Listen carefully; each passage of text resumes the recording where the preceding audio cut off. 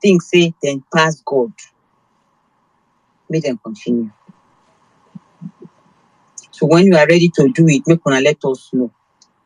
We go just post and there. If all of us go do them at the same time, we go see God in action. That is my message to you guys this morning. The person spreading the lies, that was just the message God gave me this morning, and has been giving me that we should read Psalm 91 on top God give a message. of our head, of their head. You said hear that line.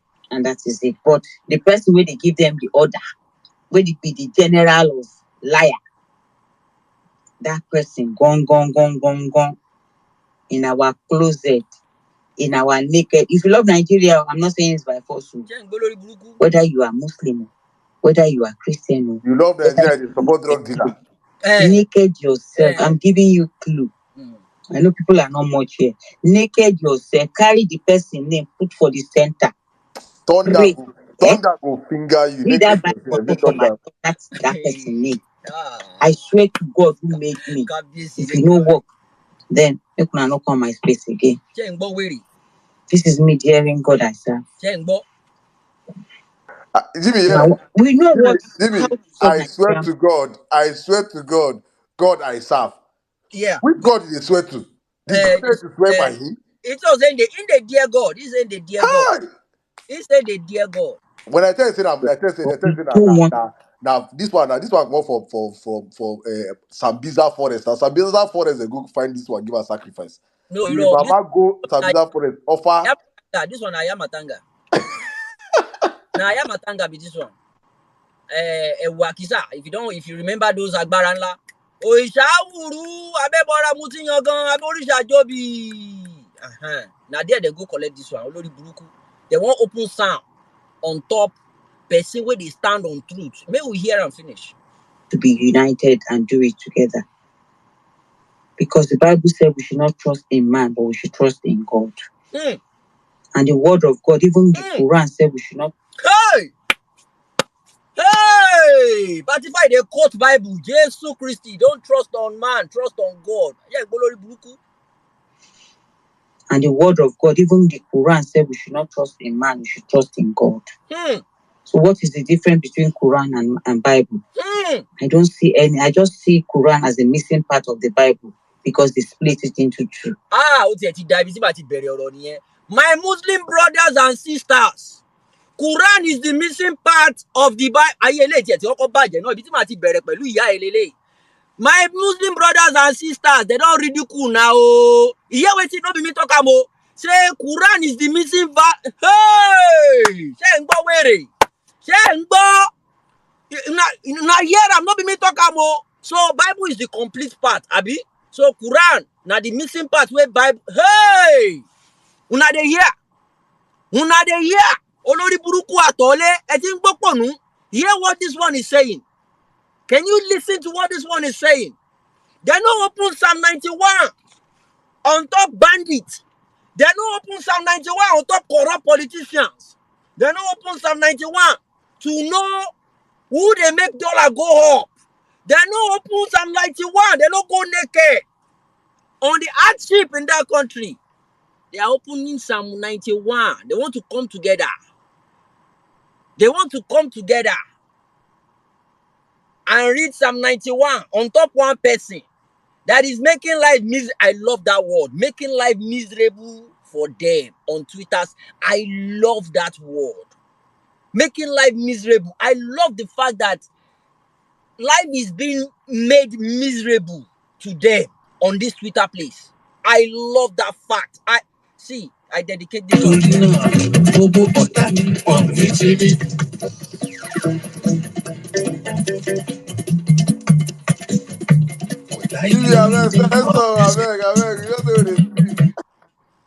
gbogbo ọ̀tá mi ẹ ní sinmi gbogbo ọ̀tá Labour Party ọkàn yóò ní balẹ̀ ẹ ní sinmi Esther àbí kí ló ti porúkọ ẹ olórí burúkú ó fẹ́ lọ máa ṣí Psalm 91 lórí ẹni ẹlẹ́ni ẹni tó fẹ́ kí ìlú tòrò kí ìlú da ò ní sinmi ọkàn ẹ ò ní balẹ̀ gbégbé kì í gbé sóko ìwọ ti ṣorí burúkú náà o ti kọjá iye o ti gungi kọjá ewé. Cut this part and send it to her. As long as you're standing on the mandate of a drug dealer, àdúrà ò lè gbà. Àdúrà ò lè gbà. Torí arí ti jẹ́ bí ìbàjẹ́ ni ẹ́. Ó ti jẹjẹkújẹ. Wá ń pàtẹ́wọ́, òun fọwọ́ rọra. Àfọlọ́run tó bá sí. Ọlọ́run ò sí ní ìbàjẹ́. Olórí burúkú ni Esther. Kan gélẹ̀. Next time, open space on top me. Màá wá jókòó tí ìyá yín tí tùràrí ni màá fi máa ṣépè fún yín báyìí. You guys are just bunch of clowns. Bunch of illiterates. Now this one's go this kind of person go say go open Bible too for midnight, go they play for Israel. Olórí burúkú. Ó ti misplace priority. I love the fact that little girl is giving you guys sleepless nights. Ọkàn gbogbo yín ò ní balẹ̀, ọkàn àṣebí ẹ balẹ̀. Ẹ lè rí di jókòó, ọmọ orí odó kì í rí di jókòó. Òfò lẹ máa ṣe. Òfò lómi ẹ̀fọ́ ṣe. Ẹ̀yin kíní burúkú bí ọbẹ̀ àná yìí. Ẹ wá kórè burúkú papọ̀. Ẹ̀yin ṣe kórè àwọn olórí burúkú, ẹ̀yin ṣe kórè àwọn wèrè. Ẹ wá ń wọ́n orí burúkú jẹ bí chinchin. In your coven, you're speaking about someone standing on the right part of history. Someone established. Someone where we say, waiting a dog they chop for America. Some of them no fit chop am. And olórí burúkú, you want open Psalm 91. On top person where they country, where the system they work. And you go get accident. Accident is normal. 911 ma dé lẹ́sẹ̀kẹsẹ̀, wọ́n ti yanjú ẹ̀ kúrò ńbẹ̀. Chopper ma dé bẹ̀ lẹ́sẹ̀kẹsẹ̀. You guys, you need to travel because they've bamboozled you guys so much that they believe you pray your life out of sickness. You believe you will pray any small thing a prayer. Any small thing a prayer. Báyé yìí ṣe máa bàjẹ́ lọ nìyẹn. If you pray from today till tomorrow and you're not doing the right thing, kò sí kankan tó máa ṣẹlẹ̀. Tẹ́ni tí ń bá ṣẹlẹ̀ coincidence lásán ni, mistake ni. God of Israel, missile no fi ń jà báyìí. Wọ́n ò lo holy water, they are not using holy water, they are not using anointing oil. You need to get out of your ass. Jimmy, Honestly. Jimmy, please, just 1 minute. See how people. I want you guys to understand something that in history of this country, some people have got to the roles of demigods. And I will say this with all due respect to the man himself. I respect the man a lot. Up to now, even though I know that I have not come to know that he does not stand for the people, but he stands for his pocket. I'm talking of Daddy Adeboye. In history, he has made so many statements. He has made so many tweets that he has never deleted. Even when he said in 2015 that IMF, I command you that dollar will fall. That tweet is still up. Because there has never been a time in his life standing on the pulpit that he has been called out, he has been chastised, he has been. I sat down and I remembered when he was in church and he made one prophecy. I tell you people that something will happen, the dollar and naira will rise again. And the church was quiet. He has never in his time experienced when you will tell people a prophecy and people will see it as a lie. We are in those days. They had to take down that RCCG tweet. Bro, they are worshipping Adeboye, they are not worshipping God. That is what is going on in Nigeria. They are worshipping Adeboye. Baba yẹn lẹ ń sìn ẹ̀sìn Ọlọ́run. Baba dẹ̀rẹ̀ alábòsí baba is dining with the politician. Mo sọ ẹnu mi gba ife mi àtọ́lọ́run lẹ̀. Ẹ jẹ́ kọ́rọ̀ yẹn wà láàrin mi àtọ́lọ́run. Let it be between myself and God. Alábòsí baba. Have you ever seen Adeboye come out when Christians get killed in northern part of Nigeria, anywhere in Nigeria? Ìgbà tó ń pa àwọn èèyàn ní Ọ̀wọ̀. Okay, let's say he wants to be tribal. People were killed in Ọ̀wọ̀. He didn't make any video. Àmọ́ ogun Israeli, bàbá ṣe video, wọ́n á jókòó, wọ́n pawọ́ pọ̀. 25 people were kidnapped in Ondo State last 2 weeks. Yeah. In a church. People are scared of talking. If you cannot speak, that is how everybody will just die in that country. That man is one of the problems in that country. You are worshiping that man, not the religion. You are worshiping that man and not the religion. Open your fucking eyes. The man came out. Wave flag Israel by Israel, God of Israel. They were the video. They do editing finished for the video. The Israel flag first. They float. Now so about sit down. They put the video there because you guys are irrelevant. Christians in northern part of Nigeria irrelevant. Other Christians irrelevant. In Nigeria irrelevant. But Israel, then they give them money. Then they go there. Then they go do tour there. And Israel where now they pray for. Hypocrisy. Israel where now they pray for. You see the ballistic missiles where Israel they take attack.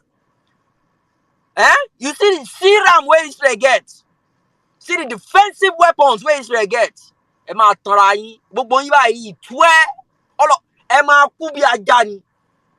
Religion is one of the things they've used in that country. But people cannot talk. Or NTU. Baba, Holy Father. Holy Father will need that. Holy Father will need that. Holy Father, what has that country benefited in religion in that country? What? Name one thing. What is the purpose of you? You have the spiritual power to pull out witches, to pull out anything from anybody in the church. But you don't have the power to speak to God. You eat breakfast, bread and beans with God every morning. You can't tell God the issues we are facing in the country. Number one, we are the problem of that country. God will not come down and fix anything. As long as you cannot speak when you're meant to speak, as long as you keep supporting the devil, nothing will happen in that country. Take it away from me. Last week Sunday, a woman was lamenting on boss. She went to church with 5,000 naira. Nothing came back with her back home. She has nothing to eat. In church. They wanted to even put holy oil on her head to do cross. Olive oil got in one church buy. They are importing everything. It's now expensive. Only water here, what you want buy. Pure water, Nora. They are buying pure water for only water. Now they go just pack water for somewhere, pray on top of them, and people go buy them. It's not cheap. Wake up! Wake the fuck up in that country. Religion is not our topic today. But it's one of the problems people are facing in that country and they are scared to speak. Don't speak. The one I've said today, Aroti Romo, leave it between me and myself and God. Let it be that way. Moving forward. Olori Buruku Baba Tole. Before I move to Baba Tole, General Uti, don't worry. I have special prayer for you. Queen B, I have special prayer for you. Ọwọ́ tó gẹ̀dẹ̀ bá gbé báyà rẹ̀ ló fi ràn. Tọ́ba lẹ́ni ẹ̀yábá la máa mẹ́ni ọ̀la la máa mú. Kò sẹ́ni tó bá gbé náà wojú ẹkùn báyìí ó máa fẹ̀jẹ̀ wẹ̀. Tán tẹ́rí sí orí wọn máa pa ni. Ẹ má wọ̀rí. Tójú tiẹ̀ làpàrọ̀ fi ríran. Kì í ṣẹ́rù wọn. Kì í ṣẹ́rù Dangote wọn. Kọ́ máa bọ̀. Wọ́n máa bá wa bí akọ. Bring it on. Whatever it is you want to do, go and do it. Awambi báyìí. Bàbá yìnbọn à ń tún kì ní àti túnra wa kì. Bring it on. We are here. We are going to face anything that comes up against us. But you see this Nigeria matter, we go die here. Because guess what? We're on the right part of history. We are standing on the truth. It's as simple as that. I don't care how you guys want to twist it. I don't care how you want to paint it. I don't care how you want to say it. It is wrong. What is wrong is absolutely wrong. Small time, they'll start going after OT now. Watch. All the project he's doing, they'll probably start destroying it to make him look incompetent. They will start doing things to drown his accomplishments. But Ọlọ́run ò ní fún yín ṣe. Ọlọ́run ò ní fún yín ṣe. It is not a Nigerian thing. We are not corrupt. We are not bad people. We have the best of us doing so brilliantly well all over the world. All over the world. I have friends here in America that they've not even been to church this year, and they are doing fantastically well. Because what? They wake up when the alarm sounds. They need to hit work when they're meant to start work, and they clock out when they're done. No amount of prayer can stop their money from getting into their account. If you don't get your ass up and go and work, nothing is going to come into your account. It's as simple as that. You work, you make money. Pray from today to tomorrow. No helper is coming for you. No helper is coming to help you. The church will not speak the truth. Let me tell you that categorically clear. The church will not. They will not speak to the politicians because they are in bed with the politicians. They work hand in hand. If they speak to the politicians, if the economy is good, every Tom, Dick, and Harry, Monday to Friday, they will be going to work. Nobody will be going to midweek services in churches. And if people don't go to church, how are they going to survive? How are they going to survive? The system has made it known that churches, they depend on the people to survive. Otherwise, there is no how they can survive. It's a different ball game entirely in Nigeria. Pull yourself out. We are doing what we are doing here to pull people out psychologically out of poverty, to let you know the right from wrong. But at some point, you need to pull yourself out from this spiritual and religious war. It is a war, in case you don't understand. And I want you to start paying attention. I want you guys to start paying attention that whatever it is you do as a Muslim in Nigeria, how are they doing it in Saudi Arabia? Whatever it is you do as a Christian in Nigeria, how are they doing it in Israel? Do this comparison. I've been seeing a couple of videos flying up and down. Muslims praying on the main road. It will never be seen in Dubai. They will never do. Them go arrest you. They don't do that in Saudi Arabia. They've weaponized poverty. They've weaponized religion. It's a very, very, very, very sensitive thread to be careful when you trade in Nigeria. We'll get to that part very soon. We will. But that won't change the fact that Tinubu is a criminal. He's a bloody criminal. You see, before election, we were screaming like mad people.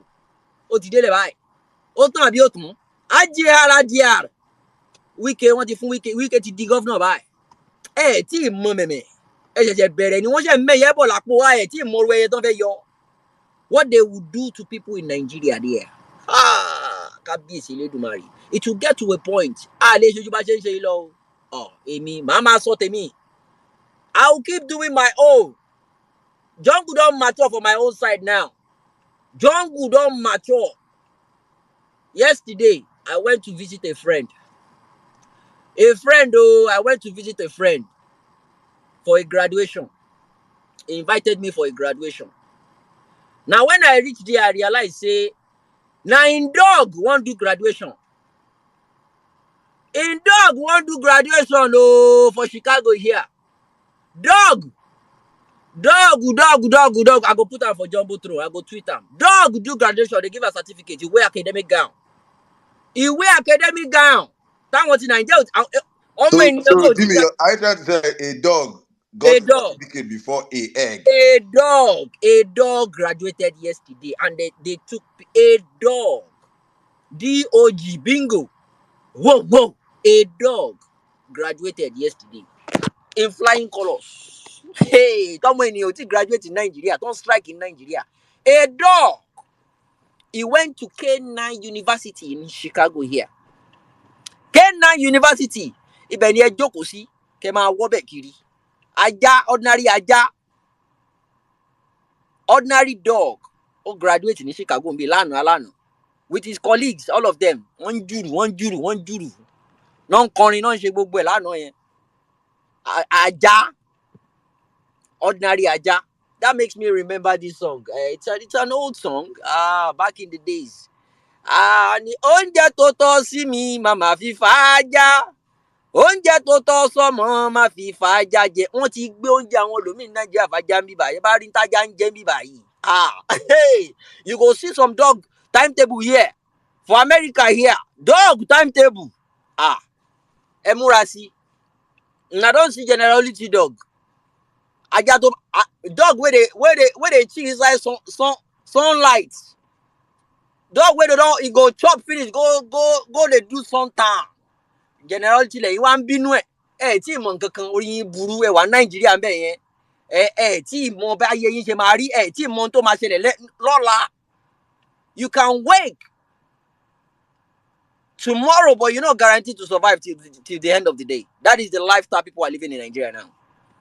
Russian roulette, by in Nigeria, the bullet is increasing every day.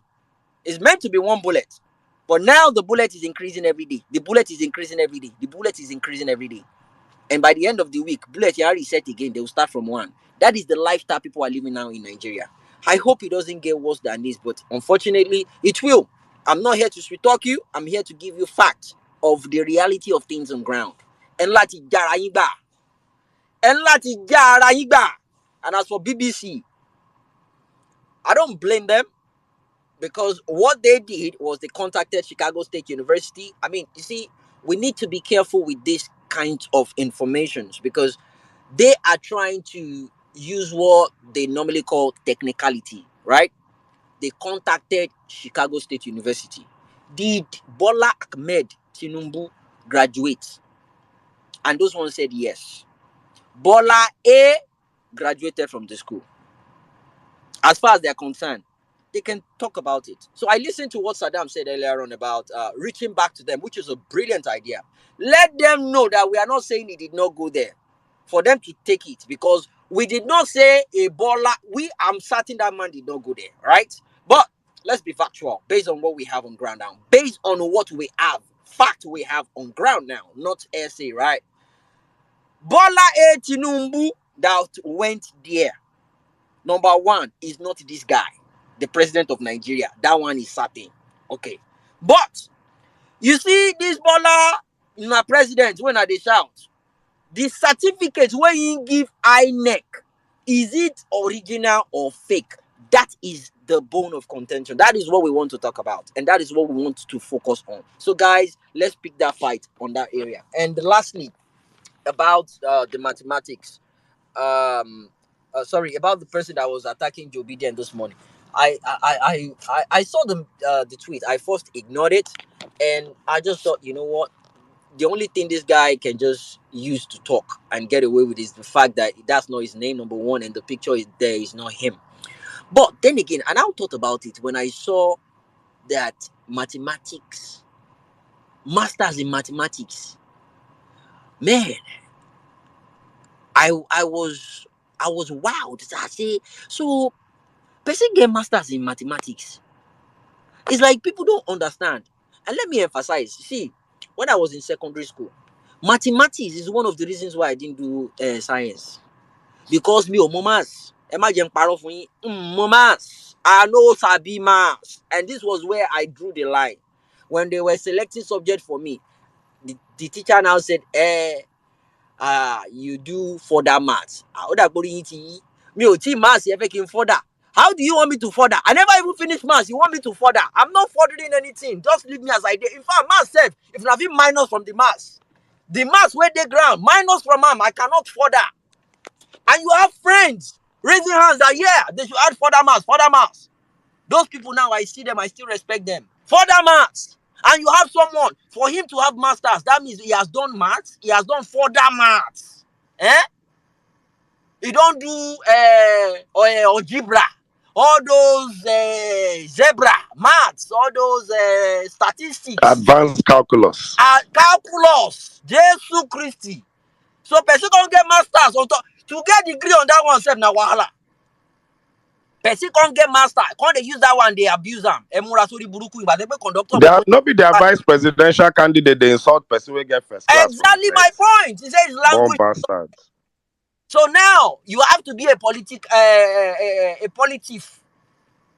to show that you've made it in that Nigeria. You have to do something that is not legal for you to be recognized. You saw what happened to Kenny Ogungbe yesterday. Is it 52-year-old man? Don't do NYSC. That is the Nigeria we want. He probably wants to run for an office. And he had to go back. Because I know the D1 is into politics already. I know. And I'm certain with the connection, he wants to go into that too. But he wants to make sure he ticked all the boxes. That is the way to go. So no matter how old you are. But this man doesn't want to do that. He wants to buy his way out. Emurasi. My advice, Atiku did well. I believe he can push it more further. Reach out to the people in North. The press conference he did, if he can do it in Hausa, let it be in Hausa version. Where bombard the North, come on, do it. If you don't see better, if you want to get your country back, get off your ass and let's do it. We'll keep doing what we can. Thank you so much, guys. I've wasted a lot of time. I'm sorry. I had to just start with that crazy guy. So please, guys, keep an eye out. That account is dead on Twitter. He dare not come back. If he does, then it's just a signature away. It is just a signature away. But right now, the whole point of suing him is that the stuff was online. But now that he deactivated the account, he could have easily just delete those stuff. But he wants to prove stubborn. Keep an eye on him. If he comes back, just alert me. It's just a signature ahead. Then that's it. It's done. Thank you, guys. Thanks for coming. We have over 1,155 people on Vawulence page right now. My DM is blown up. A lot of people listening to me. Their moms are listening. Very good. I love that. Connect it to your radio. Connect it to the speaker. Let people listen. Let them know. This is where we give you what is meant to be given to the people. We educate people here. We speak to them. We're not tribalistic. We're not fanatics, but we speak to power, we speak to truth. We don't care who you are. We'll say it the way it is. And we'll keep doing it. Every Tuesdays, Thursdays, and every Saturdays. We will not stop. We'll keep speaking. Thank you so much. Welcome to Vawulence Space. God bless you. Thanks, Saddam, Sizu, well-meaning. And I see our regulars. People are here already. Miss Bells, I see you. Welcome. General Luchi, welcome. JP, Auntie Bolanle, Real Ever Best, been a while. Welcome. John Ville, Auntie Madonna, Omega X. That was a beautiful song. I paid attention. I knew it was you. I knew straight up it was you. God bless you, my brother. Good talent. God bless you. Ella, Ankedede, Gregory, Will E, Jennifer, Pelumi, Honorable Oluwawumi, I see you. AJ, Mary White, Adu Akaji, Patient, Call Me Wealth, Tags, I see you. Justice Norse, I see you. Ofe, Mission, I see you, my brother. Ayobami, Julius, Maureen, J, I see you. Collins, Oluwadamila, Reshoot, Sugar, Obina, all of you, I see you. Lily V, my sister, I see you. Shino Aliu, Ronke, Dolapo, I see you. Jobedience SIM card, I see you. Grandmaster, my brother, that was a good whip. I love your Audi. God bless you, my brother. I see you. Lakon, all eyes on judiciary, PhD guns, inspiration, such as life. Welcome, my people, Prisma. God bless you all. Let me yield to Saddam now. Thank you, guys. I yield. Thank you very much, my brother. Thank you, Jimmy. Wonderful submission as usual. NC, I see hands are up. But just before you come in, I just want to use the moment to wish a happy birthday to our own, the man that was converted on this platform. See, when the history books will be written of what happened on the Vawulence space, so many things will be said. Happy birthday to you, Ibrahim Abdul Karim, Zita. You guys know him. He was converted on this platform to become a Vawulencer and become an obedient from this platform. It's a privilege, and he rose to the pinnacle of his career. These are the people that brought Buhari to power and did everything and brought his record is back to back. Brought Buhari to power, brought P2B to power, and they stole our mandate. But we're going to get back our mandate. But today's his birthday, so please, guys, go out and show Ibrahim Abdul Karim all the love you can. He's one powerful voice. Behind the scenes, you don't understand what his brother is doing. He's one amazing Vawulencer. I don't know if he's on the platform, but hopefully he joins us later as usual. Thank you, guys. Thank you to all of you on the platform. I see all of you. Jimmy, I've given a whole lot of you your flowers. I bring my flowers at the end of the space. Those that are patient enough to sit to the end, you will get your flowers. But thank you to every single one of you on the platform. Thank you for always coming out and sticking with us, for joining us on the platform. It is always a pleasure doing this with you guys. Let's have an amazing space. And with that, I will open the floor with NC's Manizu. Bro, how are you doing today? Good evening. I'm doing very well. Good evening, my brother. Good evening, Vawulencers. Good evening, Nigerians. Good evening, Obedience. I love you all. Please remember, no matter what you see, no matter what you hear, no matter what Nigeria is going through, it is very possible to have the Nigeria of our dreams, and Nigeria will be great in our lifetime. I have found my niche in the obedient movement, and it is information dissemination. I found out that Nigerians barely read, but Nigerians don't forget what you tell them, especially how you tell them. A lot of people in this movement have created a lot of Google babies. I'm very happy with the fact that a lot of people in this movement keep their arguments factual, and it has saved us. So I'm going to tell you guys a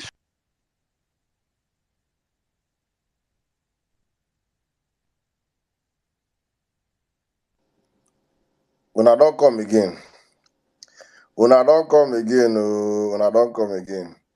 When I begin to cook like this, I just want to call her for phone. Please, please, please, off you, reduce your fire. Reduce your fire. Allow him to cook, please, please, please, please, please. Allow NCs to cook.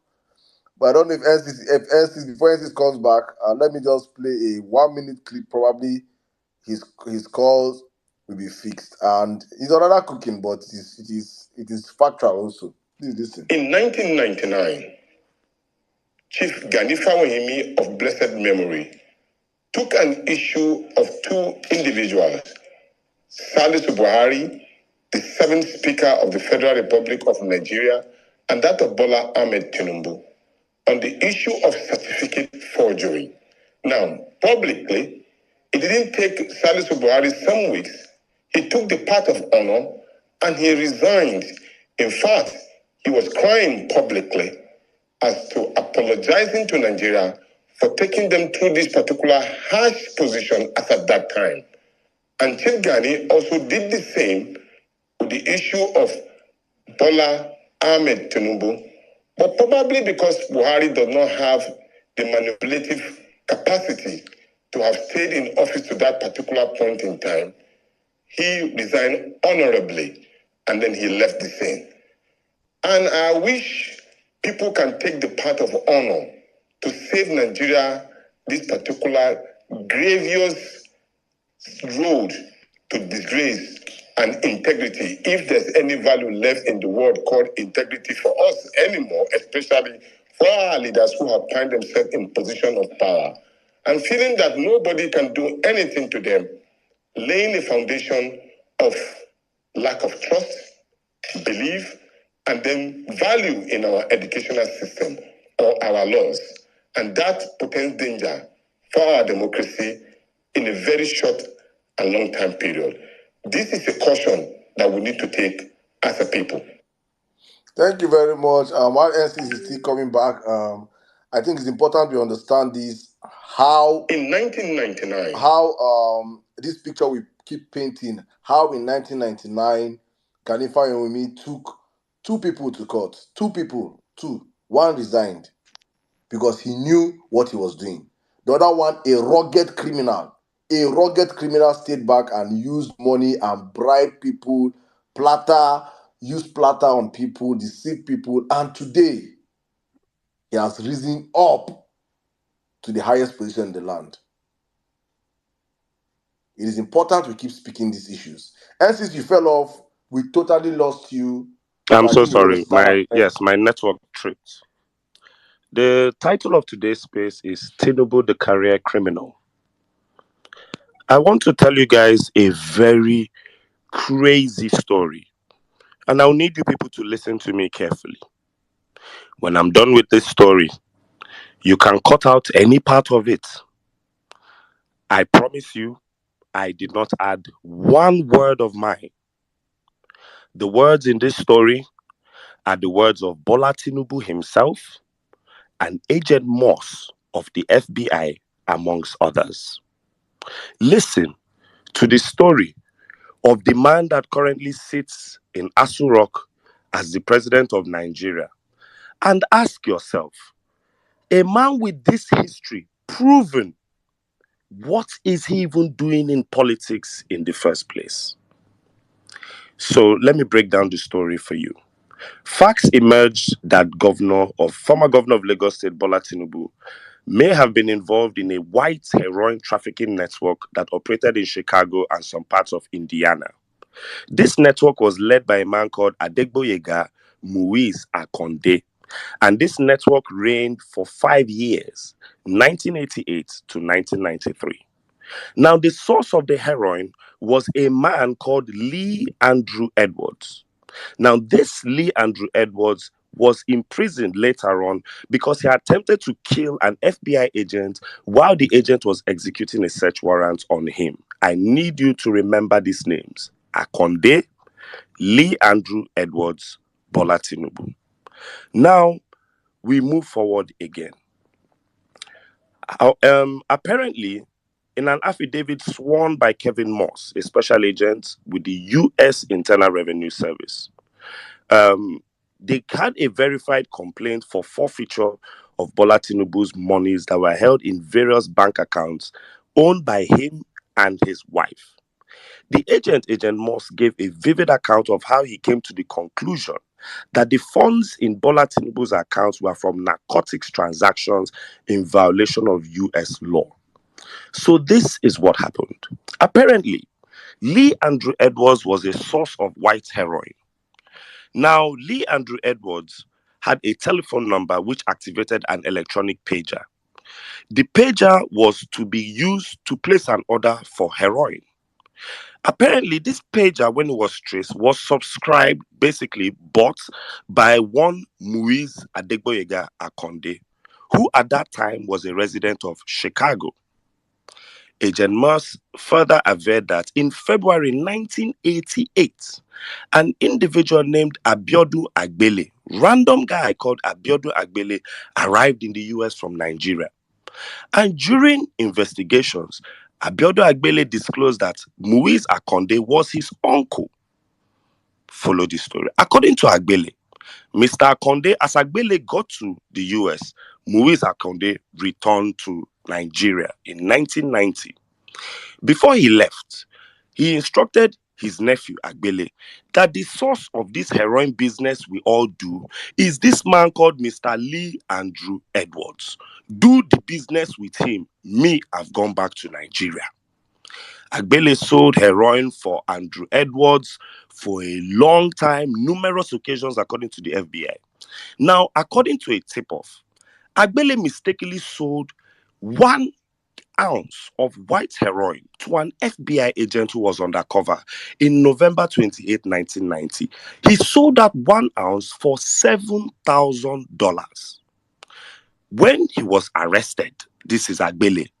Agbele agreed to cooperate with the law and snitch on the entire white heroin distribution network.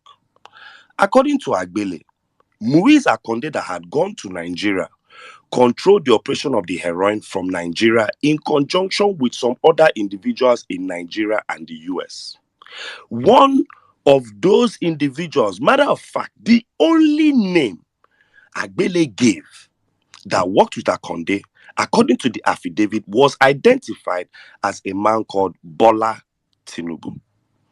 The investigation then revealed in December of 1989, Akonde had taken Bola Tinubu to First Heritage Bank. Bola Tinubu opened a bank account in that bank. When he opened the bank account that day, he used an address. The address Bola Tinubu used was 750 South Stewart Road, Chicago. That address had been previously used by Akonde, who has now returned to Nigeria. And in that address, Akonde had established a company called Globe Link that the FBI later found out was a drop-off point for packages from Nigeria that contained heroin. According to bank records, Bola Tinubu also opened a joint checking account in his name and then another account in the name of his wife, a certain Oluremi Tinubu.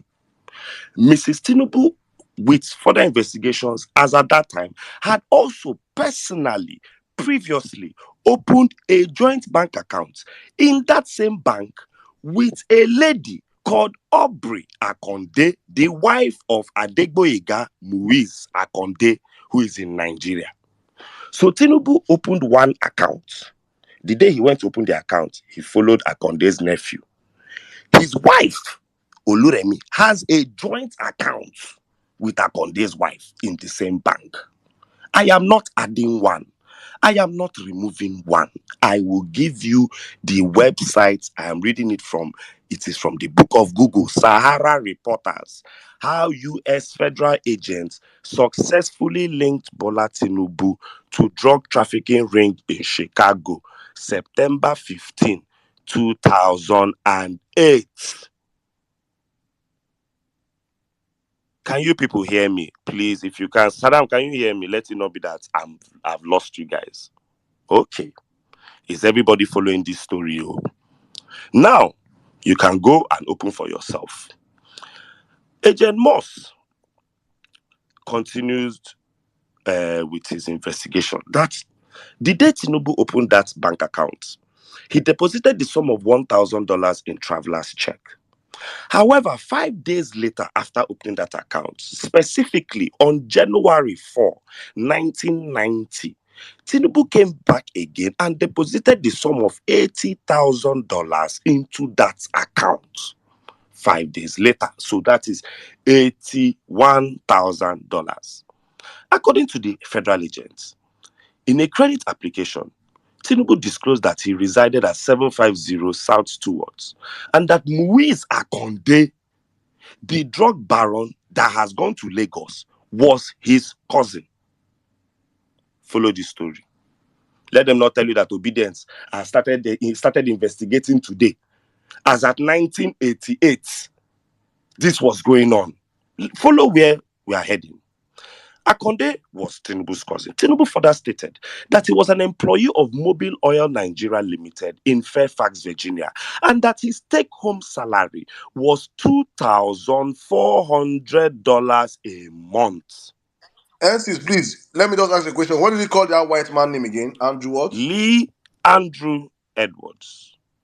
Somebody just posted on the jumbo on the thread right now from Google. NWI Times, head of the Gary drug ring gets life in prison. He tried to kill a 23rd federal September agent. 1994. God bless. Life in prison plus 39 months. Lee Andrew Edwards, 47, was convicted of 17 drug counts. God bless you. If only he had known, he would have come to Nigeria and worked in Alpha Beta. If only. So let's go on, children of God, because I want you people to be able to call Tinubu's criminality from memory. I have reached a point where I know the stories from memory. Now listen carefully. When Tinubu was asked, he said his salary was $2,400 a month. Where did he then get $81,000 in 5 days? Additionally, Tinubu told Agent Moss that he stated on his application for that bank account that he has no other source of income and listed his wife Oluremi Tinubu as co-applicant for an automobile loan.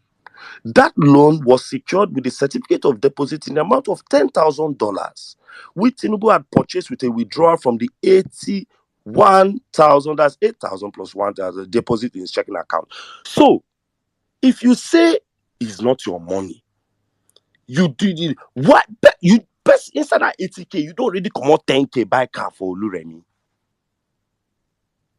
You are not involved in drug trafficking. You are even so as a bag man, you have the right to collect 10K inside 80K. But moving forward, according to the federal agents, bank records from First Heritage Bank disclosed that in 1990 alone, in 1 year alone, Bola Tinubu deposited $661,000 into that individual money market account. In 1993 alone, he deposited the sum of 1.216500 million United States dollars into the same money market accounts. Agent Moss further said that in 1991, Tinubu began opening accounts at Citibank in the section known as the Worldwide Personal Banking Unit and transferred the sum of $560,000 from that account, the money market account at First Heritage, to this account. The development prompted Agent Moss and other federal agents. Listen carefully, obedience, to show you that you people have not investigated Tinubu have. The development prompted the federal agents to interview representatives from Mobil Oil regarding Tinubu's employment status and his take-home pay. The Mobil Oil representatives confirmed to the investigators that yes, Tinubu was employed by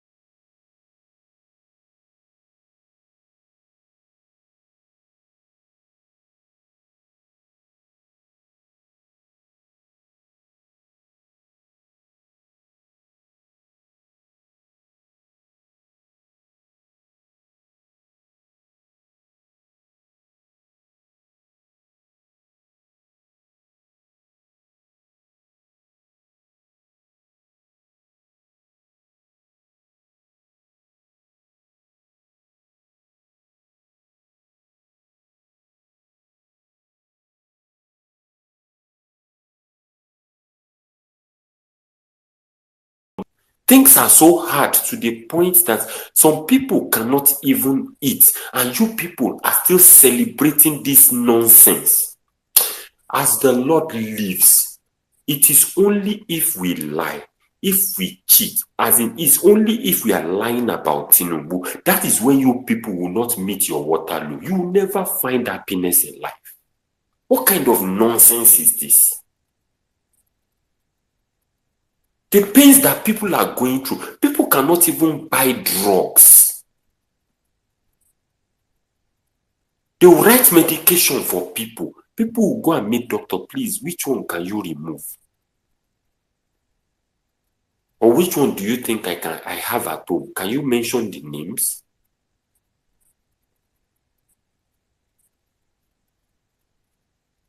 Energy sector, zero.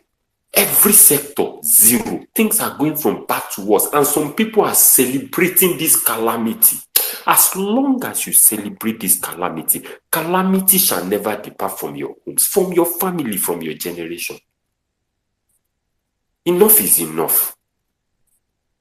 This man is a carry. Look, with all what has been read today, it takes a man that is entrenched in absolute criminality to still say that I stand with Bola Ahmed Tinubu.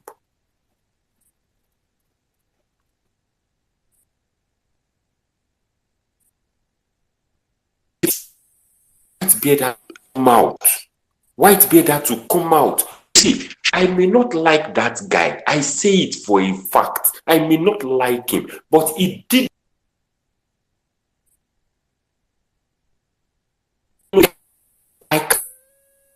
I cannot give this legacy to my daughter. I cannot give this legacy to my daughter. Only one man. Every time they talk about every form of criminality, nonsense, evil, calamity, backwardness, everything revolves around that stupid man in body. And you people have not realized, and you're still supporting him. I make that proclamation tonight. Unless Nigerians are not suffering, that is when the 10 plagues of Egypt will not be your daily occurrence. I yield my. All right, thank you very much, Oladipo. When you start, I thought you wanted to open Psalm 91. When you enter that course, I think you want to say, open to the book of Psalm 91. Make Pardon me, I beg. You know, say the useless girl where they say make everybody open the space tonight, Psalm 91. Now only 4 people did the space. 4 people, 3 people, including her. 4. Wait. They don't even like each other. They don't comment. They don't like each other. Where is the 8 million? Now Dr. Kelechi, I blame. Dr. Kelechi go open prayer space and Rita. Abado don't complain now. Say, like say that this prayer will be there. They do now. Why did they plenty? Make we open prayer space. Now they don't go open prayer Their space. prayer space is already doomed. They have fake bishop. Plus that bishop that his head looks like corrugated iron zinc. That was imagine with your 30 fake Shetima bishops plus that Bishop Tani. Dead on arrival. That guy, his brain don't fold. His brain don't fold. Person with head be like zinc. He fold like zinc. You know when tractor do move farm. No, the tractor match the guy. He fold his brain. He had no grip bust. Saddam, your mouth no good. Saddam, your mouth no good. No. Dr. Kelechi, you did not give them templates. Rita, you did not give them the right template. Now, Psalm 91 members, no open. The church, where they want open prayer space, they almost turn out to shrine. I thought the year we were naked and go to the river. Like my brother, now people went naked, go river, go pray for a man to win election. No mind when them. Saddam calls them children of the evil forest, you think it's capping. The way they come together, make them plan and make them go naked. Wait, why don't face Georgie? That place when they go naked, Ben, who they go catch them? I say now Sango go come visit. Sango go see their nude. Sagogo. No, na Samilari go settle the whole matter. Sagogo snap that picture. Samilari go to settle the matter. Anyway. Oh God. Anyway. Saddam, please, there's something you didn't mention the other time, or whoever mentioned the wedding in Kano. They spent 854 million naira on those weddings. You people didn't mention that. 854 million naira on those weddings. We always say our problem. We have a spending problem in Nigeria. We don't that there's no money. There's money, but our leaders are dumb. Head, come. I tell you that just carry spoon and go and knock one of these. Come on, I know some of them they wake up. All of them they wake up. Come on, their cap, carry spoon, knock the head. Eat it. Saddam. Let me give you the cruise of this whole thing where you just yarn. They spent 854 million naira on that wedding. The naira is currently so useless that 854 million naira is $1.1 million, or even less than $1 million in the black market. Did that shock you now? I yield. Now, Aboki Nagede the fan. I want to ask him why he not did this wedding. That's Aboki Nagede. If you are here, request the mic. This Aboki Nagede if don't marry 3 years for that wedding, you don't collect 2 people quota 1 APC 1 PD. This is palliative. Make him come and tell us what happened. So can you go use wives do palliative? if you don't get marry one get one free. Nah, Saddam, you don't understand. For southern Nigeria, palliative now 1 rice bag for 1 community. For northern Nigeria, palliative now 1 wife. When I say this country no balance. People wives to placate for high fuel prices for not. You can't see finally, when they do the wedding finish. The governor can't advise them. Don't open your spouse phone. Now wait till they talk about that. End of wedding. Don't open your phone. Jesus Christ of Nazareth. Voila. See. I want to ask something. Why be say southern governors know they get all these kind concepts? Okay, me now never marry. The state no be arrange one or two sharp guests. Give me like 2 million. Wait, please. Yeah, so you know say this that they do who mad pass challenge. Our governor do who mad pass challenge. Or you listen to southern governor own. I am the chairman of Shokaye. For now, I am the chairman Shokaye CDA. And I was just at home now, and they brought this for me as palliative for the whole of Shokaye estate. In this estate, we have 147 houses with families and tenants living there. I'm confused now. I don't know how to share this for 147 households in Shokaye estate. If you guys, the government, I'm talking to Dapo Abiodun now. Okay. If you people know you cannot do something, don't do it. Tell him. We are not hungry, we are not beggars. So we don't need your rice as palliative. This is not even 1 bag. This is not up to 1/8 of a bag of rice. Okay.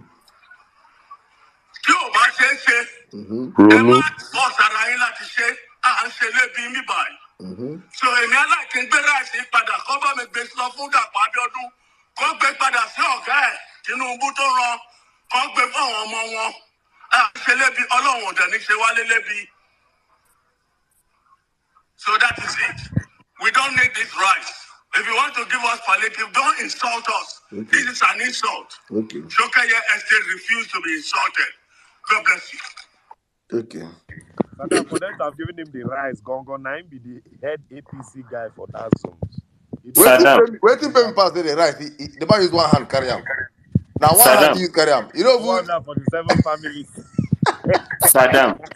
Saddam, please, let me chip something in about Ogun State.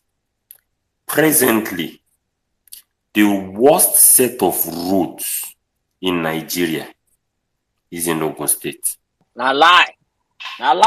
You don't go. You don't Oladi, go you there. want to compete You with my don't. You don't go at those states. Now lie. Hey. You don't go Oh, Kogi, where the okay. governor You destroy see, let me express tell you because of something. Dangote. Hold on now. Hey. I am going to be this. I'm leaving the hospital. By the time I'm going home, I go do video for una. I go supply una with videos so that you can see, so that it will not be like as if I'm telling you lies. The worst set of roads, the day Ogun State. Road will be say if you swallow motor, the day Ogun State. Bro, they tell you say na lie. You don't see the road where I drop for Imo State. Road where like say they throw Hiroshima and Nagasaki bomb. You don't see that one not be road na erosion. Bro, go check my David timeline again. Hey, You dey say he say Ogun State Road. Ogun State Road go swallow motor. Imo Road dey swallow caterpillar. Caterpillar go enter, go lost. I tell you now, say if Blade una go they do swallow blade. competition of who get the worst road, Yahaya Bello use tractor go destroy 5 express, make Natasha Akpoti no win election. Una they talk the road where natural disaster. They tell you the road where human disaster go destroy. Una they talk natural disaster. Okay. Oh. But see, you people una don't talk about the palliatives of I think the northern governor, at least in try, not like Southwest governor that gave one bag of rice. I think the Southeastern governor also doing well in this palliative. If na Southwest we give one wife for 147 families. When I don't go Nobody. to this program for South, they go chop the APC formula. At least they give them the wives. You understand? Sis, I think in this area, one wife for 147 communities. Chop the money.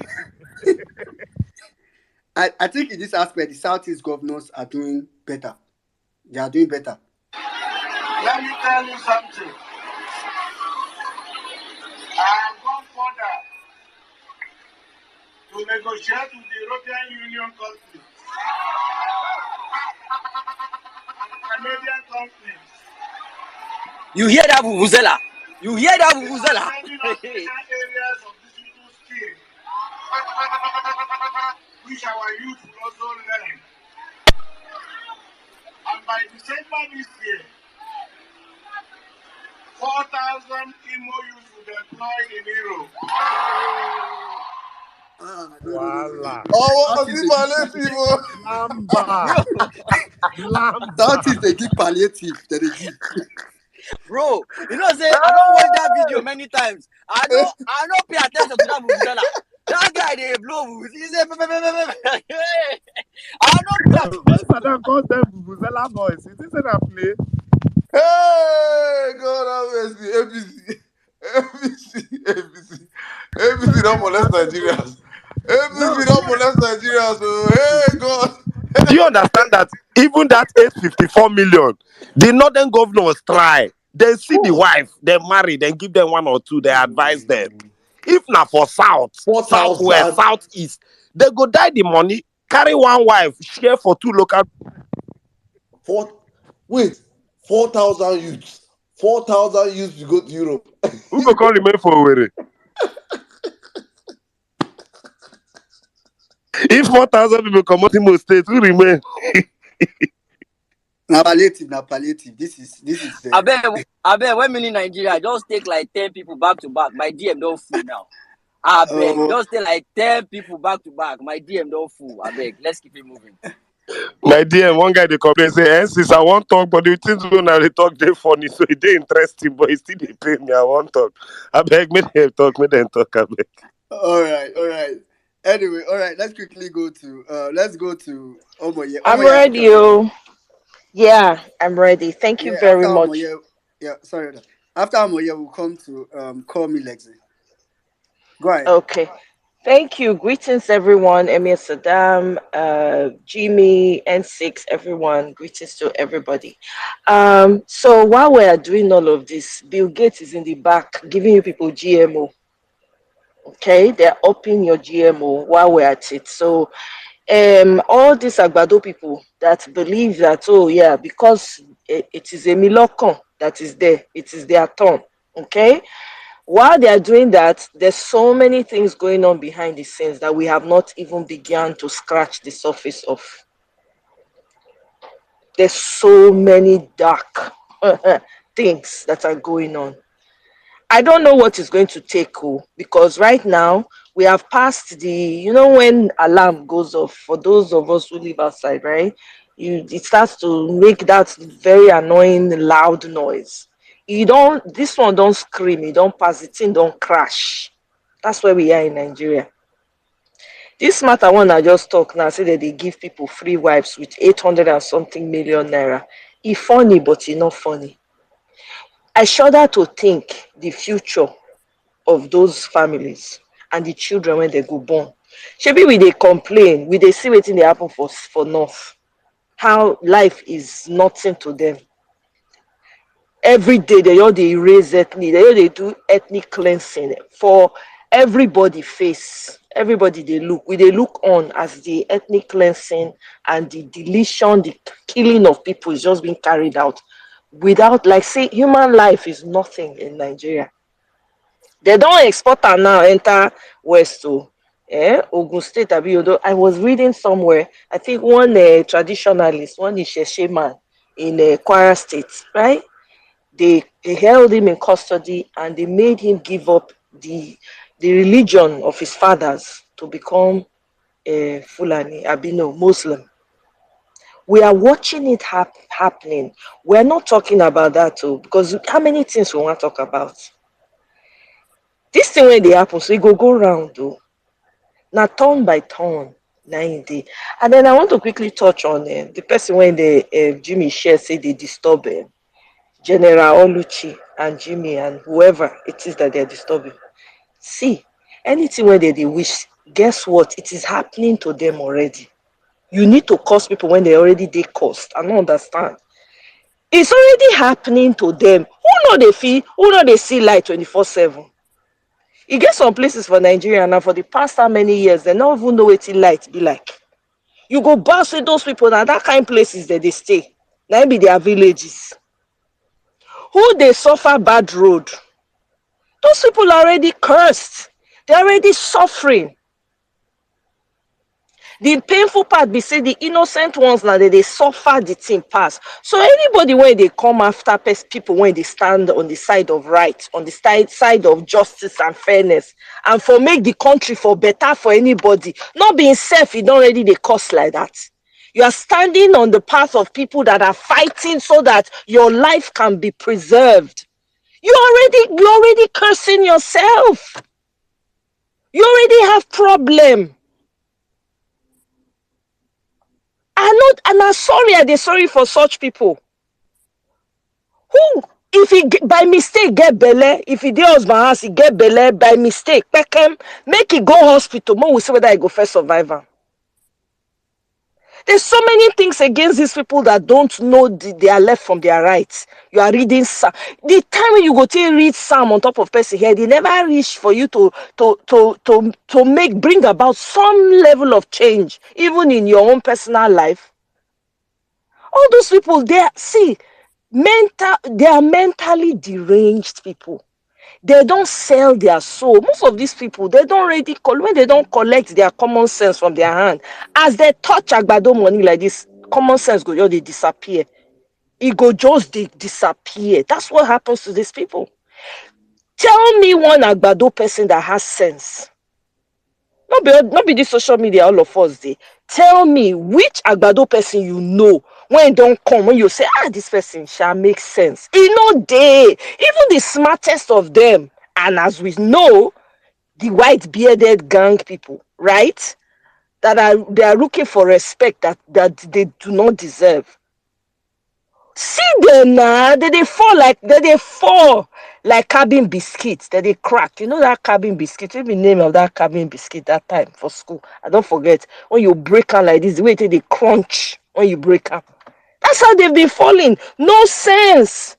No sense. Their common sense gone. Vision gone. Anything good that they want to do for their life, they cannot do it because there's nothing. There's nothing to work with. I don't know what it's going to take for Nigerians to just, because there's no, why are you even going to work? Why is anything moving in that country? If we ready, oh, no market woman supposed to they go, nobody supposed go work. There's so many ways to do things without you putting your body on the line, for crying out loud. I don't understand. Okay, we're talking about how we're going to get the North, the Northerners to be on board and all of that. I don't know if we'll be able to do that. Because when a religion has played such, it don't do number on so many people, the North and everyone in the South, all the touch not my anointed people and do my prophets no harm. Where do you begin? As we they talk this matter, so with all their pastors, when you don't disgrace themselves, don't make a complete fool of themselves in public, are people not still going to the church? Are they not still paying their tithes? Are they not still doing vex seed? Well, I don't have much to say. I don't know. Nigeria, we just need to. I don't know what needs to happen. I don't know. Maybe hopefully tomorrow when I wake up, everywhere will be catching fire. That is what I've been praying for. As they're quenching one, another one is going up. That's what needs to happen. Because really, Nigeria is gone. I yield. Thank you. All right. Thank you very much, Omoye. Thank you very much for that. I mean, right, for our listeners on YouTube, I know some time back, not too long ago, there was a challenge with the sound. So I'm sure, I think if you go there now, it has been fixed. So you can go and check. For those that are on YouTube, don't worry, I can see you guys answering. Also, when sorry, please. Also, please, guys, we are streaming this space also on Facebook. There is a very huge community of Nigerians on Facebook. I think Facebook number we have on Facebook, we have 5 times Nigerians on Facebook than on Twitter. Twitter is meant for intellectuals. The grassroots, the Gbogbo, all of them are on Facebook. Please, we should also start harnessing, when we are saying social media, let us, our voice not end here. Facebook is a very potent place whereby disinformation is going. They are passing this information there, like as it is spread as it is. It's just they carry one bag of rice, give one estate. Now, so they share it for Facebook. Please, we are streaming this place on Facebook. You can go and follow our Facebook handle. You can push people on Facebook, copy the URL on Facebook, send it all the groups you have on Facebook. Let's have people. That is the only way I'm saying how we are doing our own work, because everybody come out here and ask. I say, what are you doing? This is how we are doing our own on this community. The most important thing is information. Information is who wins the narrative is who has won this war. We should understand this. So please, guys, we are on Facebook, streaming this space on Facebook every day. Subconsciously, before you come on Twitter, copy the URL of our Facebook and post it to your groups across Facebook. Let them join and be listening. It's important. Thank you. Well, Nigeria, back to you. Okay, Joel is here. I don't know. I think something. Joel, I think Joel wants to quickly say something. Joel, go ahead. MSc mathematics. Please, Math teacher. You are forgetting one very important part of my name. I've gone to the Southwest. I'm from the Southwest. My name is now Joel, not Owodulu. You have to add that surname to my name. I'm now Yoruba. Jimmy, I beg, come and teach me Yoruba. I need to curse in Yoruba now. Well, good evening, guys. These people do, sha, but continue obedience on a hard, sha. I just left my phone for 2 hours. I came back. 99 plus comments. Una just they burn these people. How that guy go to survive? I'm funny enough, that account I've tried to look at the account. Is this druggy? That one that likes to say masturbate. Now I get the account.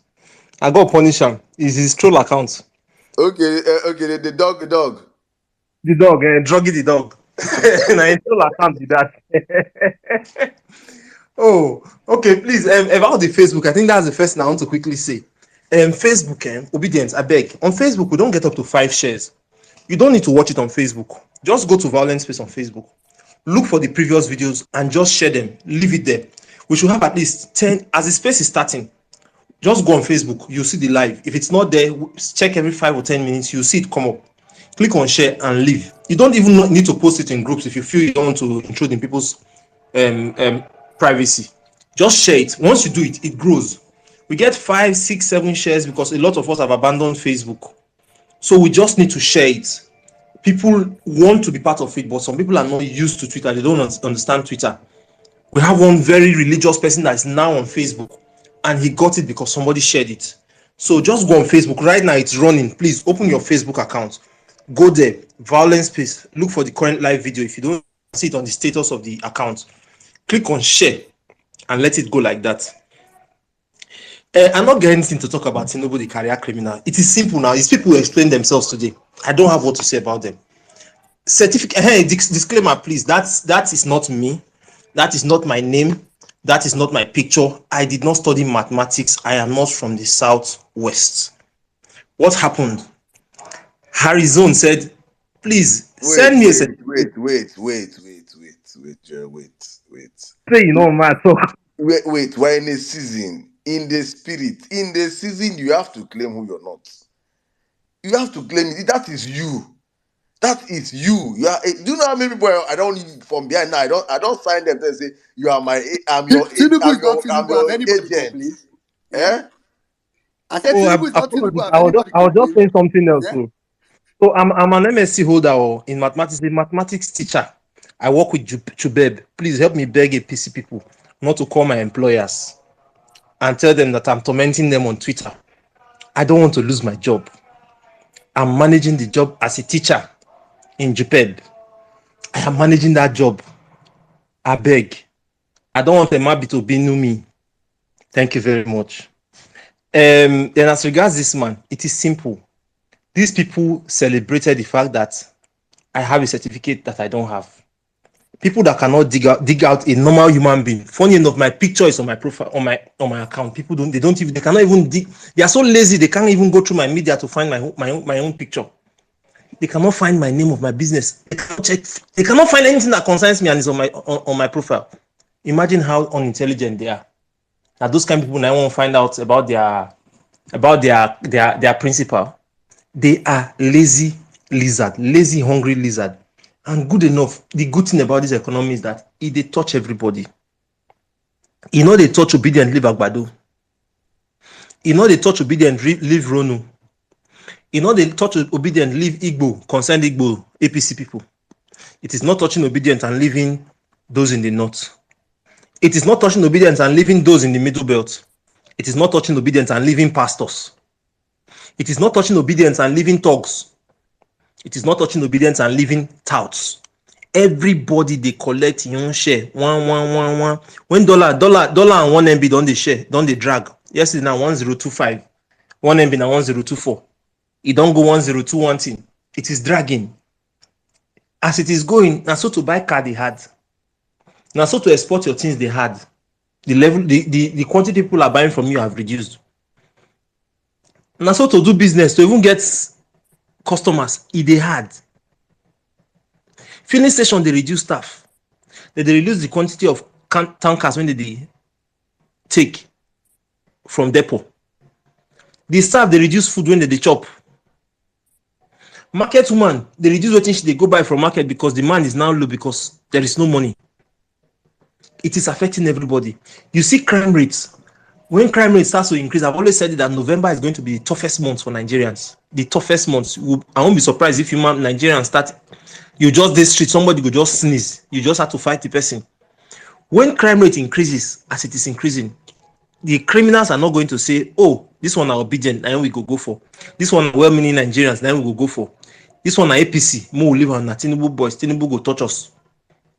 They are not going to say, "Oh, this is Kwankwaso boy." They will not say this is that. Now everybody criminals will touch. So you voted, oh, you campaigned, oh, you rigged for him, oh, the economic woes you are experiencing it. Don't be ashamed. Stop being ashamed. Come outside and cry. Complain that this is not what you expected. It could make things better. Suffering and in silence will do you another 4 years. Remember those people that said they want to show PDP Shege in 2015. Who is seeing the Shege now? Who are seeing Shege and renewed Shege now? It's all of us, including those that wanted to show PDP and Jonathan Shege. 2019, those that said, "Oh, I think Peter Obi was just talking and then Atiku were all seeing Shege." 2023, those that helped this man rig his way into power because he did not win election. Who is saying Shege, renewed Shege? Me, you, and all of us. Economy is wrecked. Even those of us that have managed, those of you that have managed to jackpot in this period, You are still seeing the shege. You are still seeing the shege. I'll use the mic here. Thank you, Wellmeaning and Saddam. And please, No, if you have mathematics questions, please bring them to me.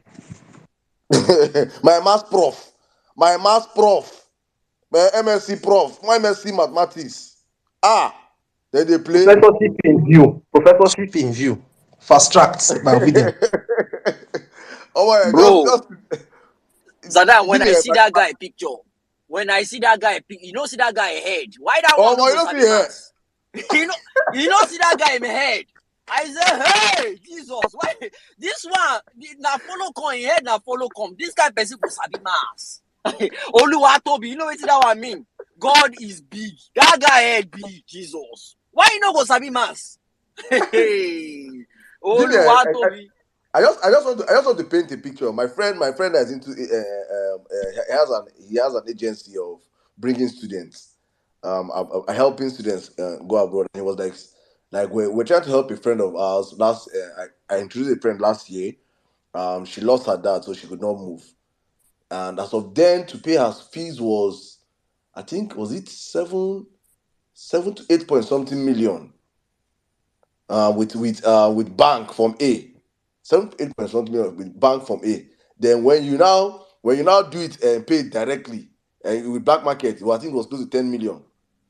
The guy was speaking yesterday. The guy said, Saddam, do you know how much that fees now is? I said, how much? He said 23 million. As he called the money, I say 23 million for waiting. the school fees. Dollar don't No, fly no be off the school now. fees change, na naira change. The school fees no change. School fees is still the same thing where school they pay. Now naira change. Naira change. The guy say, he be like say that to follow desert. Go follow desert court. It is funny, but it's important that Nigerians understand these things. That's why I'm saying, if you get to the point that either Nigerians stand up and take back their country, or the poverty will kill all of them. Or the poverty will kill all of them. I say, you see, say Japan Daisy, you cannot see where one wrong go. You want me spending 23 million naira that just last year was like 10 million. That is what, and you see people still supporting this government. Nigeria, can I your mic, I beg? Omo. All right, quickly, let's go straight to Call Me Lexi, after which we'll come to Gold Model Organics. Call Me Lexi, go ahead.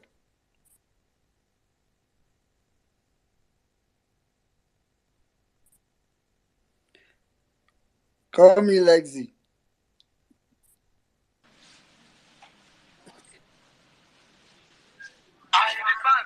Because many people are dying. Everything I do, I will. When you go so, I don't do what. I know you will. I will. I don't do what. And you will go this and in the back. Because many people are dying. Everything I do, I will. When you go so, I don't do what. I know you will. I will. I don't do what. And you will go this and in the back. Because good evening, my fellow Vawulence. This is the reality of Nigeria right now. Everywhere are scattered. Nothing is working in Nigeria. For those that understand me very well on this violence space, I always preach about offline because that's the reality of Nigeria. It dey touch me wella. I will not allow anybody to come on this space, on this Twitter line, and come and gaslight us that APC are doing well. They are not doing anything. Every day people are crying.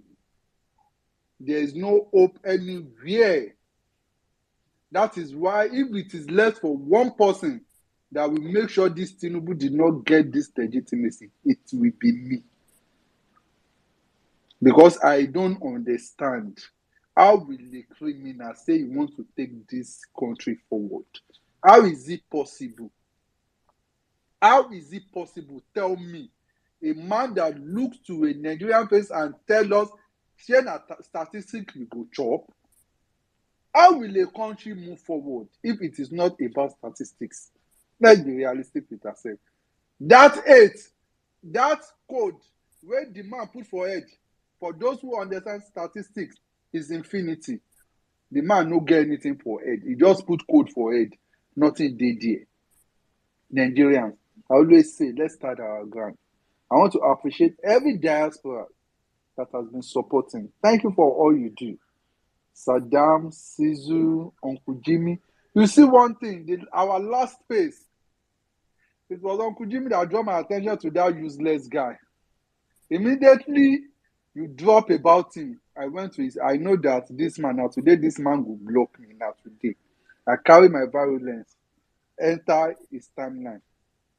I tell him, say now today, then we'll deport him. Before I go back in the next 20 minutes, the guy don't block me. I went through his timeline. I see how they are praising him. This is our own DSS. Agent, I don't forget the agent where they give him. The agent don't disappear. By yesterday that I check him. You don't dare to cross obedience line. You can do anyhow. You can move as you want. You don't dare to cross obedience line. Darkness and light, they are not friends. Wherever light appears, darkness disappears. I don't know. You are supporting a man that the most complicated man in the world. You say you people that are now standing for light. These people are not even in Nigeria. These people are not even in Nigeria. You say you want to deal with them. You want to deal with General Lucci. You want to deal with Queen B. You now say you want to go to the book of Psalm. To the book of Psalm. You want to read Psalm on somebody who is light. Instead of all of you to sit down and begin to cry on Tinubu to leave you alone. I will not allow anybody to gaslight us. The reality is real. We dey face am. I want us to do something, Saddam, if you will permit it. It is just my own opinion. Since we are preaching the right thing, we are bringing the news, we are bringing the fight to these people's doorstep. I will appreciate it. It will even be better if we allow Parallel Fact to host it that day. We should take it up on ourselves. I can be a reporter here. All the political zone in Nigeria, let's go there and let's ask people what is going on. The same way all this channel used to do, all this Arise TV, let's go out on the street and let's see. Maybe we are even lying on this app.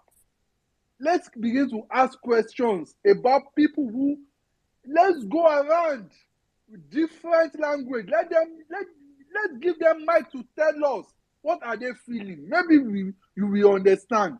That's why I always come here and appreciate you, diaspora. Despite the fact you are not feeling it, you still support. It is we that we are feeling it.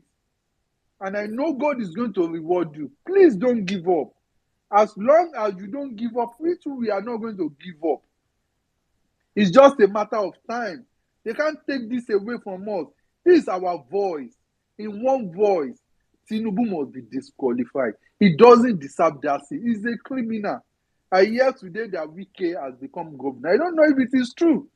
That is sad. That is the worst news I heard. I am hearing today.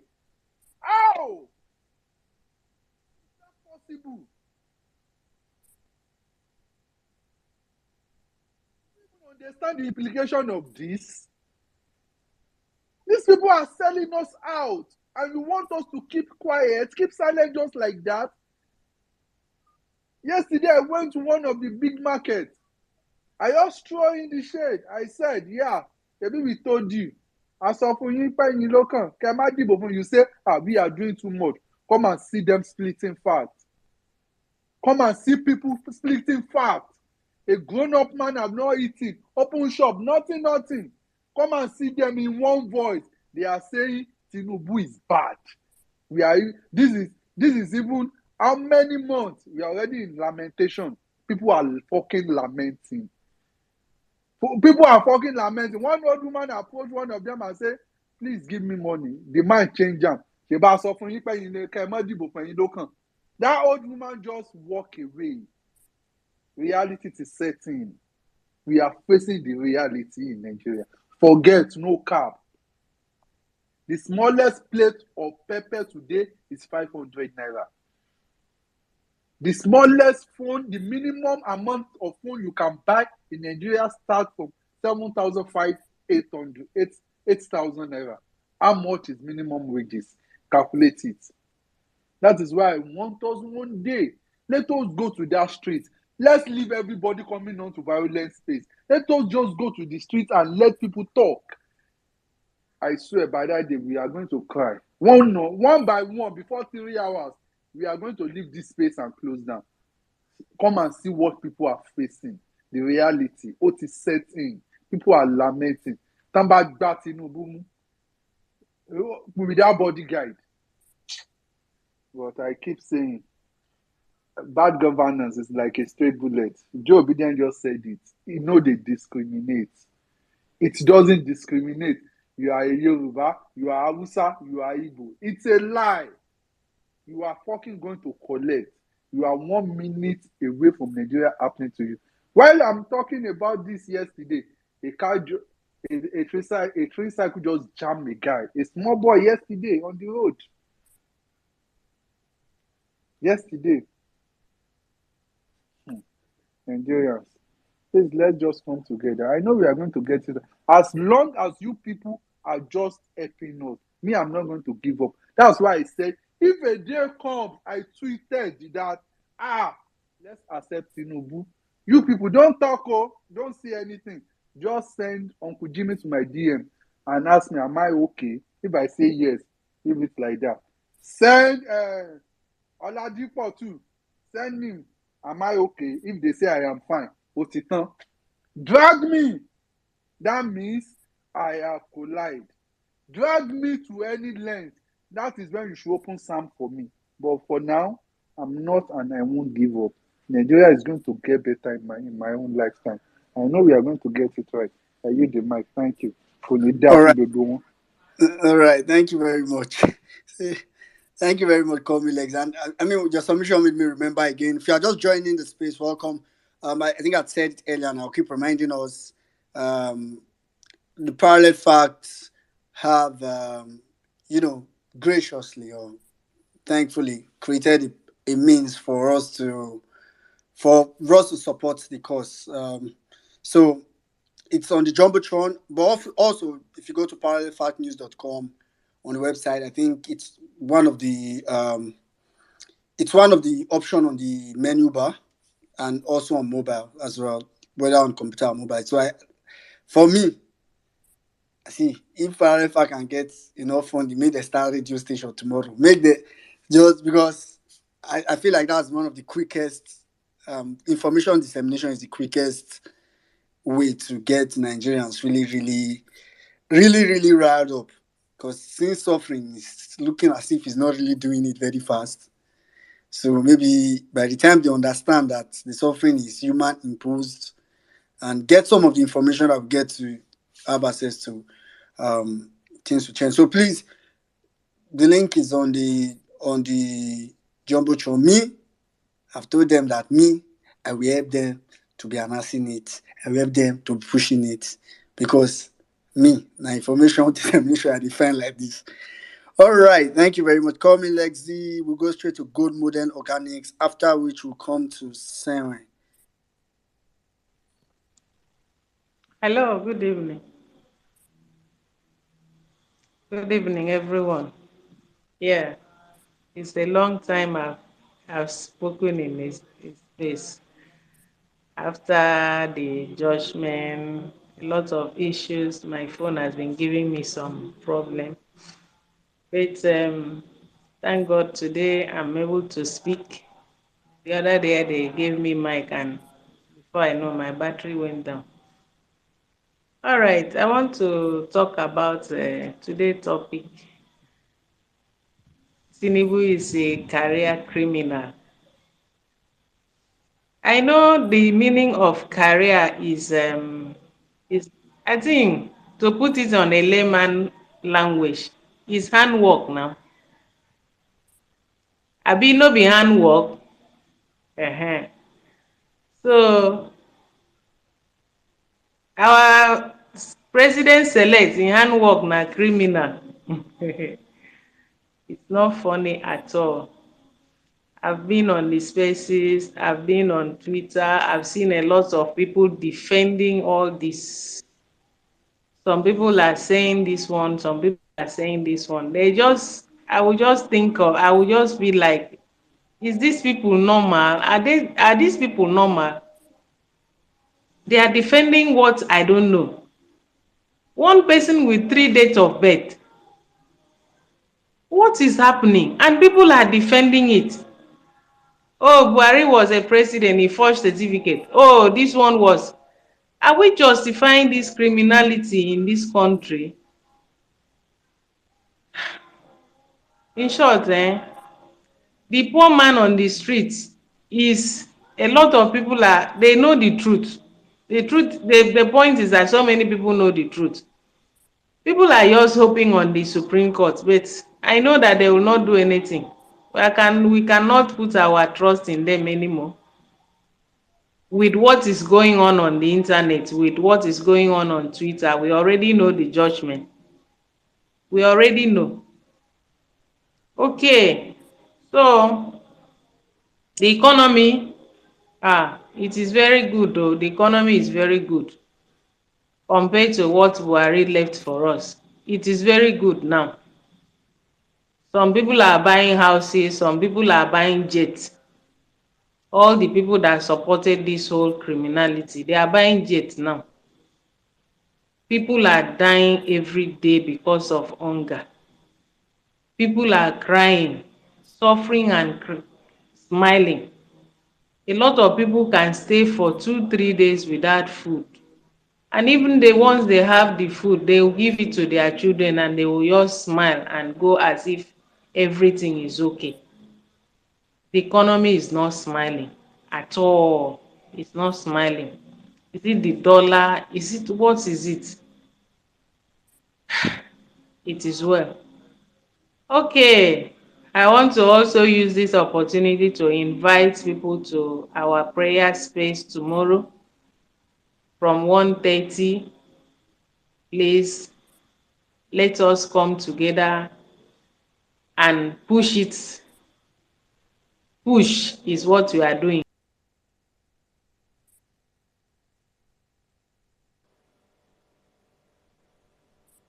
Is it just me? Good model organics, are you still there?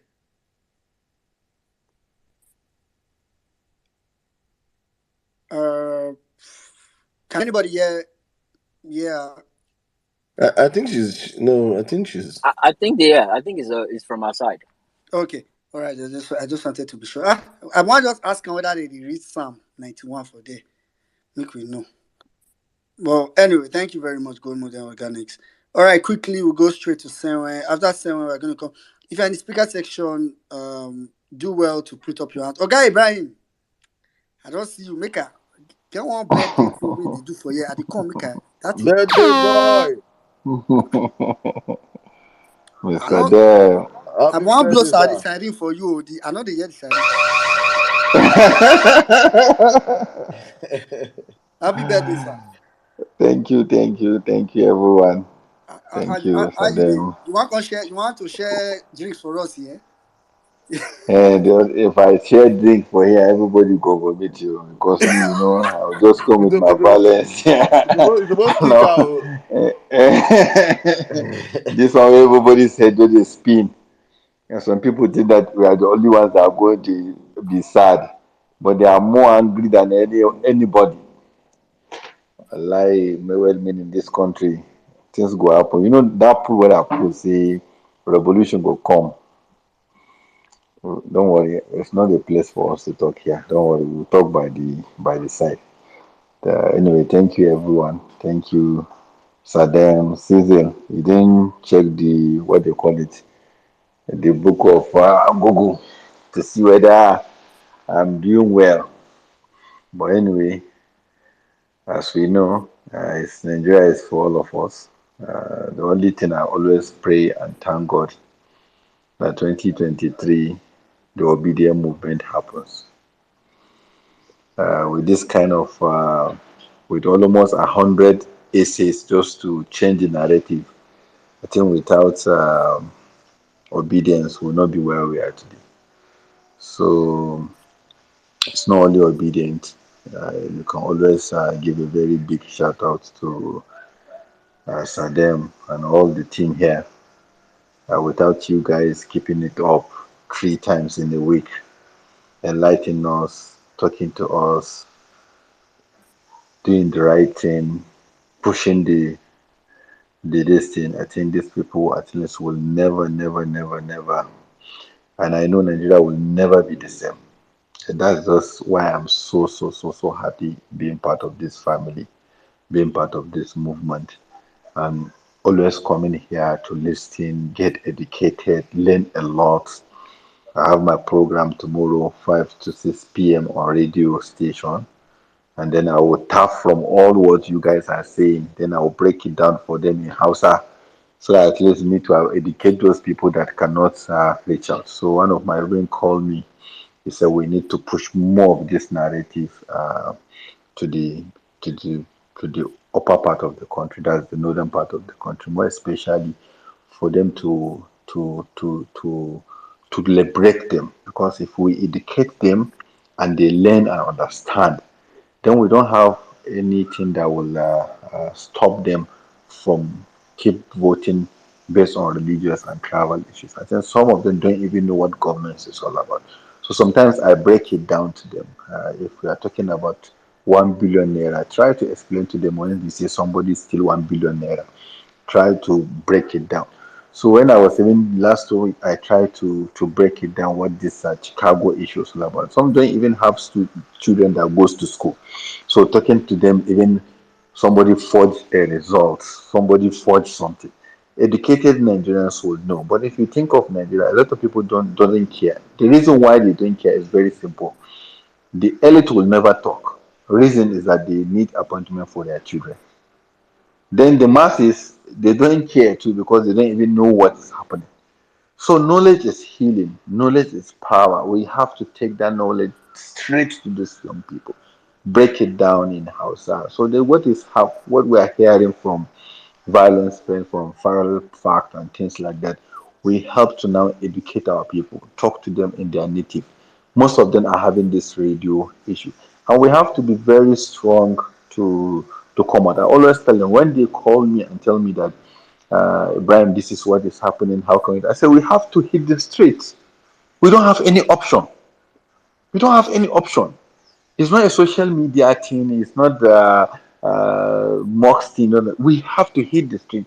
And I was so proud. A lot of women, when they call in, because the program is a call in, when they call in, that's what they said. They emphasize on it. They say, when are you calling us out? Because our children cannot even go to school. We can't feed. In Kaduna here, one of the women, she know that her children are seriously um, uh, uh, hungry. She don't know what she poisoned them. 4 of her kids. She killed the whole 4. And you can think of what will make a woman that labored, take a child 9 years in her this thing, and also labor for how many hours to get back, and also to use poison to kill her children because of fear of hunger, because you don't know where she's going to. And these are all the stories. Now, if you see that in Zamfara, for example, army has raided what they are calling the hideout of bandit. They rescue 18 people from so place. They rescue this. These are numbers of people adopted on a daily basis that is not even mentioned anywhere. Anywhere you will not find it anywhere. In my mosque, they kidnapped the one of the cleric there. He spent almost more than 4 weeks with them. It's this last, I think, Wednesday that they released him with his children after paying ransom. After paying ransom, they even come at the mosque and said we should stop even paying because they are not willing to release him. That's when I don't know what happened finally, and they released him, I think, on Wednesday or so. So this Friday, they announced to people that they have released it. So these are some things. If you are staying in Kaduna, in any of the towns around the site, in Abuja, in Kano, in other places, it's happening on a daily basis. But because it's not a news, people are looking for food, looking at people are looking for. So these are some of the things that I want us to do.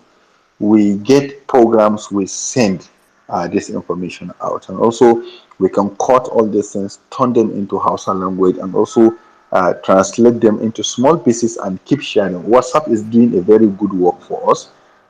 Things go faster as them in on what they call on WhatsApp. If I send it to my secondary school and my primary school group, I bet you before evening what I have sent will reach out to different groups again, because family has groups, a lot of things have groups. So it will reach a lot of people. The speed you will get in WhatsApp, you can't even get it in other places. I think we are doing very, very well, very well. You can ask any Abadorian or any person about what we are doing. He will ask you the best thing that happened to this country is this obedient movement. Any elite that you know in this country, even if he hates the movement, he will know that the movement is holding the soul of this country, and we have to keep to unite ourselves. We are not a travel group. We are not a religious group. We are not doing anything for anybody. Our own is that we just want a better Nigeria. I think a simple thing that we ask for. Because we have seen, I'm just speaking to, before I joined, I was talking to one of my friends in Ethiopia. He said these people, they even went to war last 3 months or so, but they still have electricity. I have never seen light going on. Ethiopia, he was from Kenya, he went to Ethiopia. He said because we have serious nepotism, serious people that just take over this country just for themselves. And this is what we are fighting. And I don't know people that are against us. Even if I am discussing with people that are cornered, I always tell them, the only one to find out, why are you with these people? Do you know? I say it's not about these people. It's nothing like these people. If Nigeria works, it's work for everybody. It works for Hausa. Now that we are seeing the Shege, who is exempted? It's only Saddam maybe that is in Germany also. All of us here that are here in Nigeria, us here, we are all paying the same price. Diesel, 1,080 naira. Dollar, 1,025 naira. Petrol, in some places 700 naira, 720, 780. That's the reality. Rice, you can't even touch it. Now they confuse people. Now when to now lift her? I don't know. I have never seen uncoordinated. Let me tell you even what you just let you. Within the villa, except they are fighting each other.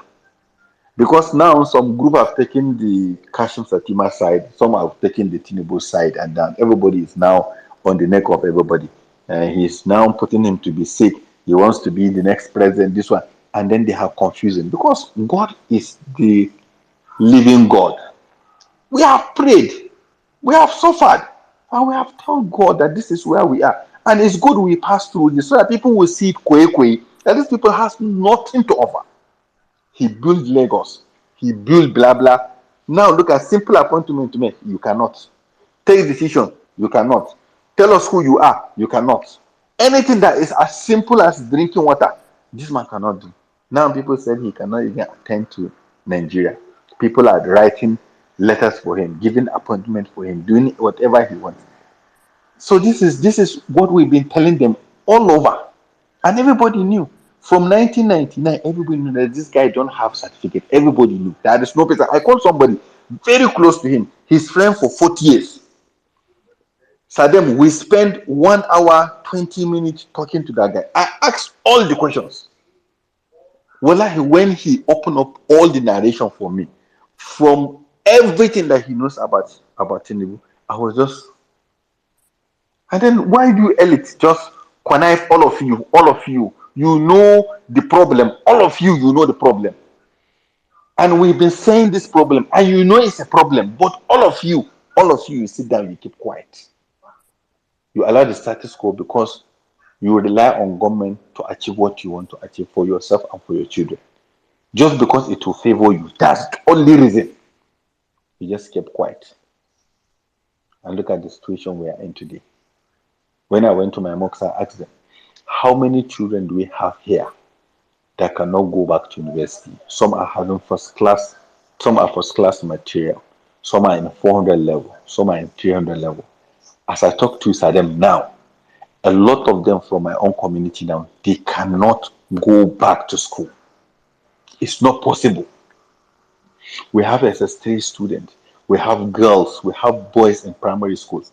I'm so sure a lot of them are not going back to school.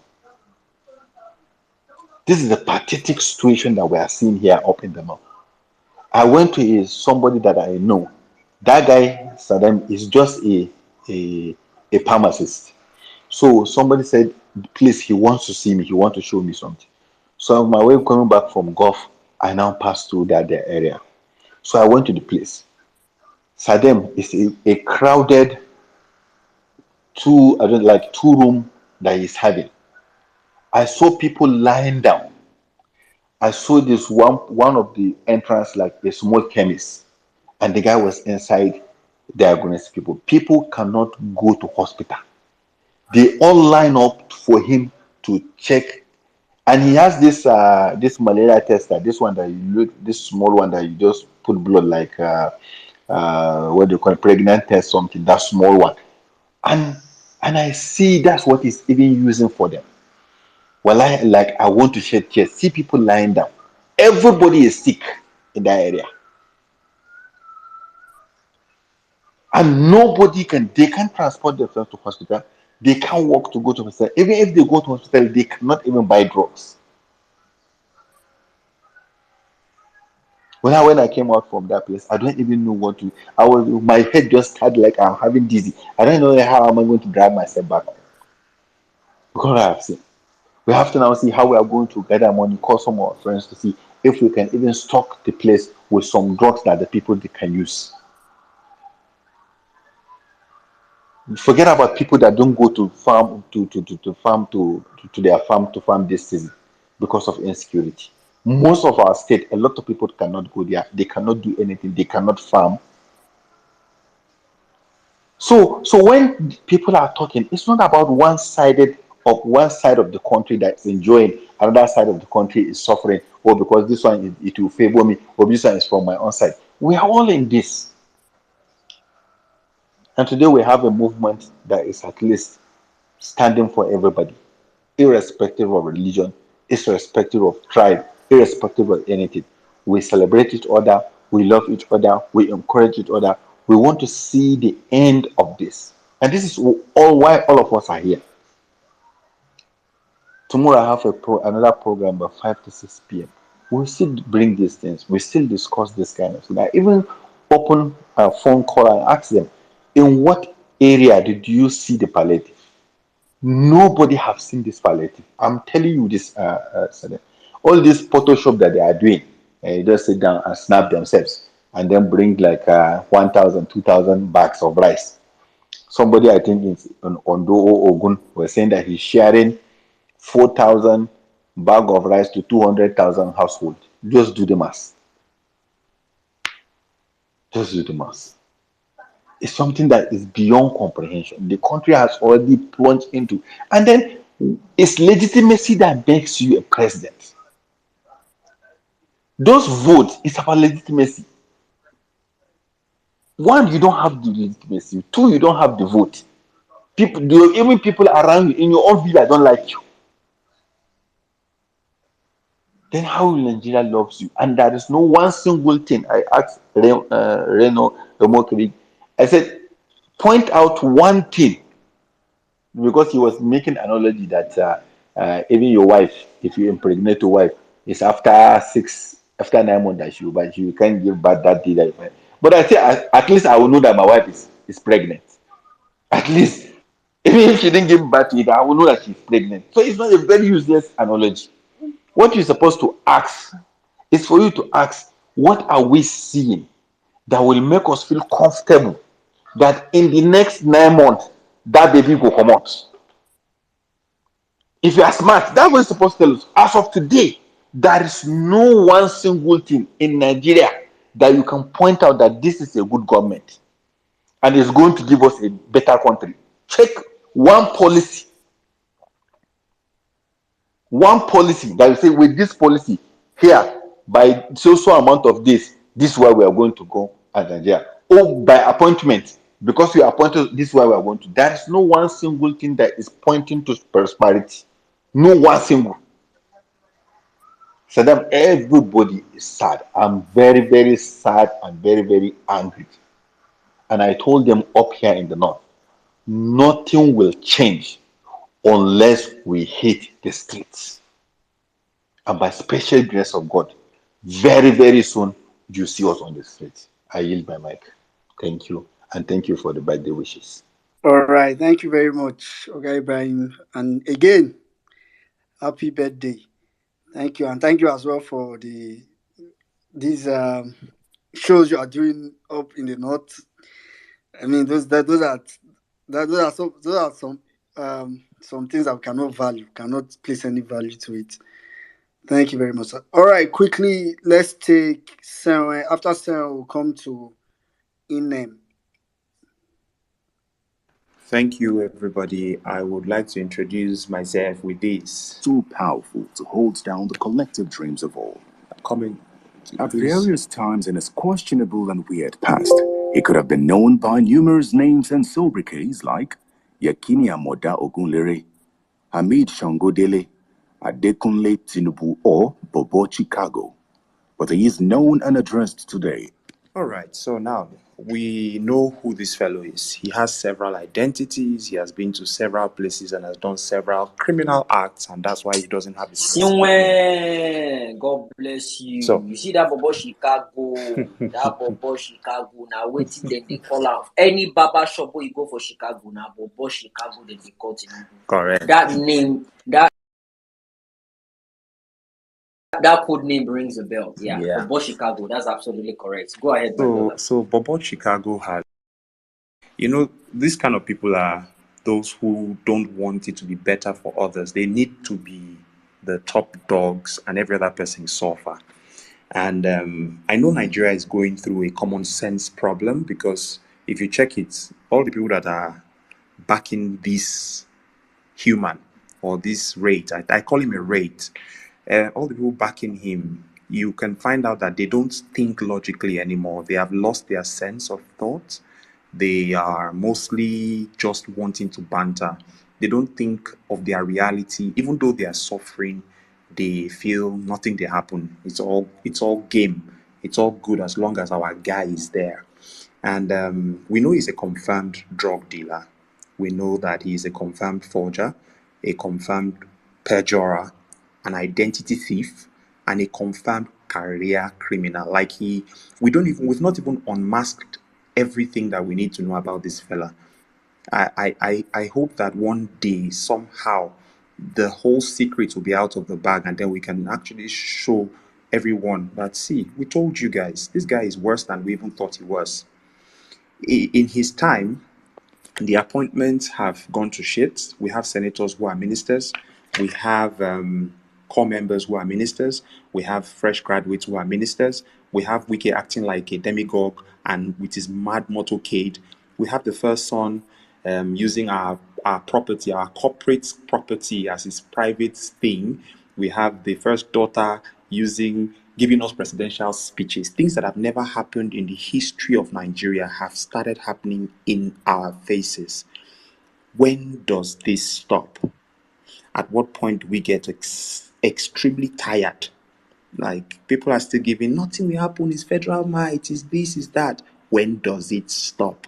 Nigerians need to actually stop this madness. I could feel the intensity when Sizzle was giving his submission. When does this madness actually stop?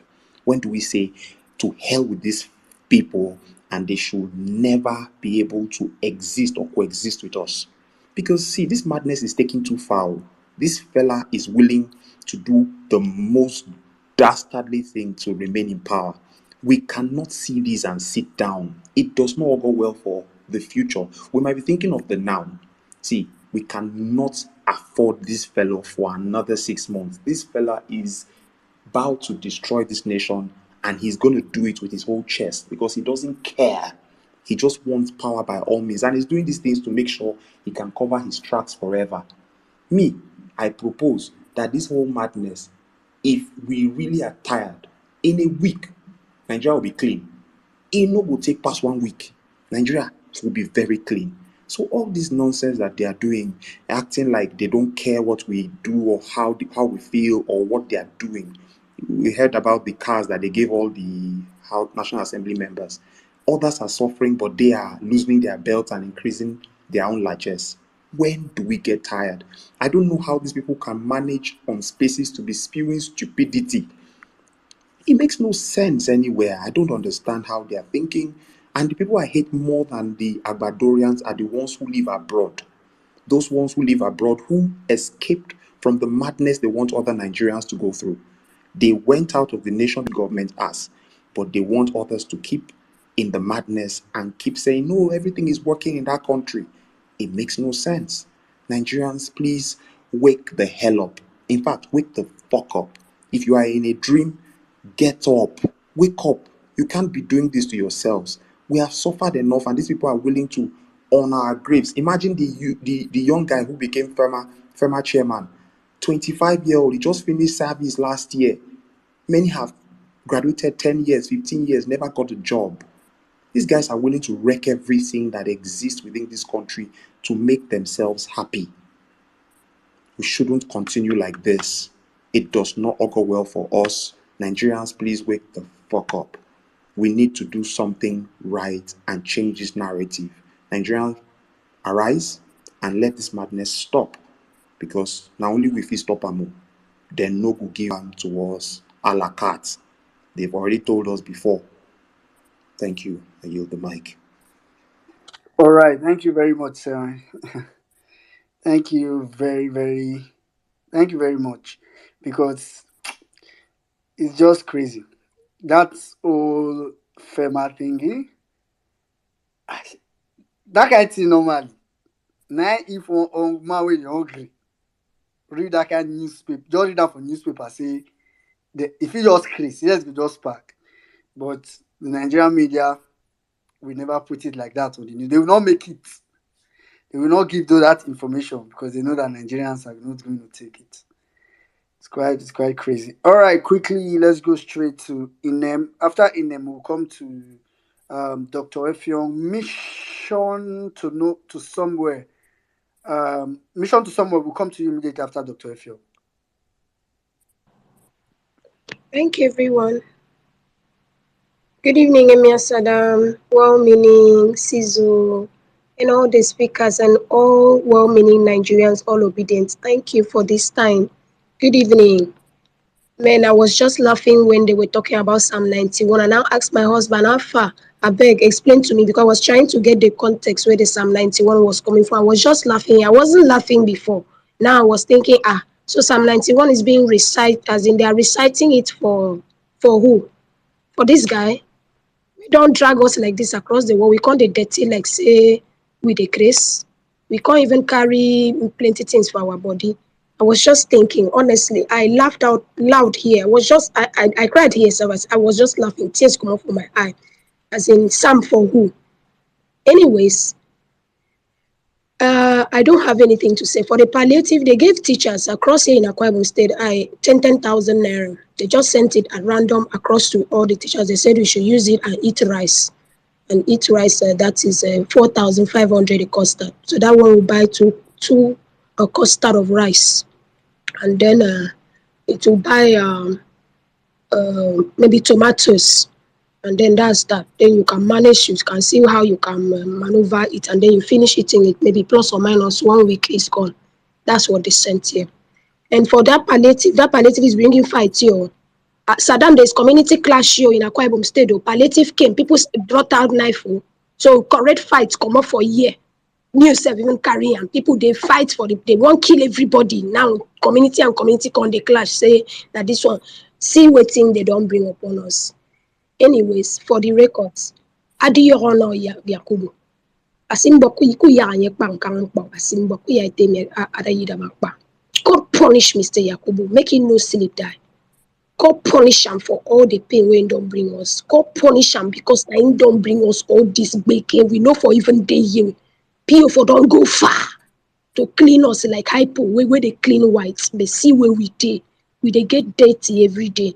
Anyway, me I sure say Nigerians will get back Nigeria. Na wetin I know be that. Thunder fire Mr. Yakubu. What do you honor again since I yield? All right, thank you very much. Omo, that's true. Sometimes we just dey forget say this whole problem that we are in now started from Yakubu.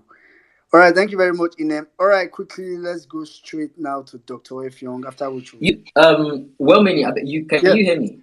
yeah, I can hear you. Yeah, I just saw one update now. The 1,800 people to be precise, where they do wedding for my brother. Then buy bed for them. Then do bed as in proper.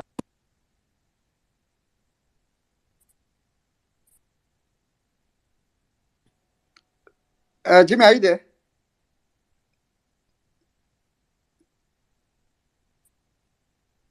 Okay, I think we lost Jimmy's sound. Jimmy, are you still there? Okay. All right. Let's just go. Jimmy, you can't finish that thing you want to talk. Let's go ahead. Dr. Effiong, please go ahead. Okay, thank you, well-meaning. Good evening, Emir Saddam, well-meaning Cecil, and all other obedience present. Mr. Ibrahim, happy birthday to you. Wishing you long life and prosperity, and also pray that you will be alive to witness the new Nigeria, which PO is going to usher in for us. Thank you for having me today. Um, I will start by saying that I really send a special appreciation to all obedience living in diaspora. You know, they they don't actually need to involve themselves in this fight. They don't actually need to because um, they are okay wherever they are. To be in, imagine you living in UK and US, at least you are in a same country where things work, but you keep saying Emir Saddam, Madam Bolanle, and the rest of them. Every time they are passionate about seeing a working Nigeria, it goes a long way to tell the kind of person they are. They are passionate about their country working, irrespective of the fact that wherever they are currently is giving them the best of life.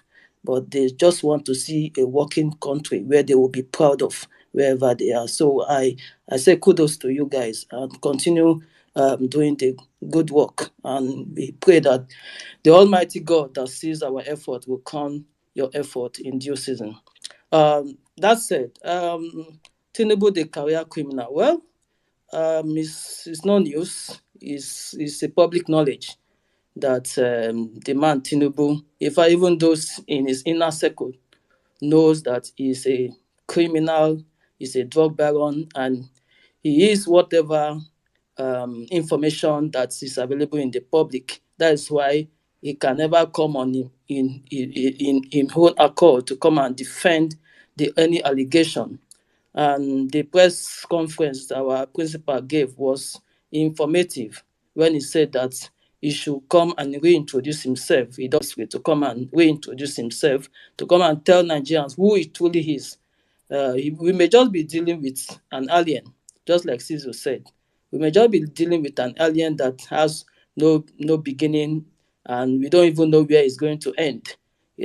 So I don't know where this guy is taking us to.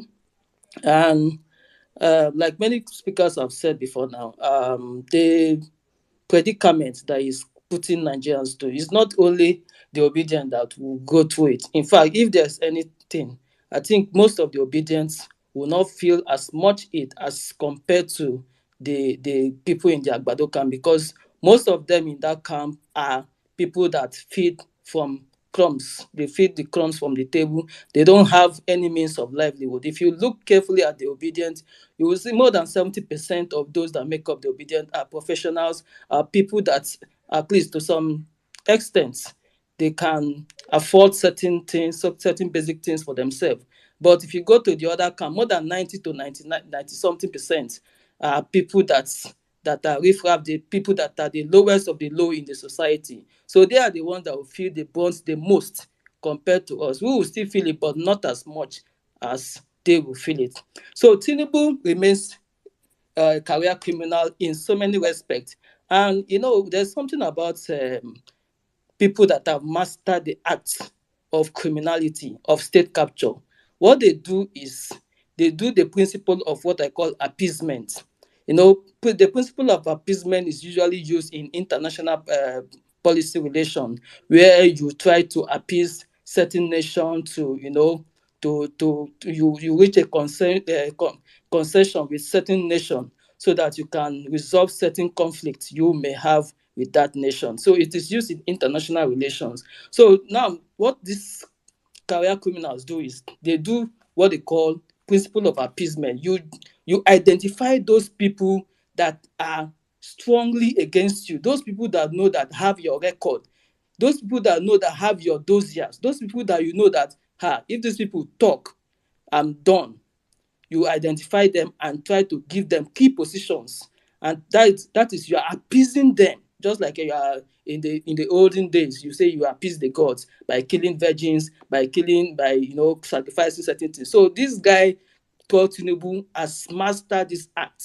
That is why when you look carefully at his camp, you see somebody like Festus Keyamo that has his dossier. You see somebody like Nuhu Ribadu that has all these guys that have his dossier, that if he does not settle them and they speak out, his own is finished, because they have all the secret that will nail him. So he selects them and appease them. And that is why you don't see a lot of, if not for the obedient movement, I don't think there's anybody that will know about what is going on. It's just the only thing they did not factor in is the obedient movement. That is the only thing that is still nailing them even up till now. Still now, they are still wondering, where did these people come from? And that is why they are bringing out this social media bill, because they know that the social media is the powerful force that the obedient movement is using. That's why they are doing everything they can, because they feel that if they can achieve that, then they are weakening the obedient movement. So, and that is why I'm trying to, I wish that we, we use at least we have representative in the house, and we also have senators. We can push through them, let them try to make sure that this social media bill does not scale through, because if it does, well, I don't know. Though I know that so many of us have VPN, which we use to trend things, but it may not be as effective as now that we have free social media that is accessible to everybody. So we must put our eyes on that social media bill. Now, the next thing I want to say is, if a revolution wants to start, I think you need to be more radical. A revolution Sorry, that's, Dr. Effiong. yes? Yeah, so the topic to an extent here. Okay, no, what I'm trying to say is, it's not as if I'm calling for a revolution. What I'm trying to say is, these career criminals, they are deeply entrenched. Like Peter Obi always says that criminality is entrenched in Nigeria. The Nigeria establishment is an entrenched criminality. So if you want to take them, it's not easy to take out such criminally entrenched establishment by peaceful means. That is what I'm trying to address. We may not be able to take them out by a peaceful, like all these go to court and do those people in the court, the judges, as we have seen from the PEP's judgment, everybody is corrupt. Everybody. Look at the kind of kangaroo judgment that came out from the PEP judgment. That's a judgment that defies common sense. You know, that's a judgment that defies common sense. So we may not be able to achieve the Peter Obi, well, he has his reason for going to the court. He just wants to explore all avenues. But I think what will achieve the greatest impact is for people to hit the street, like Ibrahim has said. And that is the only message that will, that will send a strong signal to the establishment, because that is what they don't want to see. They don't want protest. That's why they will continue to use the DSS, the police, and the rest to clamp down on dissenting voices. They don't want to hear that word protest. The day Nigerians start to hit the street is the beginning of the end of the establishment. I rest my case. Thank you. All right. Thank you very much, Dr. Effiong. Thank you very much. I agree with what you said. So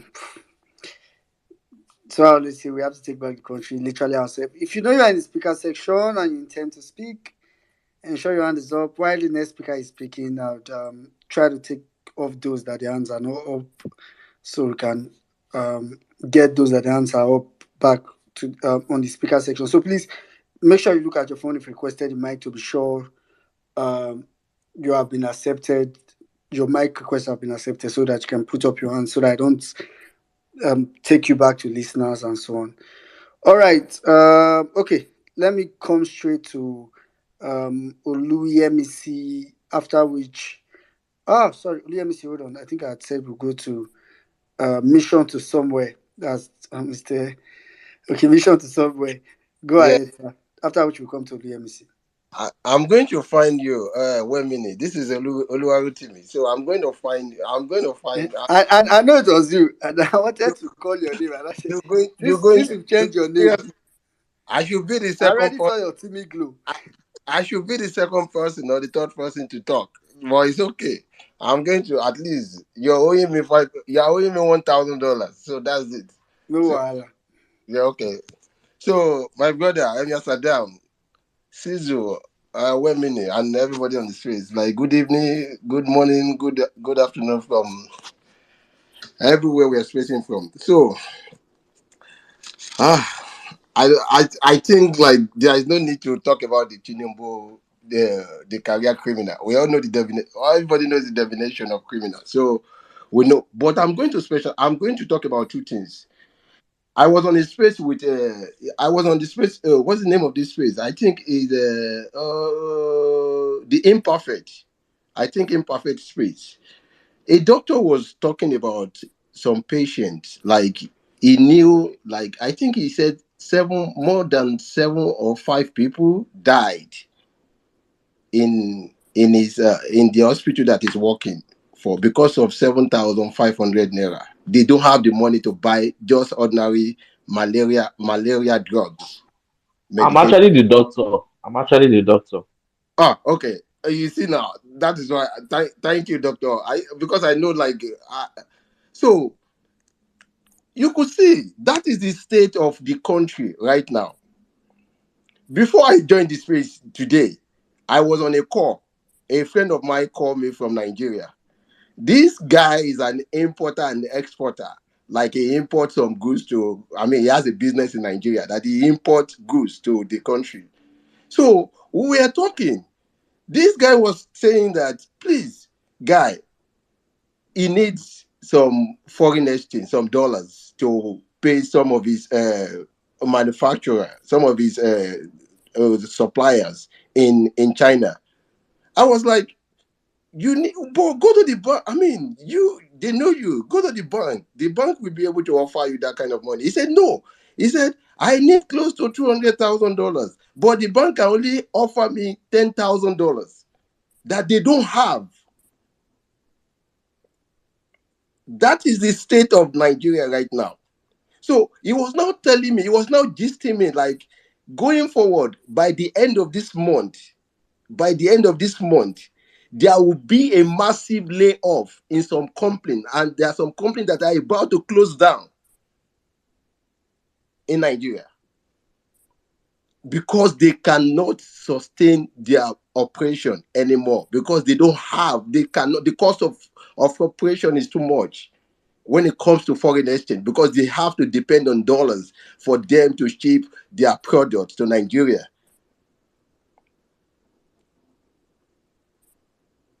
A very big company about to close down because there is no, they cannot, it's not sustainable. So please, sometimes I'm sorry to say, this violence space is doing more goods than what Nigerian goods because there is danger. We are sitting down. Nigeria is sitting down on a time bomb on a time bomb. On a time bomb. Don't let anybody sugarcoat anything for you. Things are there is a time bomb waiting to be exonerated. Somebody that want to ship, he wants to sell goods for the Christmas, for the holiday season coming, but he cannot get dollars. He cannot get $200,000 in a country of 200 million, in a country that is the top 5 largest producing crude oil in the world. So I don't know how to say it, and I've been telling people around me, if Nigeria does not kill APC, I'm saying it. If Nigeria don't kill APC, APC will kill Nigeria. If your pastor, if your imam, if your bishop is telling you something different, the country is gone.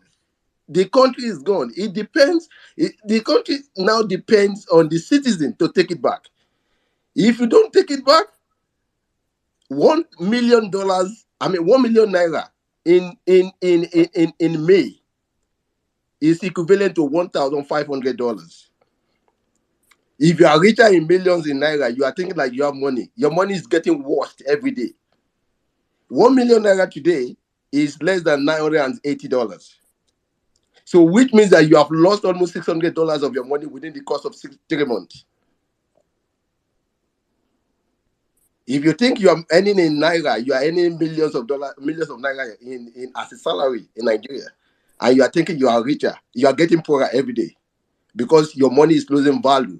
Inflation is eating your money. Devaluation is eating your money. Depreciation is eating your money. So you are getting poor.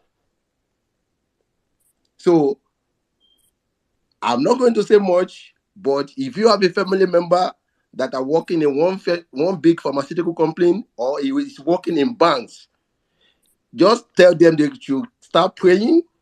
Maybe they're not going to be the first batch to be laid off because it's not rosy out there. It's getting worse. But as I always said in my tweet, when Nigerians are tired, you have the power. 200 million people has the power to stop less than 5,000 people destroying the destiny of that country. So till then, as this policeman will say, this prince something, and I yield my mic. All right. Thank you very much. Thank you very much, Mr. Oluwaritimi. I saw a tweet this morning that someone said, "Oh, if you are at the airport on your way to Canada, and just at the airport, you got an email that says, oh, a job that you had applied for in a whether a company or something, they've taken you, your salary is 300,000. Will you still travel? You know, the way Nigerians bring some of these things. Will you still travel or will you go and take the job?" And all that. So when I opened the conversation, I first saw this, I was like, I just wrote there, like, linked it, right over. And I said, people don't understand. So first of all, the problem currently in Nigeria is beyond money. As a matter of fact, the people that have traveled, left Nigeria the most in the past 1 to 3 years are actually those that are well to do, probably salaries close to 1 million or even more.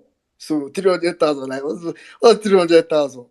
Then when you think about the fact that someone that works at a restaurant anywhere, maybe in Europe, restaurant just washing plates, would make that same money if they work for 1 week at 6 hours a week a day. 1 week, 6 hours a day, they will make that 300,000 naira, an equivalent of that and more. So you should just ask yourself that what's going on. So it's quite it's a mess. Anyway, quickly let's go straight to Oluyemisi, after which we'll come to Zizi. Hello, everybody. Good evening to Emir Saddam, Womenin. Good evening, everyone. Good evening, Obedience. It's an honor to be here again. So, let me before I talk about the topic, let me speak to that CDA chairman that I went to carry quarter bag of rice. Sorry for that. And I don't know why the man is raking plenty, because these are the people that were APC's chanting men in their own communities, you know. This man is an elderly man. Maybe the reason why the thing they buy town, I be say he got up from his house to go and collect half bag or quarter bag of rice. I don't know, but if he's really pained, then he should make his voice heard. That video is not the be all end all. There's more to be said. You know, there's more to be said. The rice is the rice is enough. If he starts by sharing one spoon, it will go round. It will go round. He shouldn't be complaining now. These are the people that have said, oh, is our turn. They are the Emilokan people. He's an elderly man. That man is an elderly person. Is that, I mean, that's how they've been sharing it. So he shouldn't be complaining now, because we obedient. We're the ones that were making noise and what is wrong with these children? Now it is touching him. He's complaining. How will I share? This is an insult. No, sir, it's not an insult, sir. No, it's not an insult. You should receive it and thank. Before you go and dobale again, now we will not see when he goes to dobale. We won't see that video, because at least the last CDA group, they all went to beg their God in Ogun State and begged him not to be angry for the allegation of diversion of funds. When this man will go and beg, we will not be there. And that's what they have all been doing. And now it is now touching him. Maybe because he stood up from his house and went to carry quarter bag for his entire city. He's asking us how he wants to share it. If he's that angry, let him walk. Let him walk, whether on a bike, let him bike to government house there in Ogun State and go and make his voice heard that, look, we will not take this. And then we'll know that he's serious. And then we will know that he's serious. That is what we are beginning to see. When we've been saying that this thing is not making any sense. Look, Obidem did not start today, people of God. It didn't start today. I, for one, in my own Nungu, I know that I have been complaining, and I've heard parents that will tell us that this person, he has strategy. I've heard elderly men in my church. There are many of them, and they saw us as noisemakers. As then, it had not become a movement.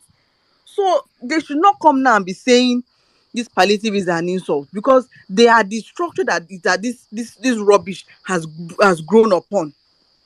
They can't come now and be angry. They can't come now and be angry. I wrote it, I complained, and I said, no, sir, you can't complain. No. You can't begin to complain now. See, the reason why APC and co believe that Tinubu is brilliant and all that is because, see, this guy's criminality did not start today. See, we are waiting for FBI documents. Our eye will do what it will open. His criminality, and so the number of things that he has done, he has experience. So he rolled down. He is an experienced criminal. He is an experienced criminal, and so the Nigerian inherent criminality that have found their ways and have found their mutual orientation with him, they see him as, wow, this guy is good. That's why you will call him a career, because as far as we talk the inherent criminality in Nigeria, as far as they are concerned, he has a lot of experience and he knows how to go about these things. But at one point, that criminality, that structure has to crumble, because there will be a Pharaoh that did not know Joseph, and that's what we are coming to. That Pharaoh that does not know all these structure of criminality, that we are the ones that will not care about it. At one point it has to stop. See, the minds of our parents and this man that went to carry one quarter bag of rice, their minds have been so conditioned that there is nothing we can do. So whenever you even tell them that, look, He can't continue like this. Like someone said, less than 5,000 Nigerians are the ones ruining the lives of over 200 million people. Yes, not everybody will be in power, but those in power must work for the people. The economy is on a decline steadily, a steady decline, and it's as look at. I mean, 2 weeks ago it was 1,025. Now it's 1,100 and over. Is on a nosedive, and I'm honest. Somehow I'm happy it's showing up like this, because when you keep saying, "Hey, master strategist," menene is the one. We are seeing it. Where is the strategy? Where is the strategy? Unless we do the right thing, I said it before, unless we do the right thing, there is no grandma that wants to bring us out of this. Unless we begin to do the right thing, unless we begin to close our sentiments and speak when one person is doing the wrong thing. The luxury lives. Look at this. I just saw a post where they said ministers are buying cars of 160 million. Kí lẹ fẹ́ fi ṣe? I don't understand. And that's just car. We've never looked at furnishing and all those useless that they surround themselves with. It's not sustainable. It doesn't make any sense. It doesn't make any sense. It doesn't make any sense. I see at some point, if all of if we keep talking like this and nothing happens, I don't even know I don't know where we end up, but it really cannot continue like this. We have to bring them to account somehow or the other. Thank you very much. I'll yield here. All right. Thank you very much, EMC. Thank you very much. And Jamata, the third person. I can relate. All right. Let's quickly go straight to Zizi. After Zizi, we'll come to Basquiat. Hello, everyone. Um, it's a honor to be here again, and I just wanted to say well done to everyone. This week was hot on Twitter. Like, I couldn't even keep up. Every time I just try to pop in to see what's going on, I just get lost. There's like, they were like bass boots every corner, every person's page. It was like a battlefield. Some of you were just holding you down in this person's page. Yet, like, I couldn't even just wrap my hands around where I should focus my attention on. You guys are doing a great job.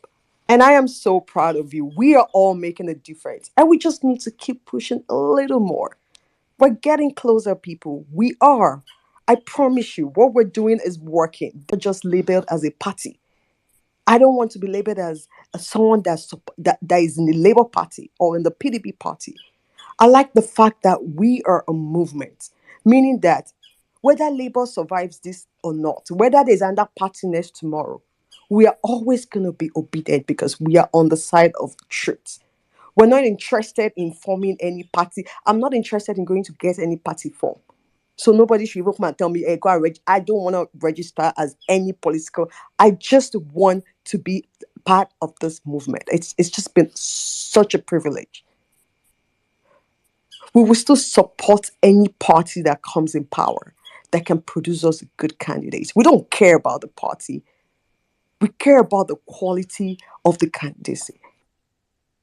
So good job, guys. Good job. Let's keep up the fight. Like someone suggested, if we have to go to their, in fact, I don't even know when they hold their spaces. I would like to attend. If we have to take out time to all gather ourselves there, because whether they like it or not, we all breathe the same air in Nigeria. Whatever affects them affects us. So it's not a fact that we are all not suffering or they buy gas separately. Yes, the name Obedience was formed with Peter Obi's name. But we'll always be known as a movement. Whether Peter Obi becomes president and after his time another person, we're always going to be Obedience. We're a movement now. It's just not about the name anymore. It just happens to be that Peter Obi started this movement. I want to be on the side that keeps government officials in check. I don't want to be affiliated with any party. I just want to support good governance for once in my lifetime. Talking about this dollar rate thing, it's just, amazing because I didn't want to contribute today, but I just went back to what dollar was when I started earning in dollars. Full disclosure, whatever I'm going to say now is not about blowing my trumpet. I had to share this with a friend of mine now on Twitter. An email I got from a client in 20 when I was 27, 2010, sorry. I was into web design. I was a software engineer then. I just had this small company after school with some of my friends. We charged the guy $2,000 for web design.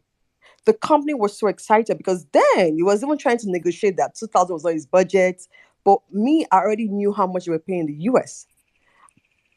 I was a 27-year-old girl living in my father's house, driving my father's car. I no get bill. The only bill I have is to take care of myself. So in 2010, it was a whole lot different. When he sent that money, I was going to collect 147,000 naira for $1,000. Like I had to screenshot that email when he said, I sent you $1,000 as 50% down payment for the web design. And guys, when I tell you the purchasing power I had with 147,000 naira, it was insane. Not just to me, my team members, the kind of lifestyle we lived, and we still had enough money to put in the account to carry the business, to do marketing. And my parents then were complaining that how can I be getting 147? That dollar rate is just too high. That was in 2010. I was able to get that amount of money in 2010 and I didn't even know that it was a problem. My parents were complaining about it. Fast forward 2014, I went to China and to buy things, I know I spent about 185 naira per dollar. Fast forward 2015, when I decided to pack my things, that I was done with doing business in Nigeria. The economy was not suitable. There was no electricity. I was spending too much money on diesel. I said I was done. 2015, dollar was 245, guys. I left Nigeria with $200. I will never forget when I changed that dollar. It wasn't even up to 500,000 in my account. It was less. It was like 400 and something. But I know I had only $200 when I changed the money in my account. It was 245, and I was so pissed. I didn't know how I was going to set up my life in the US, but I trusted God. Fast forward 2023. Now, I transferred money to my dad, and $1 was over $1,000, 1,000 naira. I am just so confused. At what point? When did this stop? And I am mad at my parents, their generation before then, because all they did was complain. Yeah, some of them did one or two things, but all they did was complain literally. What did they do differently to save us from changing dollar for 1,000 naira? The Dubai I went to in 2006, dirham is the same amount that it is today. And in Nigeria, if we don't do what we need to do, our kids, we exchange dollar for 3 to 5,000 naira. And we still be making the same excuses if we don't fix things now, and they're going to call us cowards. It's not this generation. Come on, Gen Z, they don't even have respect. Then you expect them. They will call us cowards. What did you do when it was getting bad? What did you do? We are in the moment now, guys. If we lose this now, we cannot get it back. We're going to be telling stories to our children, and they're going to look at us that we are not serious. NSYS made a submission to wrap up my submission. They create rules around certain people. They can decide today that they're going to stop importation of rice. I remember before I left Nigeria in 2013, I was into furniture importation. It became contraband because they stopped it. It didn't make sense to me because we don't have the capacity to run factories in Nigeria. But you made it contraband. Why don't give people options? You're stopping money from coming into the economy. I will go to the wharf. I will pay money to settle everybody. I will do it. The stress of it alone, it didn't make any sense why people were making money off something. Then it occurred to me now that NSYS is right. The rules was made for people to make money. I'm going to wrap up by saying that we are on this right track. We are doing what needs to be done, but we need to do more. We need to hit the street. These people need to know that we're not playing games with them. Thank you guys and have a great weekend. All right, thank you very much, Zizi.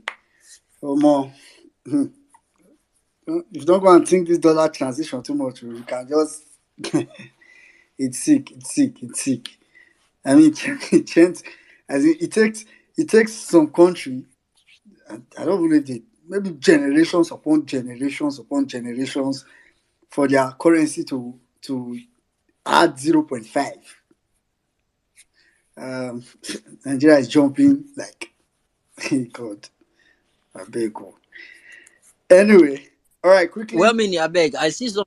Yeah. You know, say before they go say the patient dog eat the fattest bone. See, dog no they no see bone chop again. So I see one DP now, one picture now. The dog they chop ireke, they chop sugar cane. No bone for dog again. Human being they chop bone now. No bone for dog. They hey no bone for dogs again.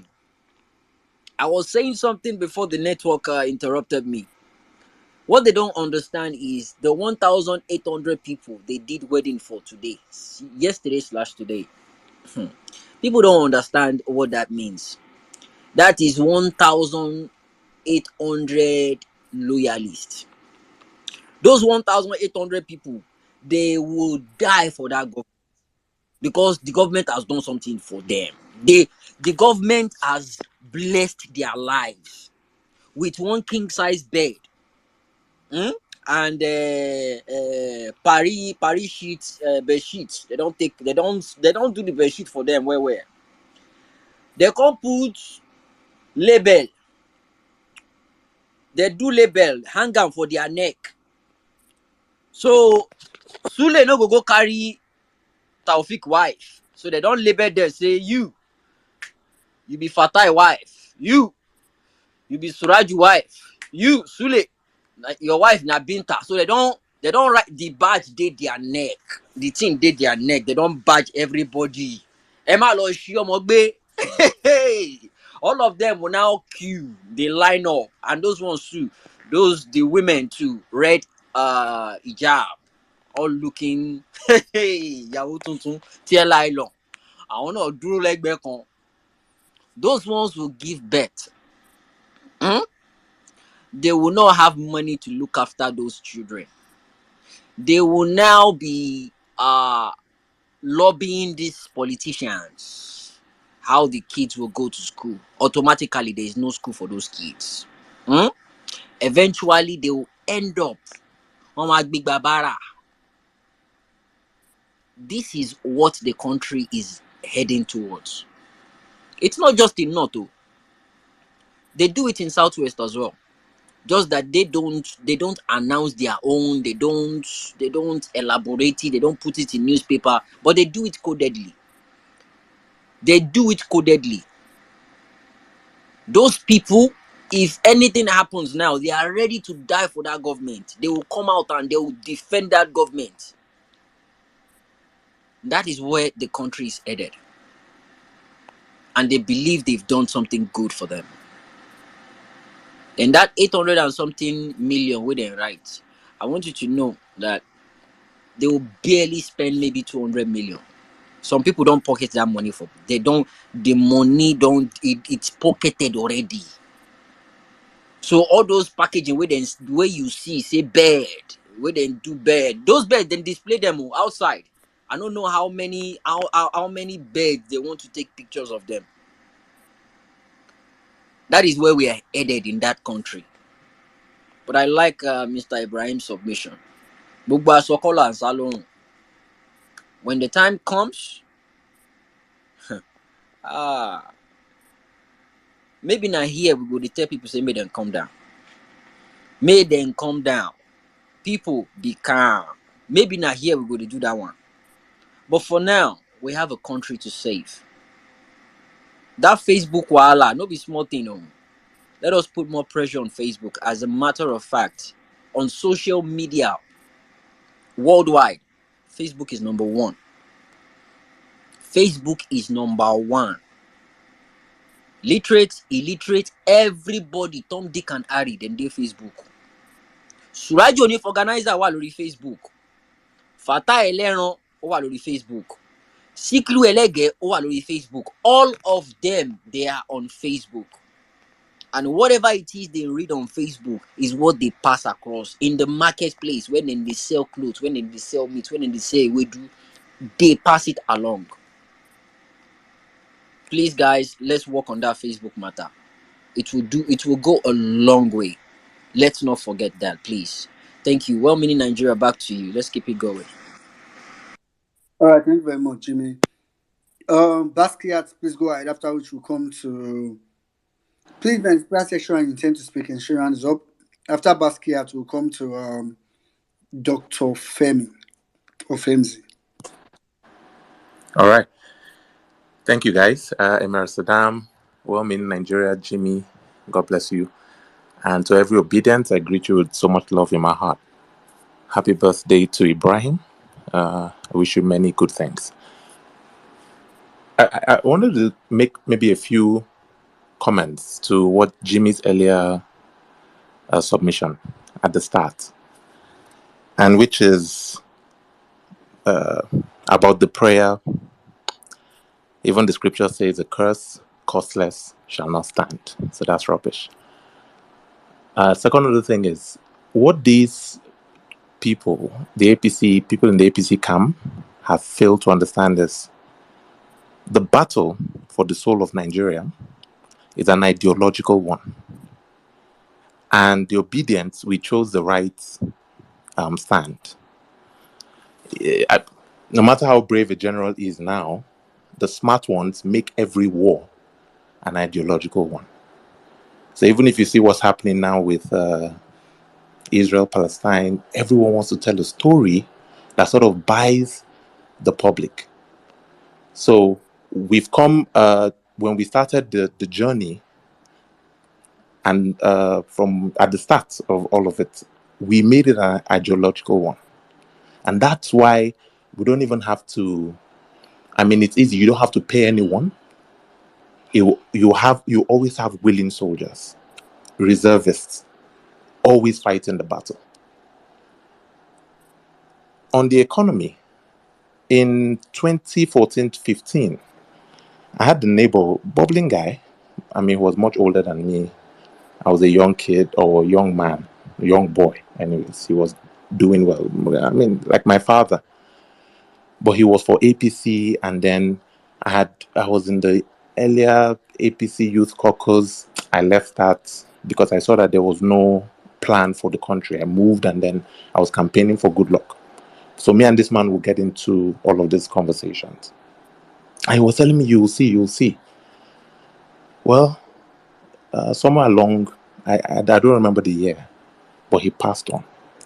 And when I went to pay his wife a condolence visit, she was crying and said to me, she was just saying, Nabuhari killed is my husband. Nabuhari killer. Na APC. In the end, I understood that she was saying it was the economy. Because I saw the man. I actually witnessed the man drop. Or all he used to have, he used to be doing well. Everything, when the man died, it was such a sad and sorry state. It's not going to get any better if some of you here think by some stroke of luck or chance, Tinubu can do something correct or right. And I'll tell you one very solid reason. He's not a process man. You see, God does not take a boy and make him a king.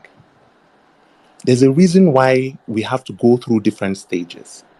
And it seems like every time this man's life, he jumps the queue because he's about get it by any means necessary.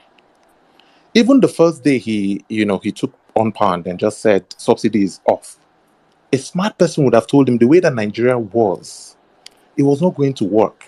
And if you see the arguments between Rufai and what's the other guy's Rotus was for the classical economy, which is just institute it and everything will organize itself. And Rufai was saying you've got to build certain processes. So even if you're going to build anything good, it's not enough to do it the right way or to do the right things, you've got to do it the right way. So, process that the man did not go through, the discipline to attend school, go through it, all of that builds something in you. Discipline, structure, all of that. The man always jumps. He likes to jump. Q. And most Nigerians are that way. We will not get the country correct if we don't build the right processes. And if you see when Peter Obi talks, every time with his policies, it's about what needs to happen. And that's the difference, that if Peter Obi was in government, would have made all of the difference between the policies.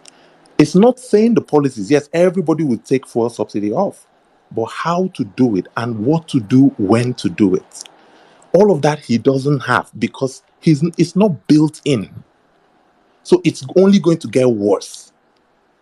And unfortunately, if we don't get him out, for most of us here on this timeline, for most of our lifetimes, Nigeria will not be right. And that's why this battle is a very necessary one. I think this was all I had to say, and I thank you for your time. I yield back. Thank you very much, Basquiat. That was literally like a sermon. That was so apt. 1 minute. Um, 1 minute. yeah. Sorry, please. Just 1 minute. I want to expatiate and tell people. Just a very short sign of what it means to stop worshiping politicians or being a slave to political parties. If you are, so that tomorrow you don't come out and you see something about the internet, is that internet never forgets.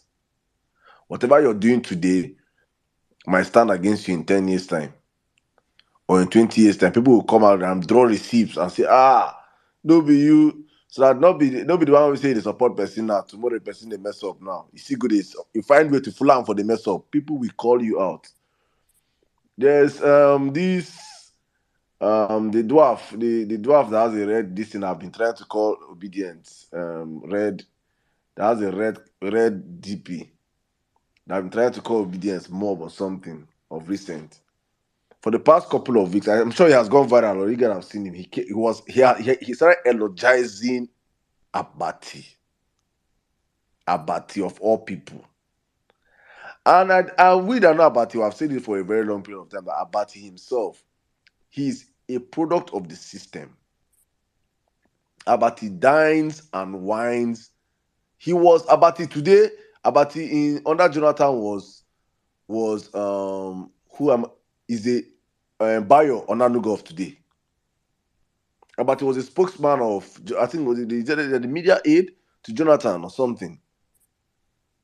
And these people had everything bad to say about Abati. Everything bad to preach about Abati. He called Abati names, insulted Abati, but yesterday he was eulogizing Abati, trying to make Abati a saint over Rufai, saying Rufai is this, Rufai is that. I'm just saying this for all of us to understand that as a people, please do not hero worship politicians.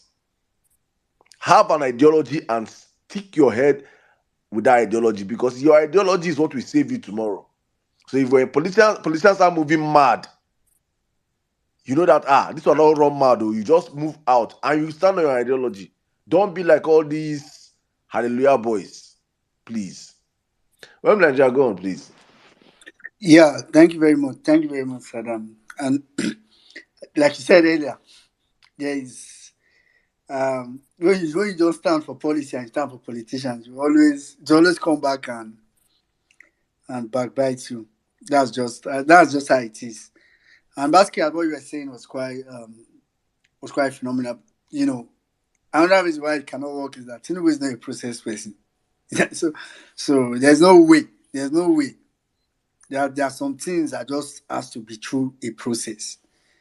Um, it's quite unfortunate, but it's something that we still have the chance we have the chance and opportunity to fix whenever we feel like we want to fix it.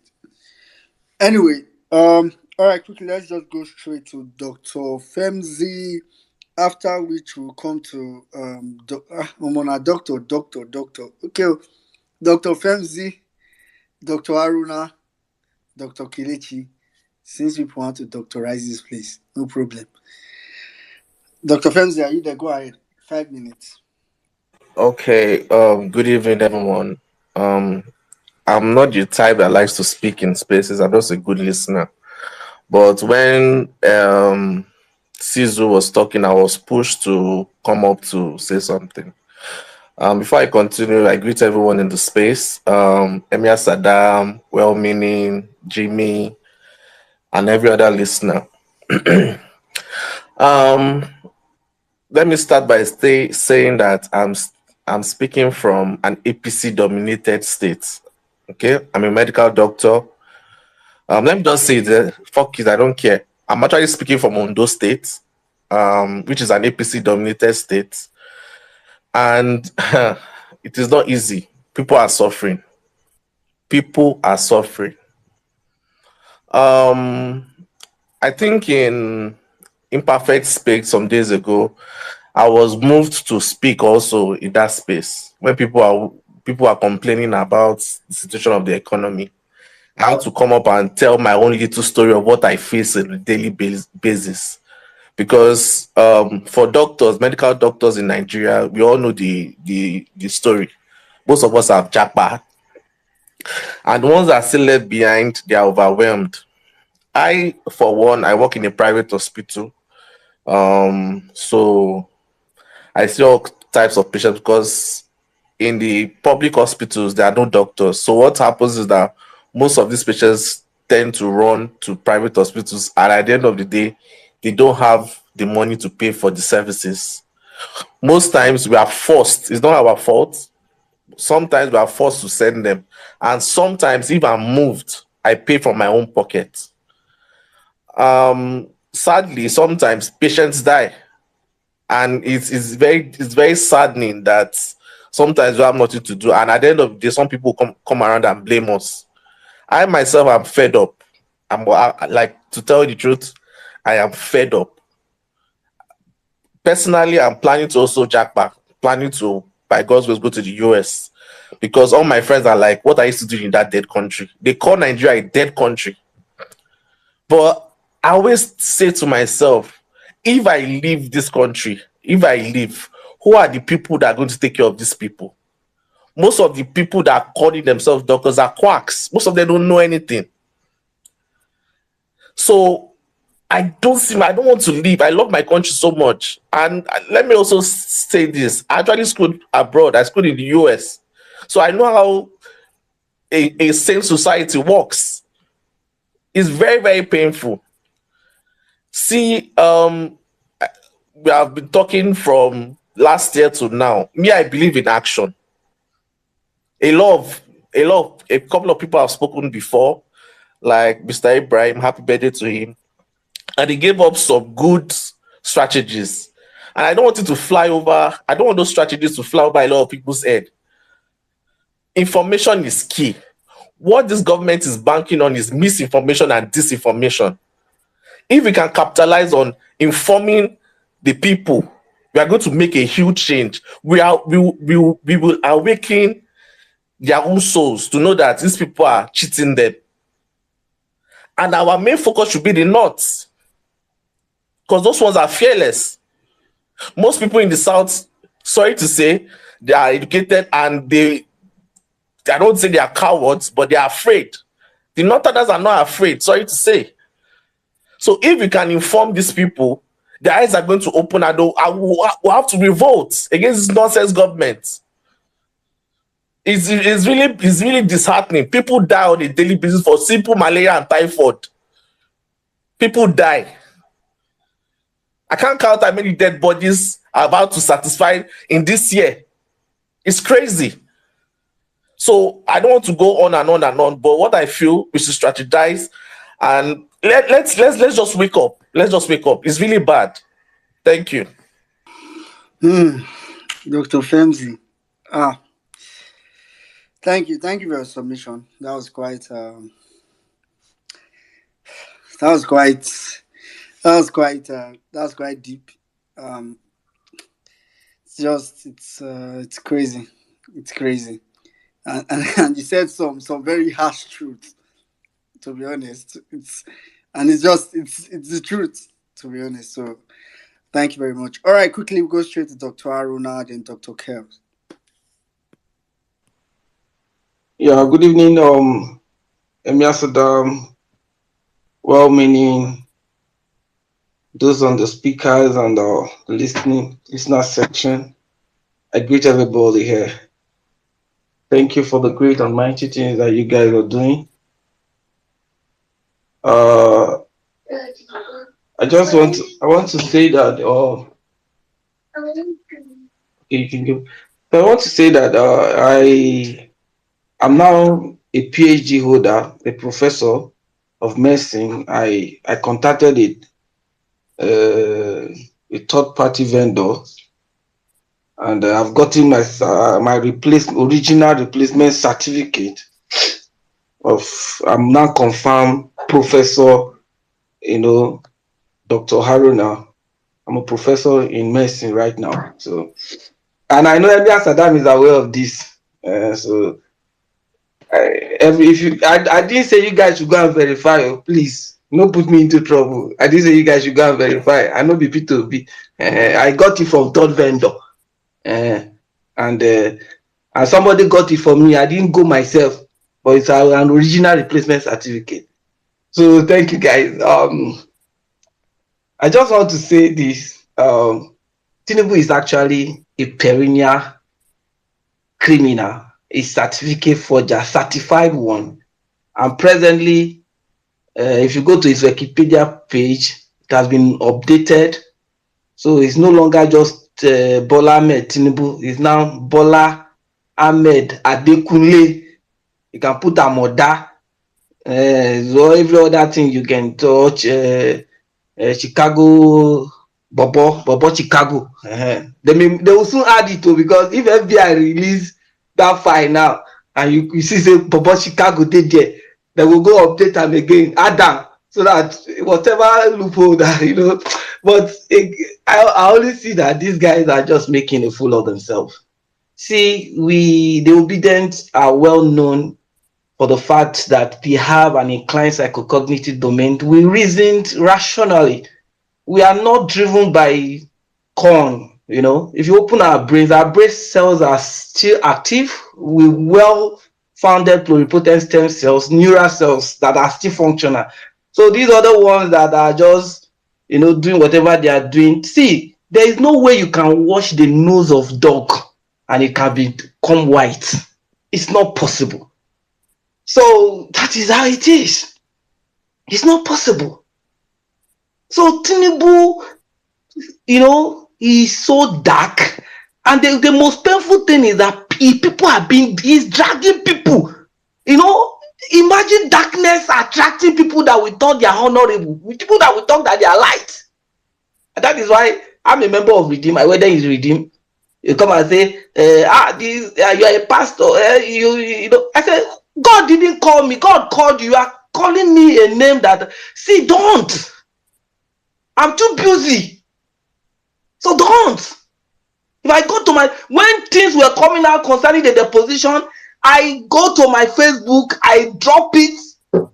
Whether you comment or you don't comment, but we have seen it, that Tinubu is a perennial criminal, justifiable, authentic, realistic, uncompromisable. You can't change it. Tinubu is a comprehensive certificate forger, and he does it. It has become a spontaneous thing. It has become a spontaneous action. So he does it willingly, and he's dragging people that you think that are honorable into that fold. As I am, if I claim to be a member of Redeem, and I believe to be the light, if Tinubu give me an appointment, I can't take. I can't take. But what he's doing now is bringing people that you think that he can cajole, people that can see. Look, let's tell ourselves the truth. As far as I'm concerned, let the Supreme Court tell us that Nigeria is a lawless country. Then from there, we can take it up from there. That's why we are just looking at not that, see, this thing will happen. It's not negotiable. Let the Supreme Court confirm it that we are now a confirmed lawless country, a country that doesn't have respect for the fundamental principle that determine our coexistence. Simple. So what we are having now is more or less like we are having an incomplete fracture of our constitution. So let the Supreme Court complete it and tell us that Abuja is a state. 25% is not needed when you have two consistent case law that says that look, 25% is mandatory and compulsory. So let them give another thing. Let them tell us that a certificate forger and be the president of a country. Then we will now know that yes, we don't have law. Then whatever happens after that, they will have themselves to be blamed because we cannot take it. The least of us cannot rule us. We have rejected him. Both humanity and divinity has rejected Tinubu, and that is it. So whether you like it or yes, the economy is in shambles. Everybody has talked about it. I go to the filling station, I fill my tank 40k. Even fuel will not finish from it, but I need to pay like 40k to fill it. So it's biting everybody. But whether you like it or yes, Nigerians, well-meaning Nigerians, will be the one to save this country. But we are waiting. Let the Supreme Court complete what they have started. Thank you. I yield my mic. Thank you, everyone, Saddam. Thank you, everybody. I yield my mic here now. Thank you, Professor Aruna, the professor of medicine. Shall just ensure that your age is not contradicting. Hey, all right, thank you very much. All right, quickly, we'll just go straight now to another doctor. Dr. Kels. After Dr. Kels, we'll come to. All right, thank you very much, 1 minute. Thank you, Saddam, Jimmy, everyone on the space. Dr. Haruna, congratulations. I myself am now a professor of surgery. Not just surgery, I also bagged a certificate of professorship in obstetrics and gynecology, family medicine, and it was gotten from a third-party vendor, and of course is a ceremonial certificate. So I designed it. It was designed to my tastes. You pimped it. You pimped it. Yes, I pimped it. I pimped it to my tastes. I pimped my certificates. And so I have professorship in surgery, in obstetrics and gynecology, and family medicine, and not all, and family medicine. All right, and my age is consistent, obviously. It's an interesting time in this country. It's really an interesting time. And like Dr. Haruna said, we're waiting for the Supreme Court to tell us that Nigeria is now a lawless country, because there is no how they want to say it. Abuja, according to the constitution, is not the 37th state. It is the Federal Capital Territory according to the constitution, and so it is. Abuja cannot be a state. Abuja has not held a gubernatorial election. If Abuja is a state, then who is the governor? Is Wike the governor? Was El-Rufai the governor? These men who were ministers of the FCT and then went ahead to do, they have done 8 years. Wike has done 8 years and now is the minister. El-Rufai was the minister and now did 8 years. So what are they trying to say? Are they trying to, okay, so let's assume we play by their rules. Are they now trying to jettison the aspect of the constitution that says a governor has only eight years to do? Are they trying to jettison that? So if they try to move to this place, it will catch them. If they move to this other place, it will catch them. So the easiest way out is for them to declare that our constitution, our law has ceased to exist. Then we'll be blown to a full lawless society. And of course, their heads will go down first. Their heads, it will affect them first, affect their family members, because the reality is now beginning to dawn on Nigerians. The reality, people are now waking up to that aspect that, oh, okay, things don't they hard though. Because when you see the number of people, in fact, the number of people walking walking from work, trekking and all that. Very soon, those people that when they trek, they go walk, they come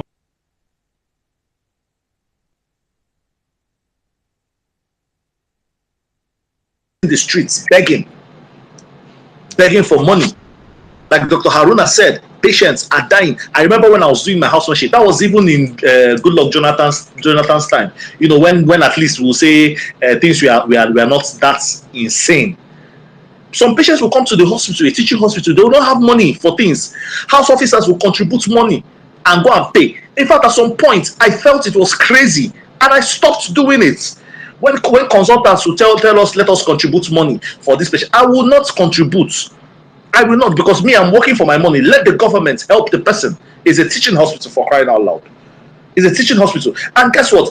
If a medical doctor who earns in Nigeria, who earns 300,000 naira a month, at the end of the year, that money converted to dollars is about $3,000.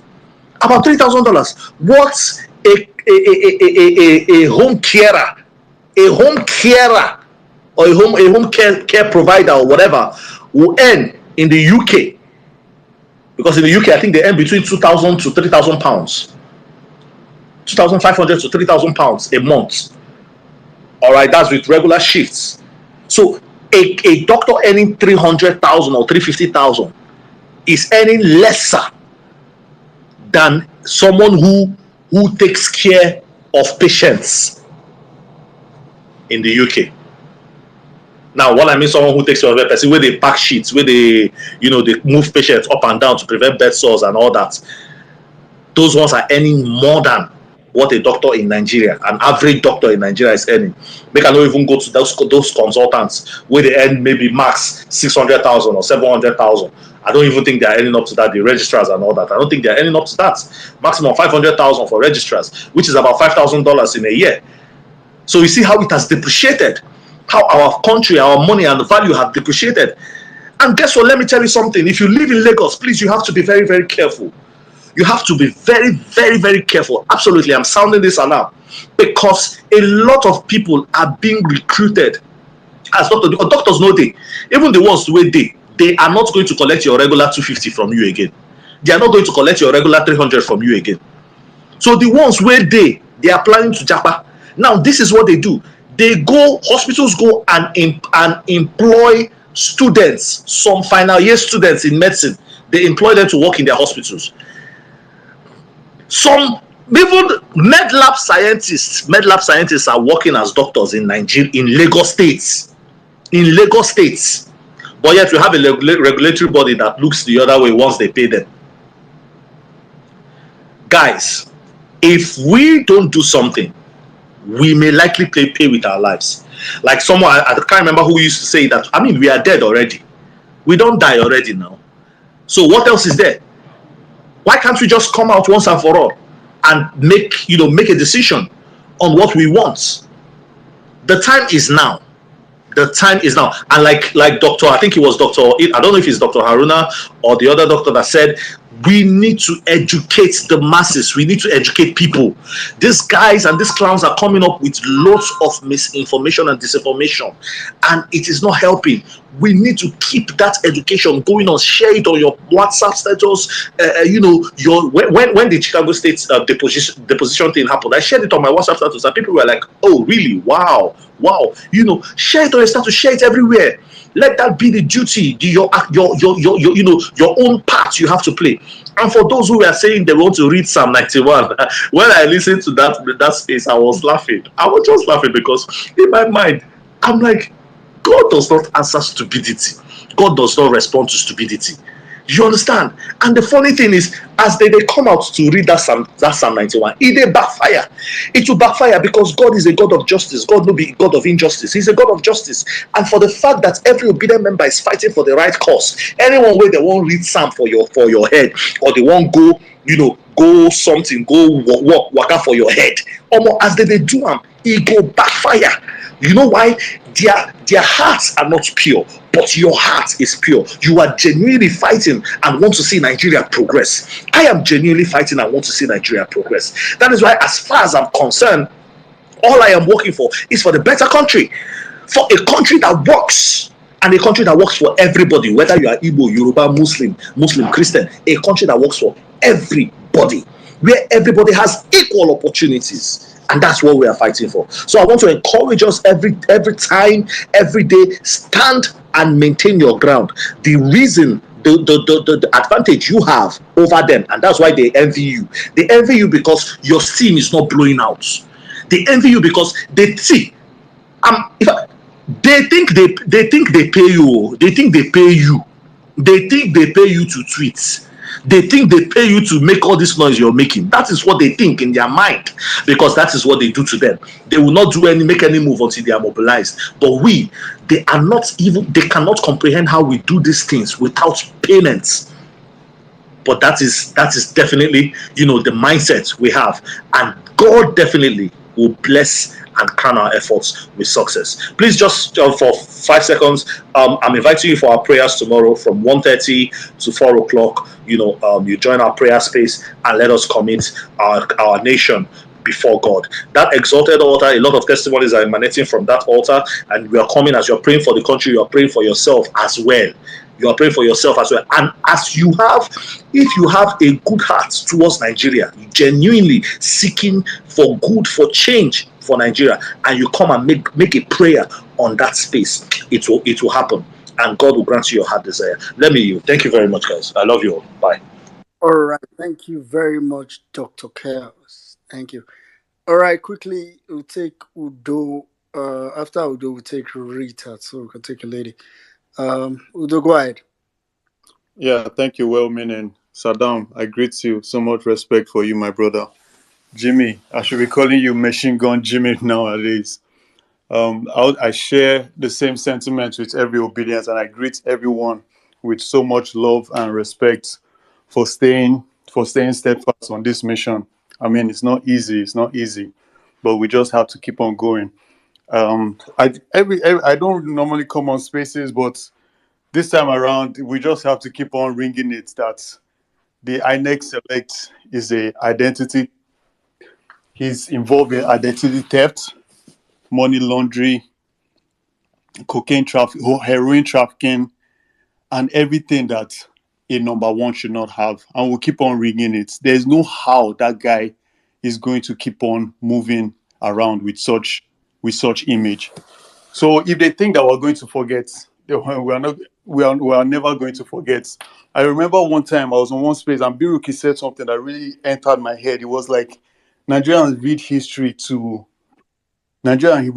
to remember, not to understand. We have to understand that this guy is a career criminal. The characterology of this guy that showed over the past 20, 40 years is just that this guy is a criminal. You cannot whitewash it. He knows this. So anytime all these things come about, he will just bring out one issue or the other and try to wriggle his way out. But there's little space that you can wriggle your way. You can keep on running for as long as, like he said, when he starts, he's going to hit the ground running. I'm sure he's running now. He's just waiting on the Supreme Court. But before that time, we will keep on speaking.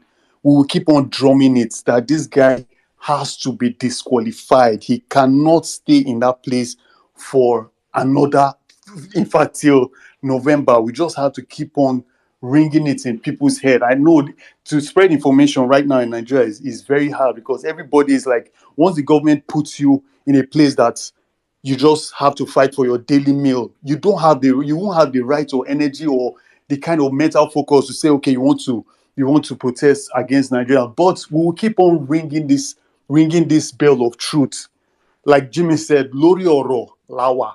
I grew up in Lagos. I was born and brought up in Lagos. So I have seen so much in Lagos and about this guy that, in fact, that is why someone like me, I will still be on this movement. Man, I thought this space was going to start early. Some people were walking in my house, some Nigerians. I was like, man, let this thing start so I can play it, but it couldn't. But man, I thought it was going to start by 10, but it started by 11. So they had already left. But anytime I meet Nigerians, I will first ask them, man, what are you guys doing? What are we saying? and we keep on. Most people are disconnected with what's going on right now, but we'll keep on ringing it. When I was telling this guy about the Chicago State deposition and about the FBI file, man, this guy was looking at me like, "Are you serious that this is happening?" And that is why he cannot remain there. The FBI file that is going to come out, just like Caesar said, it's all details. Say Amoda do this one, Amoda carry heroin, they do this street work. That is why he has been running Lagos like a drug cartel. So we have to keep on speaking the truth. We have to keep on speaking, shouting and drumming it that Tinubu or Chief Bola, whatever his name is a career thief, career criminal, and he cannot be the president of Nigeria. Nigeria is too good for him. And that's why I believe he's not even Nigeria. He's not even Nigerian. I believe he's not Nigerian because Abacha wasn't Nigerian. Buhari, there's talk that he wasn't Nigeria. So these non-Nigerians come in and destroy this country for the average Nigeria.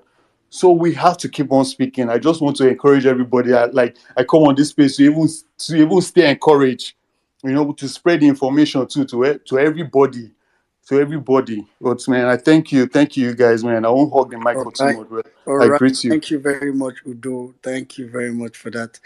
All right, quickly, let's take Rita, after which we'll come to Chief Obi. I think Chief Obi have been here for some time. After Chief Obi, we'll go to Peter is better. Rita, go ahead. Thank you, well meaning. Greetings to you. Amy Amsterdam, greetings.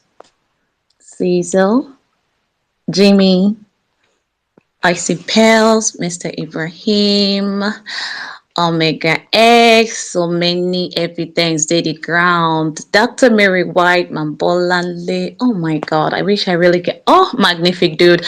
I really wish I can call everybody. I greet all of us, especially our wonderful listeners. I greet you, whether you're listening here, YouTube, Facebook, the radio, wherever you're listening from.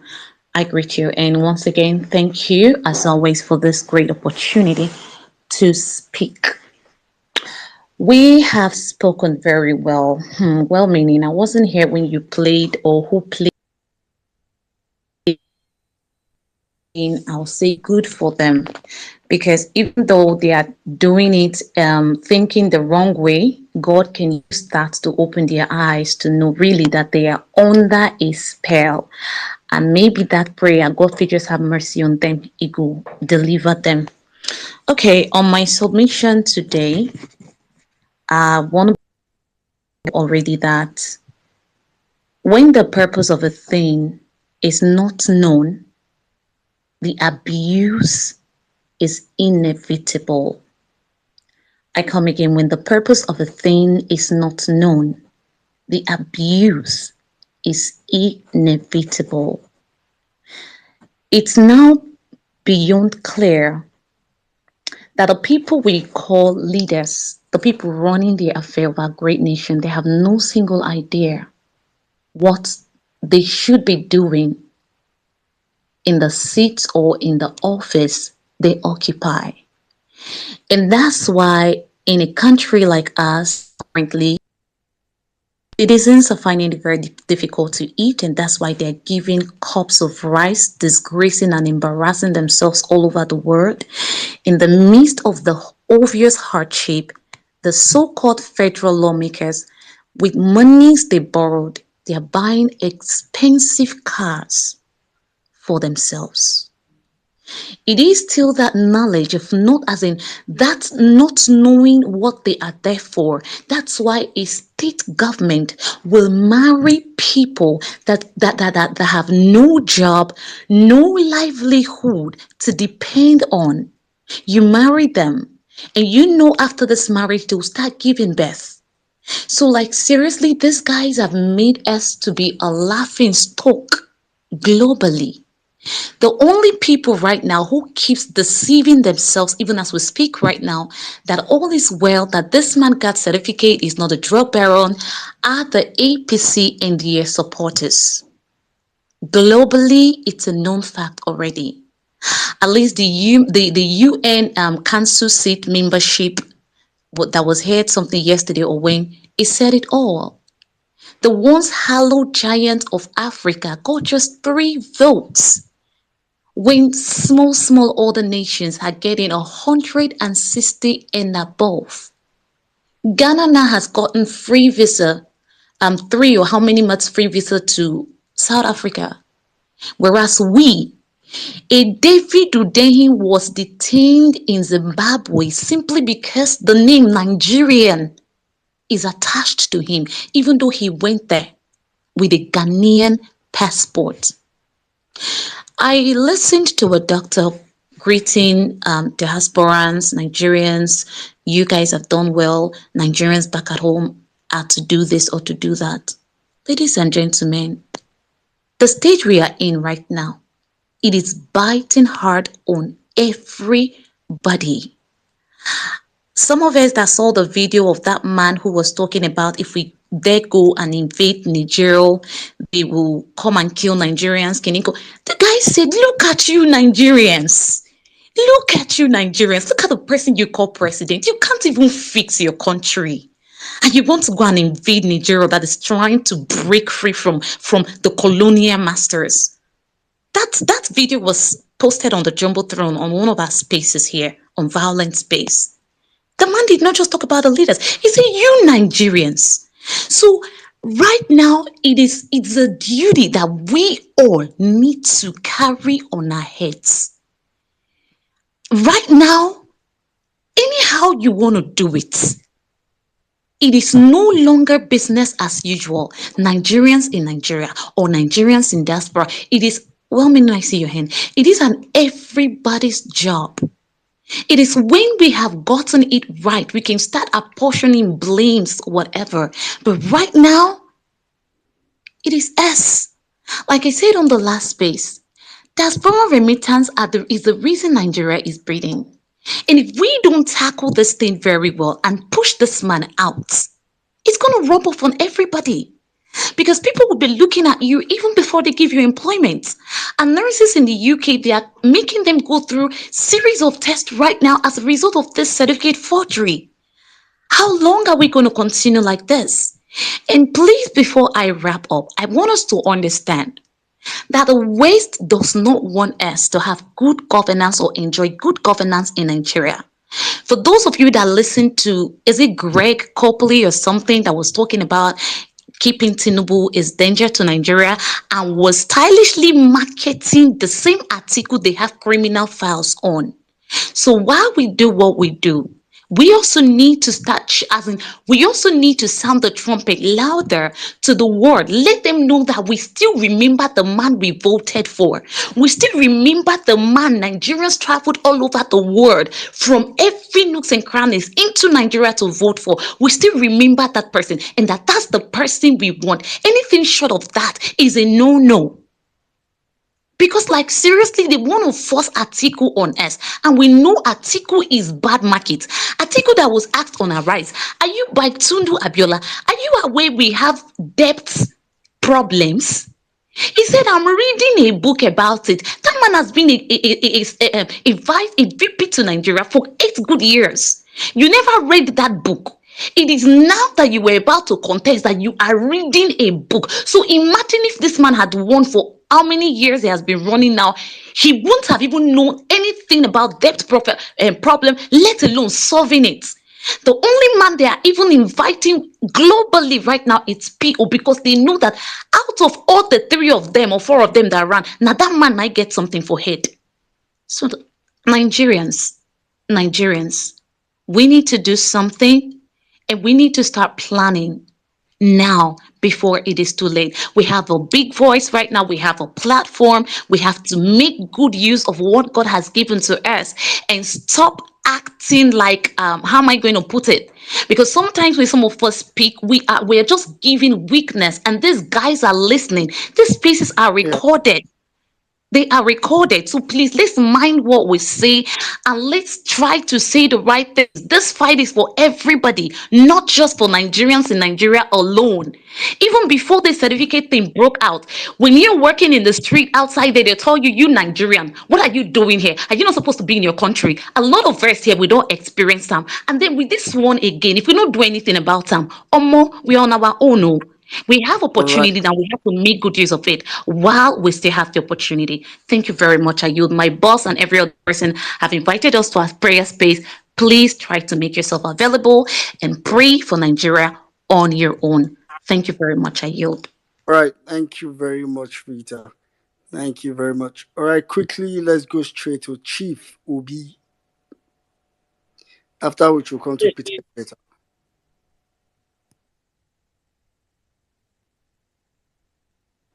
Chief Obi, go ahead.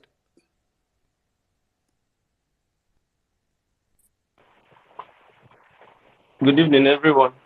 I'm women in Nigeria. I greet you.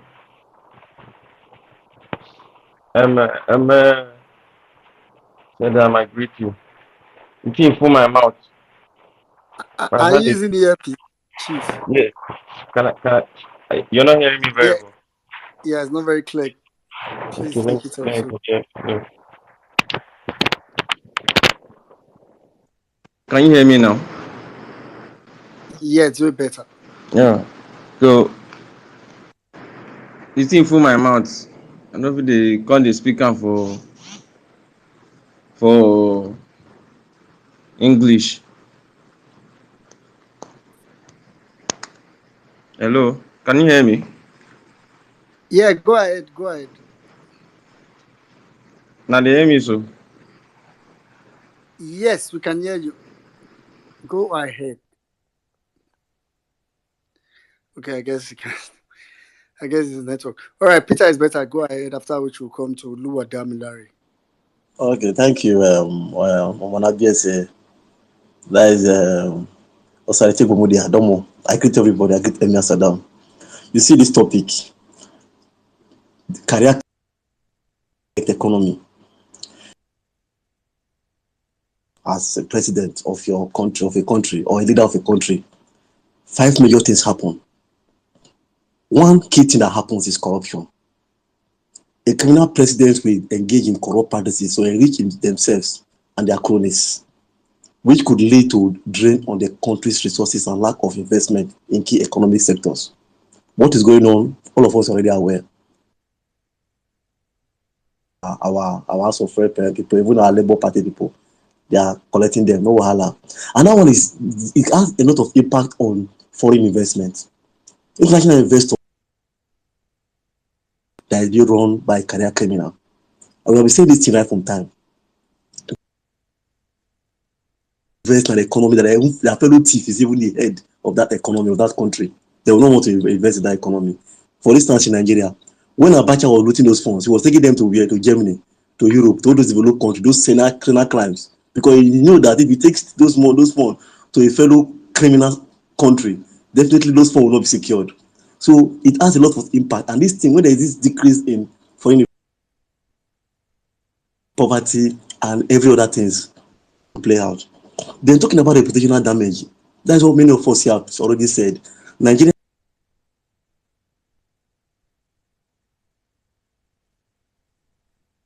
or the countries they are visiting. I have a friend, he just came out from the UK. UK passports. Peter is better. We keep losing you, and Can you hear me? it's not making us get the meat of yours. Yeah, maybe try. Just try. Okay, can you hear me now? Now you are breaking a lot. So maybe you should just try and come back, so we don't miss majority of the submission. Oh, okay. All right. Okay, let's just quickly go straight now to Lua Damilari. Yeah, good evening, well meaning. Can you hear me, please? Hello. Yeah, go ahead. Yeah, good evening, guys. Emir Saddam, well meaning Jimmy, everybody here. I really appreciate the opportunity to speak. It's been a long marathon battle for us, and just because of the topic this night, I would just like to give my brief submission. I'll start with the people that want to naked themselves and pray. I just want to remind them that the Bible says in Proverbs 21:27 that the sacrifice of the wicked is detestable unto the Lord. How much more so when it's brought with evil intent? So it's just a fruitless sacrifice. Prayers of the wicked brought with evil intent can never ever be acceptable to God. So the person daring God does not even know the God he serves. I've always been thinking why Tinubu, with all his baggages, decided to become the president. Decided to make it his life ambition. I think the reason is Tinubu thinks being president will automatically wipe his slate clean because they will address him as His Excellency. He thinks when he becomes president, all of a sudden he becomes a clean man. The presidency, you don't become president. So I think I'll put it this way. Being president doesn't make you automatically clean. It is when you are clean that you will become the president. And that is why all these evil indices is happening to Nigeria.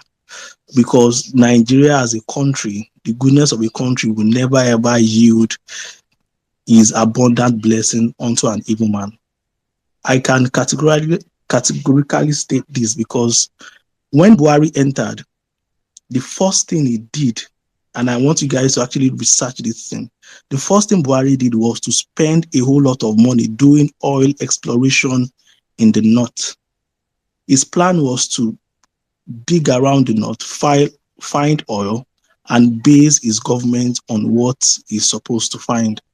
But as Nigerian who have it, the spirit of Nigeria or the goodness of the abundance of Nigeria did not make sure he find oil in the north. He searched for 8 years. It was during the tail end of his presidency that I think they discovered oil in some part of the north that they did the ceremonial exploration of the oil in the north. What I'm just trying to say is we made a space, I think a while back, talking about the natural resources we have in Nigeria. I studied industrial chemistry and I can remember we doing a course in 200 level, listing all where these minerals are. And I want to tell you guys, the minerals in Nigeria are the ones we don't even know about.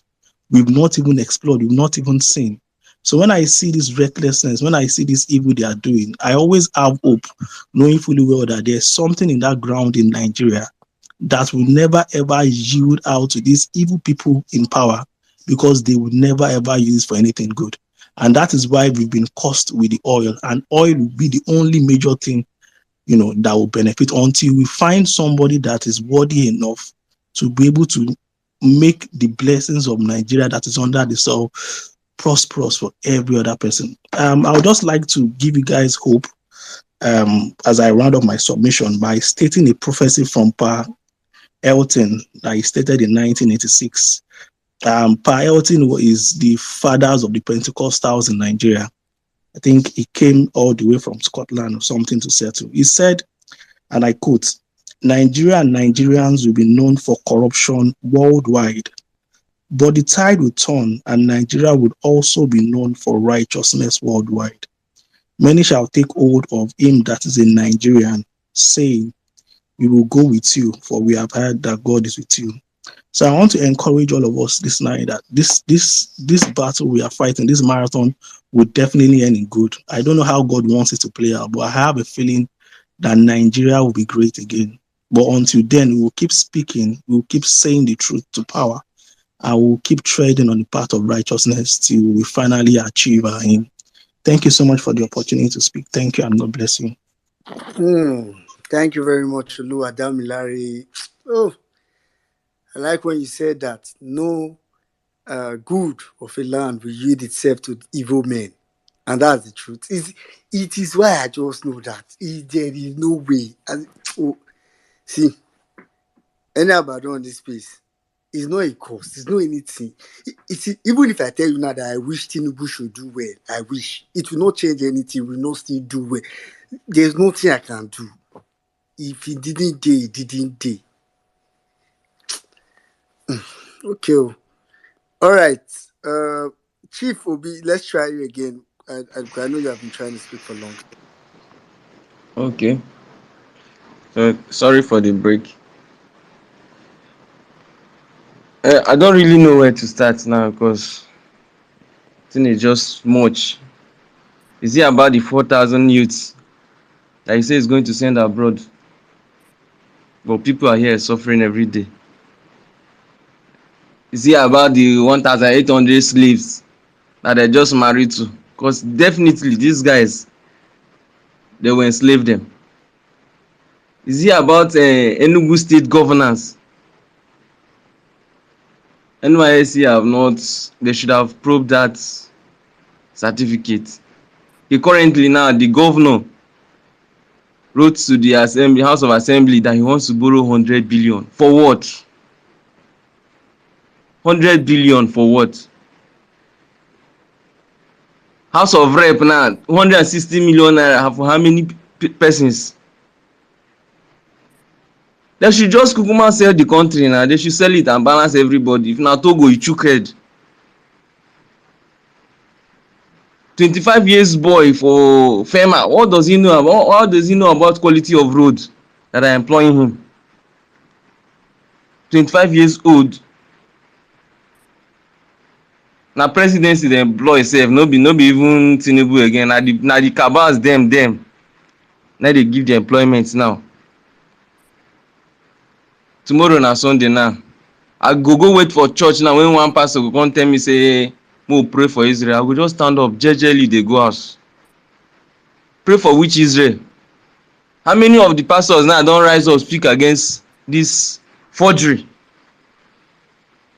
Cause even my small brother wey dey secondary school now, be like say I go arrange package certificate for am. Go one cyber cafe, give am design wey I want. Where you wan start? Where you wan end? All like most of my colleagues in school, my course almost all of them don japa. In fact, because I graduated from electrical engineering, electrical electronics engineering. The girl that was among the first class students japa to US. She no dey even do EE again. Wetin she dey do na nursing course. That's what Nigeria is giving us back to back.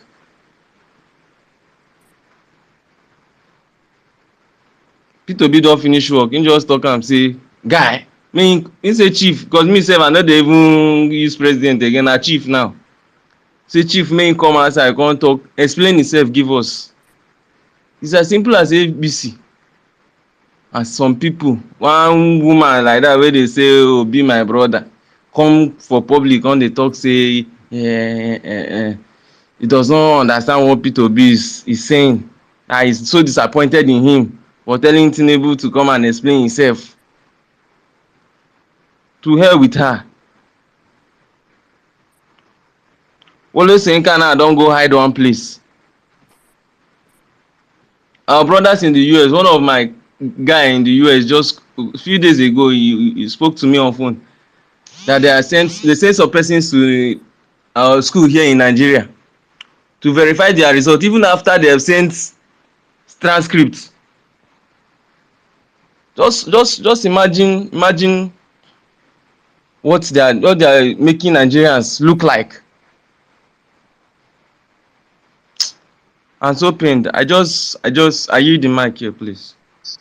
Chief Obi, I feel you, bro. I feel you. It's crazy. Anyway, but one thing is certain, we have to do something about it. We have to do something. All right, quickly, let me take justice. After justice, I'll come to President Victor. Okay, meanwhile, justice, sorry, before you go, I think so. Peter is better. Peter is better's submission. He sent it to me in the DM. He's struggling with his network. So I'll read it immediately after Justice finish his submission. Justice, go ahead. Okay, thank you very much. Well meaning Nigeria, Emir Saddam, Jimmy, my brother, and happy birthday to our Oga Ibrahim. May God bless you and help that you also impact in this new Nigeria that you come here to share with us time and again. Going straight to this topic, Tinubu, the career criminal.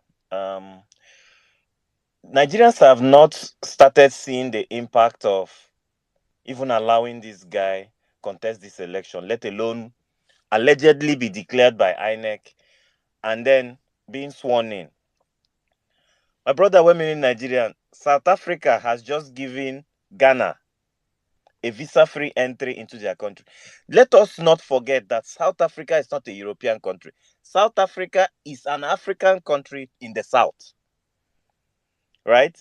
And they denied, of course, Nigerians having that. You see, the implications of having a career criminal, implication of having somebody who has series of crime committed over the years is not far-fetched. We are going to see even more. We are going to probably see Lesotho, Namibia, and so many other countries, stop Nigerians from entering their countries the way it used to be. Nigeria, I keep saying it, is at its lowest ebb. And part of why I am saying all these things is that, you see, the Supreme Court is a policy court. The Supreme Court cannot, as a body, the Supreme Court cannot turn a blind eye to this forgery. They cannot. They can't wish it away. The Supreme Court cannot say that the evidence is not compelling enough to take this guy out. They cannot also say that Atiku did not follow due process. I just want them to have some courage and fix Nigeria, because at the very end, it will be that all the systems, all the institutions in Nigeria failed. From the electoral institution to the judicial institution, to the executive arm of government, to the legislative arm of government.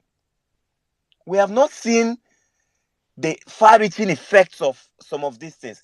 Nigerians would have to probably do something. Otherwise, you see, at some point, we will not be respected anywhere again.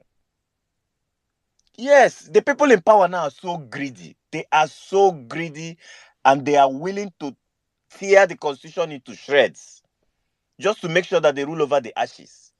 But it is not just about them. It's honestly not about them. It's about the country. And that is why most people are not actually looking at the Supreme Court, because whatever they say now, they cannot go back on it. Even if they turn a blind eye and say, okay, the process for which this particular new evidence was tendered is not applicable, because that is the only technicality that they have left. Not that it doesn't have merit. So, but they need to take this bribe from the criminal drug baron and yet do the right thing. It is done. Yes, the court of the land see every 4 years as another avenue for them to take their own national cake. That is the failure of the system. Because ideally, the judicial arm of government is supposed to be independent. INEC is supposed to be independent. INEC should have those powers to disqualify a candidate before the candidate even runs an election. What kind of country are we actually, having? We have become a laughing stock to the world. We have become a laughing stock. It is not a joke. We have become a truly laughing stock. A lot of Nigerians now even hide themselves in shame. Not a lot of people are proud enough to say they are Nigerians because of a certificate forger. Please, it goes beyond your tribe. It goes beyond your religion. It goes beyond your ethnicity. It goes beyond your uncle. It goes beyond your aunt. This is about your country. West has stopped accepting WAEC certificate. You have to now add scratch card. We do not know the far-reaching implications of keeping this guy that is already sick. Who has seen Amoda Ogunlere Bola Ahmed Tinubu since this certificate saga? It's not about hiding in Aso Rock. Legitimacy would be always elude this guy and his government. So no matter what they do, just some hours ago, we are already reading of 160 million worth of car for every House of Rep member. 160 million. in a poverty capital of the world. Nigeria is not poor. We just have wicked and greedy leaders. Nigeria is not poor. 160 million multiplied by the number of people in House of Reps. Nigeria, are we going to continue like this? People are poor. They are giving you Gary and other things. While your House of Assembly members, including Labour Party members, are keeping quiet. It's unfortunate. It's very, very unfortunate. One minute I see your hand, but you see, this career criminal needs to be removed so that we can at least set the record straight that our country is a country that does not condone forgery. Because if we allow this, Nigeria is gone. Nigeria is completely gone. You have no moral right anymore to tell anybody not to forge. You have no moral right anymore to tell anybody not to do anything. Our judiciary will not be respected. Of course, you can see this government already flouts others. So some people need to rise, and it is in the Supreme Court. Rise and fix this nonsense so that Nigerians can at least say that, yes, not every arm of government bow down to criminality. Thank you very much. I yield the mic. All right. Thank you very much, Ejikeme. Thank you. Meanwhile, okay. I don't know if this is what Dr. wanted to come and share. Breaking news: terrorists currently attacking Nigeria's Federal University in Zamfara. Another set of students reportedly adopted. Sarah reporters. Bad news upon bad news every time. Bad news. Anyway, thank you very much, Ejikeme. All right, quickly, let's go straight to President Victor, after which we'll come and try Peter is better again. Good evening, everybody. Thank you for having me. I want to formally greet everybody in the house for staying up till this time. One thing I want every one of us to be rest assured is that we will surely overcome. We will surely get back our mandates. We will surely get the victory at last. One of my greatest joy is that we are on the right path of changing the narrative and making a good history. I know a lot of these people on the other side wish that we had given up and we had just accept the nonsense that they are doing.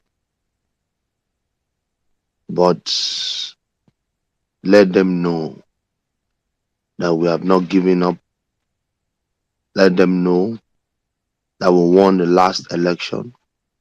We must let them know that we stand for justice and we stand for peace. Because one thing I know, there can be no peace without justice. But with our unity, we'll be able to overcome.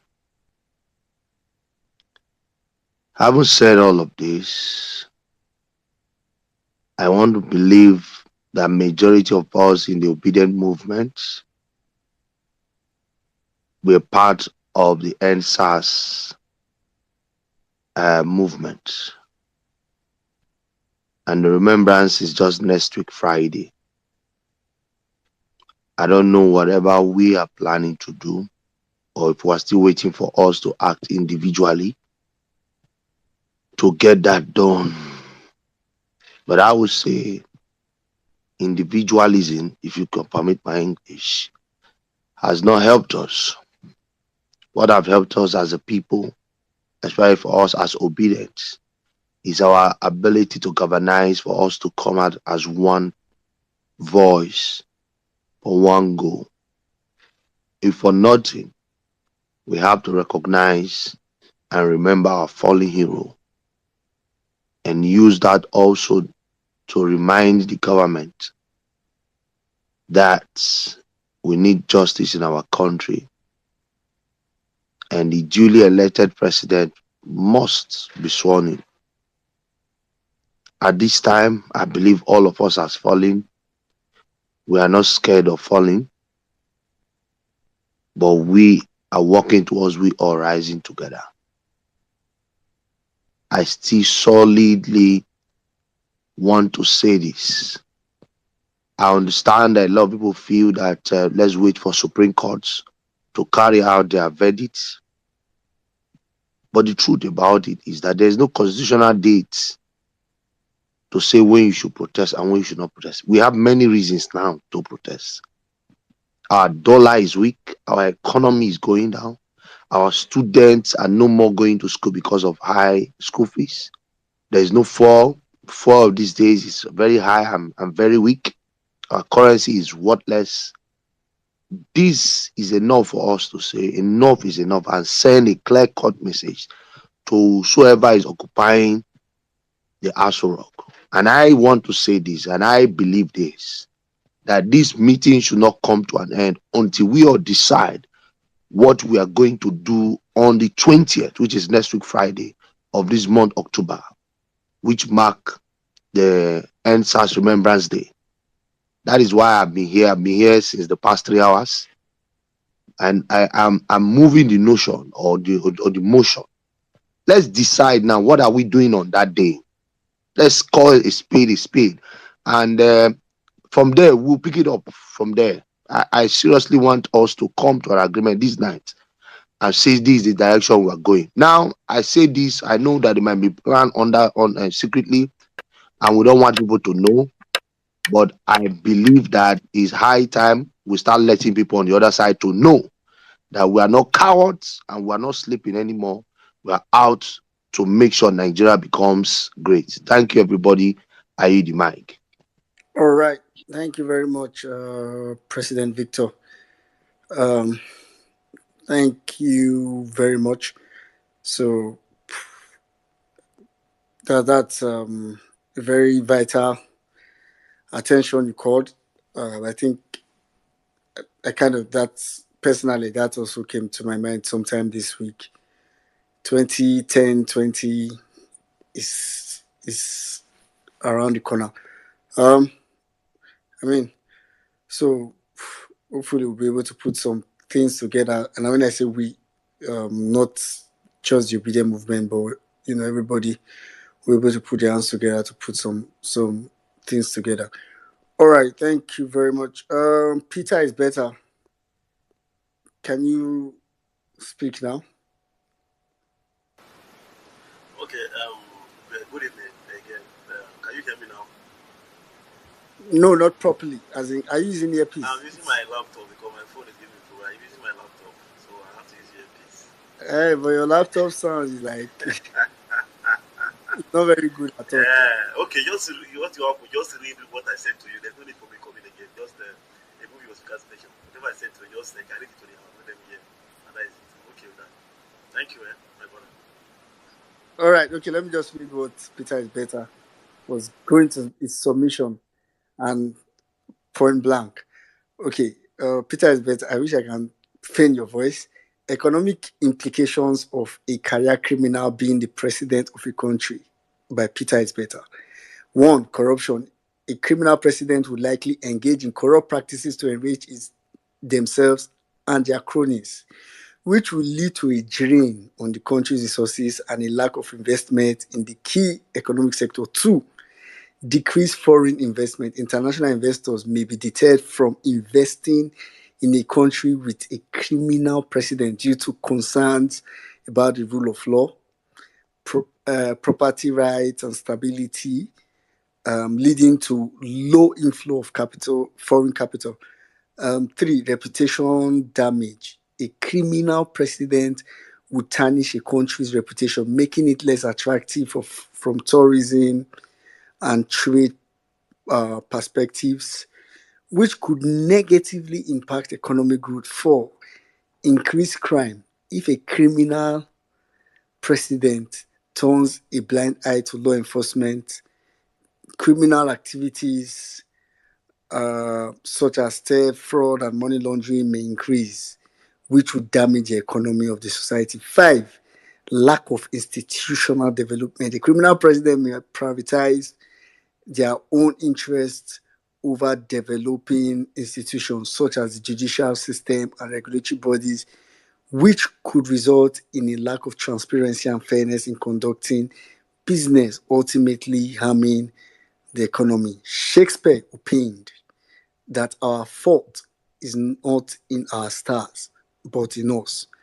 We need to take back our country. End of end of Peter is Better's voice.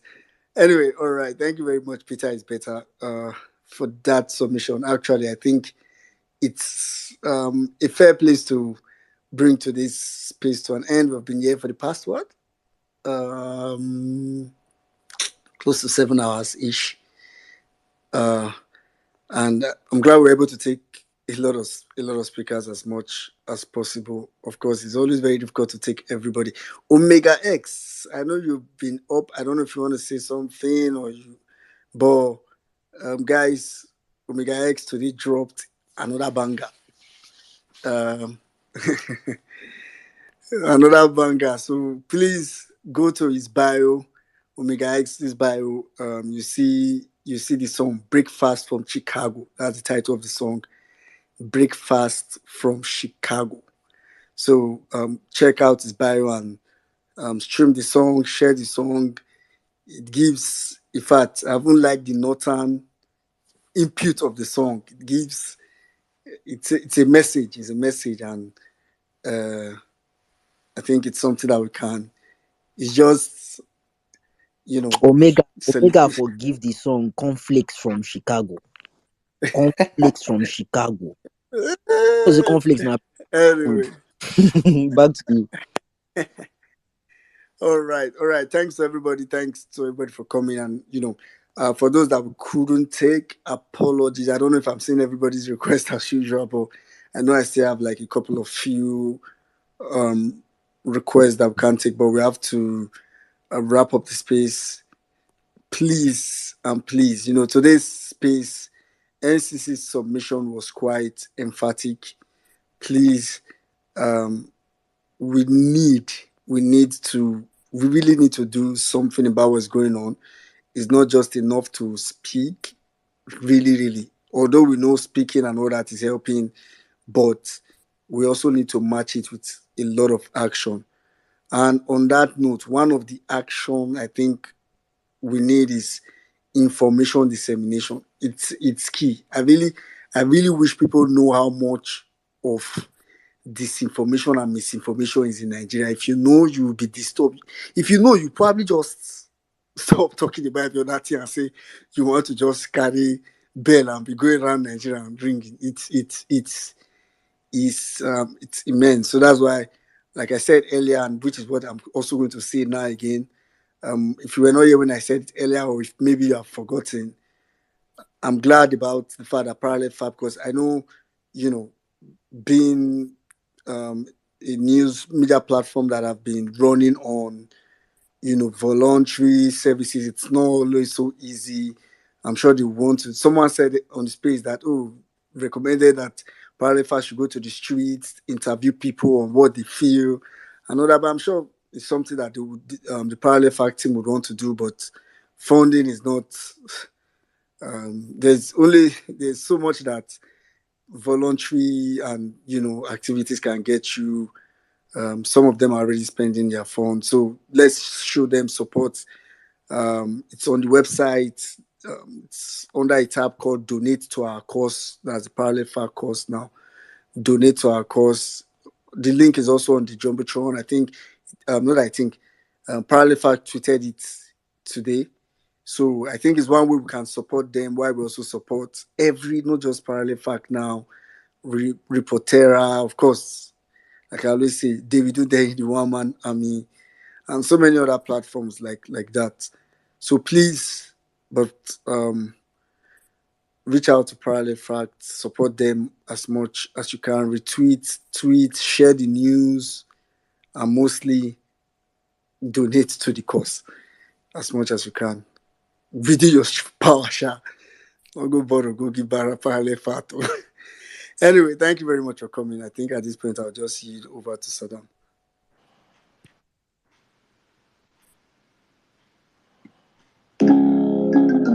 Certificate forgery is not in the trend. Big shout out to five-star general David Monday. When I was young, I did hear say Niger go better.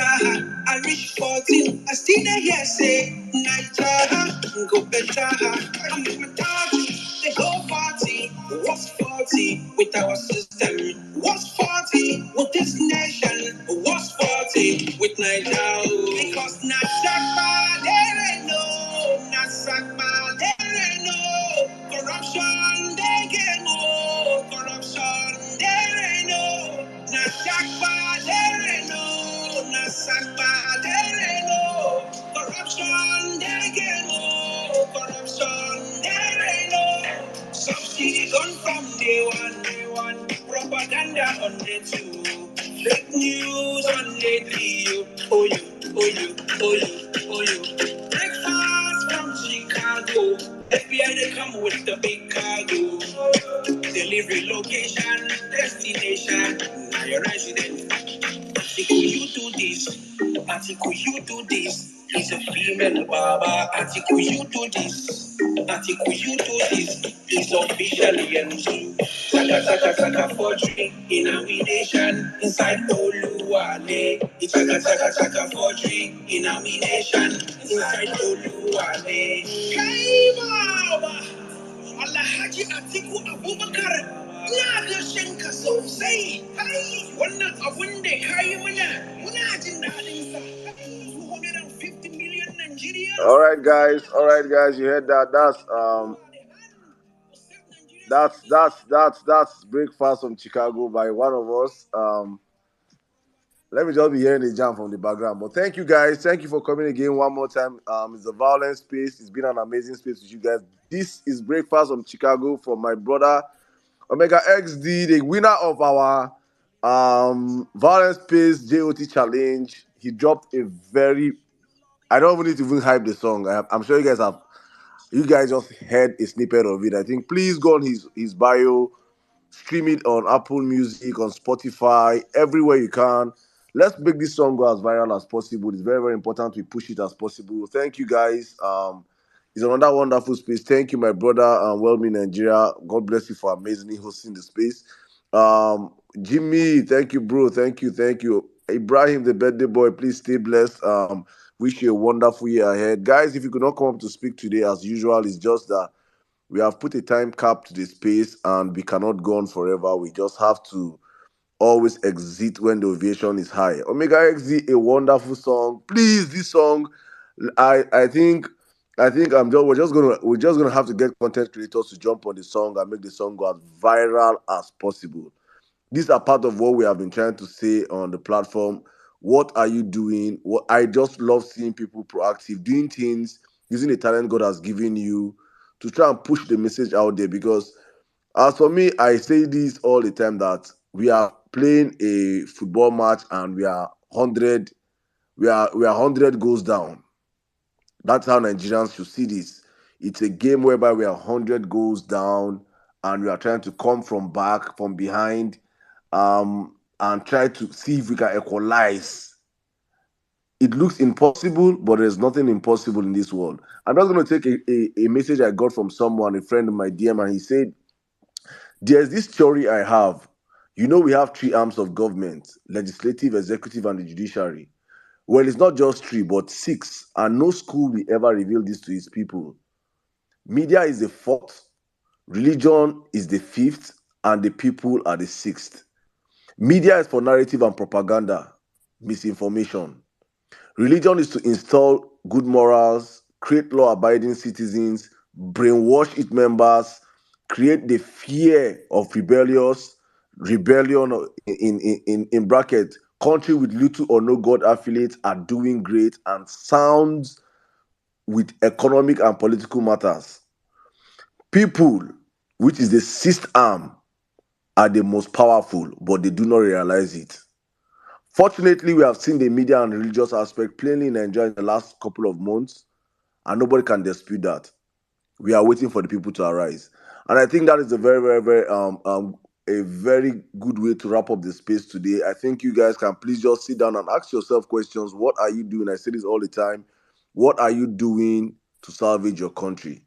You can always come up and say,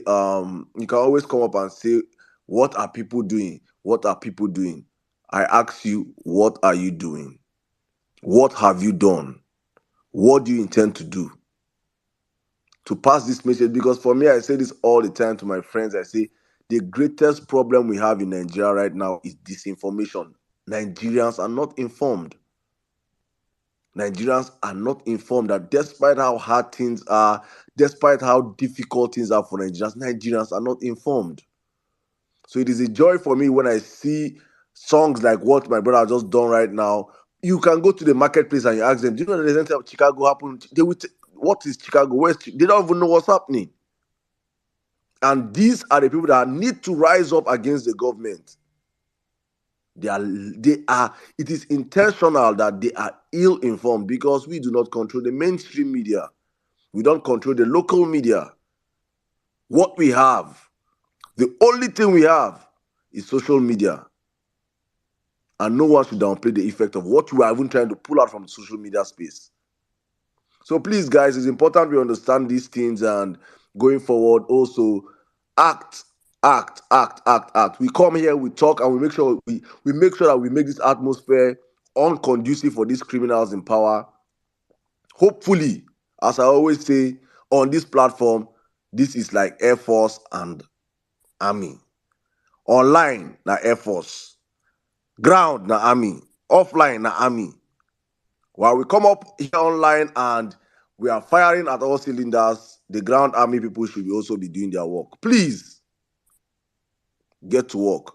So with that, I say thank you, every one of you guys. We have successfully labeled the Tinubu the criminal, career criminal. We'll be back again next week, God's willing, on Tuesday and on Thursday. I think yes, there's a big space on Monday. I think our 1mm brothers will be having a space on Monday. Jimmy and Webin and Jan, I don't know if you announced that space. I don't know why, whether I skipped you guys, but I think that space should be on Monday, right? If I'm not mistaken. That's true. Yeah. So I think that space should be on Monday. So please, guys, look out for that space also on Monday. With David Hunde will be on the space also. It should be one of those spaces that all of us should converge also. Because as for us on this platform, we must make sure that social media is totally dominated fully. Look at how they have dominated the mainstream media. No space for honor. The only one we have is that that only one person is trying to speak truth to power, Rufai, and they are still trying everything to gag him. Same way we should gag them on social media. They should have no space. If they're having spaces, it should be 3 or 4 of them, 5 in their spaces. They should feel that isolation that our people are feeling through other media for us. So thank you guys for coming on the platform. If you didn't come up to speak again, one more time, I apologize. It's not intentional. It's just that we cannot bring up all speakers. And in that spirit, I say thank you to all our esteemed listeners. Thank you to the Violence Space team, cast and crew behind the scenes. Thank you to the Power Facts writers, editors, the whole team behind the scene, the tech guys, everyone behind the scene. God bless you all for the hard work you guys are putting in. Thank you to Warren and Jan for making that advance. Honestly speaking, it was worth it. Thank you to all of you that have been donating to support the cause. It is not easy, but it is worth it. Thank you to all of you listening to us on Facebook. Please, guys, do not forget, Facebook is another world of its own. Take this message to Facebook. Let's not just sleep on Twitter. Please take this message to Facebook. Also, the space we're talking about is up on the Jumbotron, the space on Monday. Please check on the Jumbotron. You can see the flyer circulated. Please take our message to Facebook. I beg you guys. Sometimes just leave Twitter and go on Facebook. Even if it's 1 hour a day, go on Facebook. We have to dominate that place also, because that's another avenue whereby these guys are spreading misinformation, and we really need to contain every news that comes out from the social media sphere. Thank you to all of you. I see all of you on the platform. Omi Bolanle, please get well soon. Big Mag, I see you. Thank you, my big bro. Antonia Abokina Geri, I hope you got your own wife. I had a sharing wife in Kanu. I hope you got your own wife, my brother. Sweet angel of River Best, thank you very much. Anchor Day. God's will for Nigeria. Thank you, Polonium. Dr. Mary White. Let me take you up a little bit. Associate Prof. Mary White. Gaboni. God's will. Justice. Mission to somewhere. Timiglo. Oluwadamilari Inze. Lil V, Amawakiri, Shilodi, The Jack, Yvonne, Chiki, my brother, longest time, SIM card, Biruki, the governor of Abuja, I see you, sir, Dr. Lu, Gladys, Oladipo, my brother, Dr. Kels, Adigwe, Untong, longest time, my bro, how you doing? Oduntu Tulami, Amoda, Mr. Waleri, Pinky, Otumbadike, I see you, my bro, Duchess, Hesley, Mike, Emmanuel, Ken, Ikena, Comrade, Pelumi, how you doing, my brother? Longest time, Patience, Tex, Nurse. Guys, I can't call your names, so I'll be calling as much as possible. But thank you to every single one of you. John Vic, longest time, bro. How have you been? Mike, The Living, Chidi, Seyon. Guys, you guys are just too much, man. Thank you so much to all of you on the platform. God bless you guys. Thank you for your support. Thank you for sticking and believing in this Nigerian dream, even in the midst of the whole chaos. Let's just keep believing. Hopefully, our people at home will wake up one day and say it is time to take back the country. And from this side, it is all love and light. See you guys on Tuesday, God's willing. We always say we do this for God and for country. Please keep streaming Breakfast from Chicago by Omega XD. God bless you all and good night.